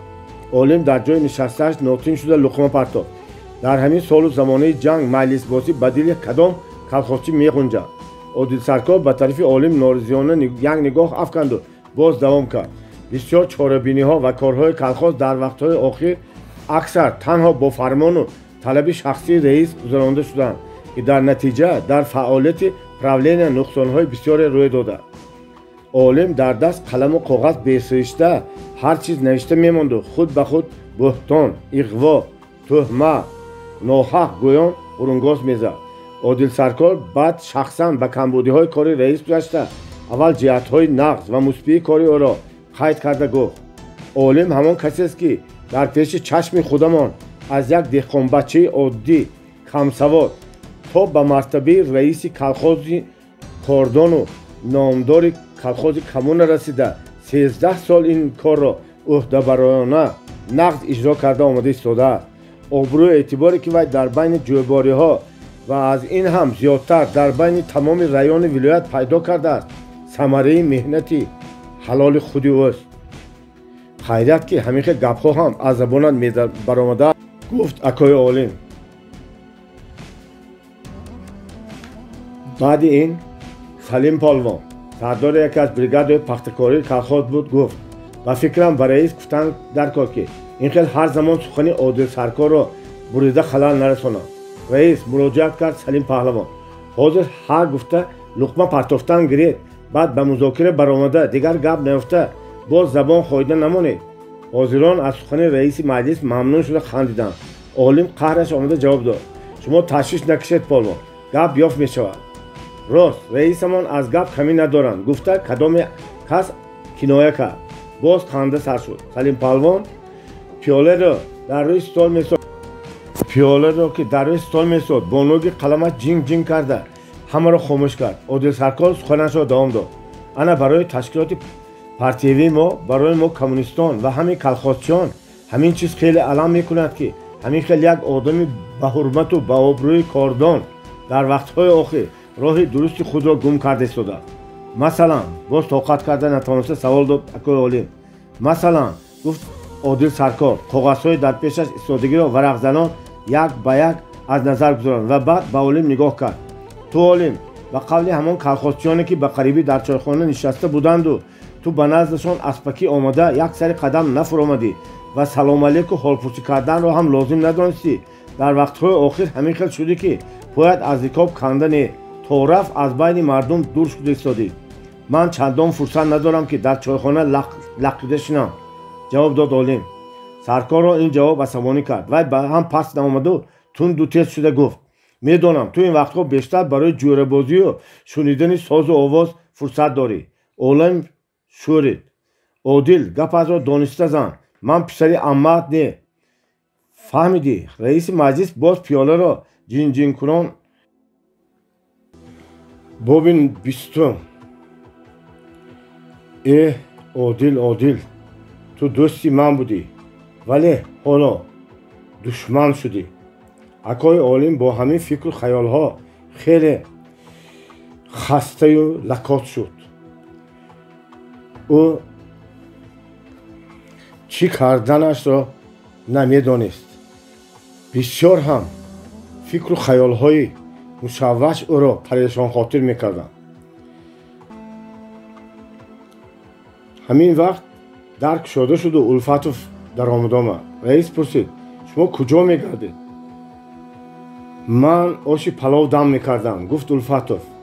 шумо аз боварии ман истифода бурда манро хеле боб кардед, гуфт раис. Улфатов бошад ҳайрон шуда гуфт: ин хел нагӯед раис, шумо ба ҳама кор раф ҳисобашро биёб мегуфтед. ман ягон бор сухани шуморо ду накарда рафта ҳамаи ҳамон корҳои супоришҳои шумо додаро иҷро мекардам ва аз ҳамон чизҳое ки дар мактуб гуфта шудааст ман ягон тин нахӯрдам, ба хонаам ҳам набурдам. ман барои обрӯи шумо аз кисаам ҳам хеле пул сарф кардам ва намедонам ки кай онро шумо ба ман ба кадом роҳ бармегардонед. ҳамин тавр онҳо хеле дуру дароз нишастанд ва Улфатов ба раис маслиҳат дод, ки ба пеши Собиров равад ва бо ӯ гапзанон кунад. Собиров бо маслиҳати Егоров ва Норзода бюроро даъват намуда масъалаи мактуби шикоятии калхози ҷӯйборро дида баромаданд. 5 нафар аъзоёни бюро тарафи раис акои олимро гирифтанд, вале Егоров ва Норзода зид буданд. дар охир қарор карданд, ки комиссияи махсус ташкил дода аз ҳисоби мутахассисони район ва калхоз корҳои калхози коммунаро пурра дида бароянд. сардори комиссия Егоров, Носиров, Воҳидов, Одил Саркор, Салим Паҳлавон ва Юнус Бобо. дар бюро ҳам як таримта одамоне ҳам буданд, ки аз тарафи акои олимро пурра мегирифтанд ва фактҳои материали газетаро шубҳанок пиндошта онро рад карданӣ ҳам мешуданд. яктои ин гуна касон мудири шӯъбаи маориф Латиф Воҳидов буд. аммо бо талаби бисёрии аъзоён ва иштироккунандагони бюро райком барои тафтиш комиссияи навро ташкил кард. баъд аз бюро Латиф Воҳидов ҳамроҳи акои олим берун баромада аз оринҷуро гирифта оҳиста гуфт: парво накунед раис, ман ки дар комиссия ҳастам ҳамаи корҳо ванг мешавад. агар баъзе корҳое бошад, ки ҳақиқатан думаш дар хуруҷин аст, шумо зуд дуруст карда монед, лекин ба муаллима беҷо гапатон гурехтастия. хай ин ҳам ҳеҷ гап не. зан мардум мунбарин ҳастанд. сар гармӣ расад нарм мешаванду мемонанд. воҳидов мамнунона хандид. акои олим дасти ӯро миннатпазирона фишурда гуфт: хоҷини муаллима худатон ку воҳидов, охир дурустака як гӯшашро тоб дода монед, нахоҳад ҳамин хел берӯӣ кунад. гӯшашро тоб намедиҳему, дилашро меёбем раис, дилашро, чашмак зада гуфт воҳидов. акои олим ба чӣ маъно гуфта шудани ин гапи воҳидовро фаҳмида ордаташ омад ва ӯро ҷиддӣ огоҳонид. дилашро ёфтани шумо амри маҳол гӯя дода, ӯ соҳиб дорад. ҷуръатон Одинаев, дониста монед. ҳа. латиф воҳидов дарҳол мулоимхунукона хандида гапи худро ислоҳ кард. ман ба он маъное ки шумо гумон мекардед намегӯям раис. воҳидов дигар гапро кӯтоҳ карду ба тарафи шӯъбаи маориф рафт. гапи акои олим ба дили ӯ нештар бар ин расид. авзуяш беҷо шуд. вай ошуфтахотир қадам мезаду дар сари роҳаш сафарро медид ва банохост ба сараш чунин хаёле омад: майдони ҷанг, тири ногаҳонии аҷал сафарро меҷӯяду рӯзи оғӯштии хун яксони замин мекунад. ин хаёлот хотири латифро гоҳе шод мекунаду гоҳе ғамгин. боби 21. Сафар Одинаев то бевақтии шаб ба имтиҳонҳои курси офитсерӣ тайёр дид. ба хобгоҳ дер омад. рафиқи ҳамхонаи ӯ низ дар ҳамин курс мехонду аз сафар дида барвақттар омада хобида буд. аз шарфии пой ва ба сари кат омада ҷунбуҷур кардани вай бедор шуда гуфт: дар болои тумбушка ба ту аз хона мактуб ва аз котиба хатча истодааст. сафар чароғро гиронда мактуби хатчаро гирифт. дар хатчаи котиба навишта шуда буд ки пагоҳ соати 11 ӯро ба Кремл барои орденгирӣ таклиф мекунам. аз эҳтимол дур нест ки худи Михаил Иванович Калинин дасти ӯро хоҳанд фишурд. сафар баъди мактубро кушод. сафари азиз. чунин буд сатри аввали мактуб ки бо ҳарфҳои калони лонда ва равшану зебо навишта шуда буд. баробари хондани сатри аввал ба сафар чунин намуд ки ӯ на фақат дар пеши чашмони худ хати шиносу азизро мебинад, балки зиёда аз ин гӯё дар рӯ ба рӯи ӯ овози мулоиму ҳалимонаи соҳиби ин сатрҳо ки аз самими дил навишта шуданд низ мешунавад. паёму эҳтироми маро қабул намоед. менавишт боз соҳиби мактуб: барои меҳрубонӣ ва ғамхориҳоятон ташаккурҳои зиёд. аз таваҷҷӯҳ ва изҳори боварии шумо ҳамеша миннатдорам ва аз сидқи дил кӯшиш дорем ки шумо ҳам аз натиҷаи хизмати мо доимо розӣ бошед. фақат ҳаминро махсус хотиррасон кардан лозим меояд ки чӣ дар мактаб ва чӣ дар дардаи дӯстон, чӣ дар ҷойбор ва чӣ дар раён ҷои шумо холист. кошки баргаштани соҳиби ҷойро ин қадар дуру дароз интизорӣ намекиштем. магар мисли дигарон ба хизмати маориф баргаштан бароятон ягон бадӣ дошт ё аҳд кардед ки хизмати ҳарбиро касби асосии худ карда гиред. хай чӣ тавре ки мегӯянд ихтиёр ба дасти бахтиёр. зоҳиран мисли ҳамеша ба ин арзи мо ҷавоби шумо тайёр. яъне боз хоҳед гуфт ки ман ба фармони дилам, дил кай ба фармони ман аст. аз мо фақат ҳамин дуо мемонад ки ин дили бузурги пурҷӯшу хурӯши шумо ҳеҷ гоҳ аз орзуи умедҳои наҷибона холӣ набошад. маро маъзур доред ки бо ҳамин мактубро ба охир мерасонам, вале мувофиқи хоҳиши шумо дар бораи вазъияти мактаб, маориф ва калхоз алоҳида гуфта мегузарам. бо эҳтиром, зебо. ин шаб хоби сафар то дере набуд. аз паҳлӯ ба паҳлӯ мегашт. бо вуҷуди ин субҳ надамида аз хоб хест. бо оби хунук обозӣ карда сару либоси тоза пӯшид. соати 10:30 бо ҳамроҳии 13 офитсерон дар майдони сурх қадам мезад ва аз назди мавзалеи доҳии бузург Владимир Ильич Ленин гузашт. ба дохили Кремл қадам гузошт. бузургӣ, ифтихормандии ватан ҳамин ҷой аст. ба сафар чунин менамуд ки ӯро мурғи афсонавии анқо бо болҳояш вайро ба ин ҷо овардааст. худ ба худ бовар намекард. нахоҳад ки ин ҳақиқат бошад. ман дар дохили Кремл марҳамат дарои Рафиқ Одинаев дар зали Кремл 100 нафар ҳарбиёну роҳбарон ҳузур доштанд. аз зари мобайнӣ шахси қадбаланди солхӯрдае баромада ба ҳозирон салом дод ва аз ҳозирон хоҳиш кард ки илтимос аз шумоён мабодо дастони Михаил Иванович Калининро сахт нафишоранд. худатон медонед ку ҳанӯз вай суханашро ба охир нарасонда. Михаил Иванович Калинин ба зал даромада омад. гулдуроси чапакзаниҳо баланд гардид ва ҳама якбора аз ҷояшон бархостанд. Сафар ҳам чунон боэҳсосот чапак мезад ки ҳатто кафи дастонаш сурх шуда буданд. пеш аз супоридани мукофотҳо баъди нутқи кӯтоҳаш ба ҳозирон муроҷиат карда гуфт: раҳмат ба ҳамаи шумоён қаҳрамонон. ҳамсояи Зафар баҳрнавард ки 5 орден дошт, бараш бо орденҳои Ленинро гирифта буд. лейтенанти хурд Сафар Одинаев эълон кард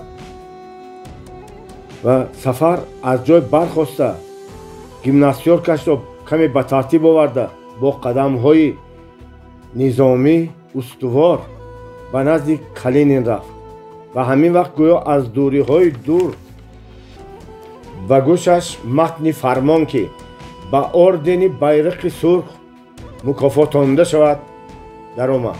гӯё қувваи номаълуме Сафарро пахш карда бошад ва Калинин ин ҳоли ӯро дида худаш ба назди Сафар омад. бо дасти чапаш қуттичаи сурхи ордендонро дароз карду бо дасти росташ кафи дасти Сафарро ба даст гирифта бо табассуми дилкашу зебое ӯро бо мукофоти олӣ табрик намуд ва саломатию хушбахтӣ ва комёбиҳо орзу намуд. Сафар хост дастро боло бардошта ба Иттифоқи Советӣ хизмат мекунам гӯяд, вале гӯё ки забонаш ба вай итоат намекарданд. вай якбора беихтиёр Михаил Иванович Калининро ба оғӯш кашида аз рӯяш бӯса кард. ба худ омаду шарм дошт ва мебахшед Михаил Иванович, раҳмат ба шумо гуфт, вале Калинин ӯро аз нав ба оғӯшаш гирифт. гуфт: раҳмат ба шумо. Сафар ба худ омаду ба таври низомӣ ба Иттифоқи Советӣ хизмат мекунам гуфт. Калинин бори дигар дасти ӯро фишурда монд. баъди анҷоми маросими мукофотсупорӣ вай ба хобгоҳ баргашт. он рӯз мактуби вай ба Зебӣ ҳамин тавр сар мешуд: азизам Зебӣ, аз ин умре ки ман дидам ва аз он ҳама суруру хушбахтие ки насиби ман шудааст, ин як рӯз, яъне санаи 28 майи соли ҷорӣ, ҳамчунин хубтарин, беҳтарин рӯзи тамоми ҳаётам то абад дар пеши дидаи ман ҷилвагар хоҳад буд.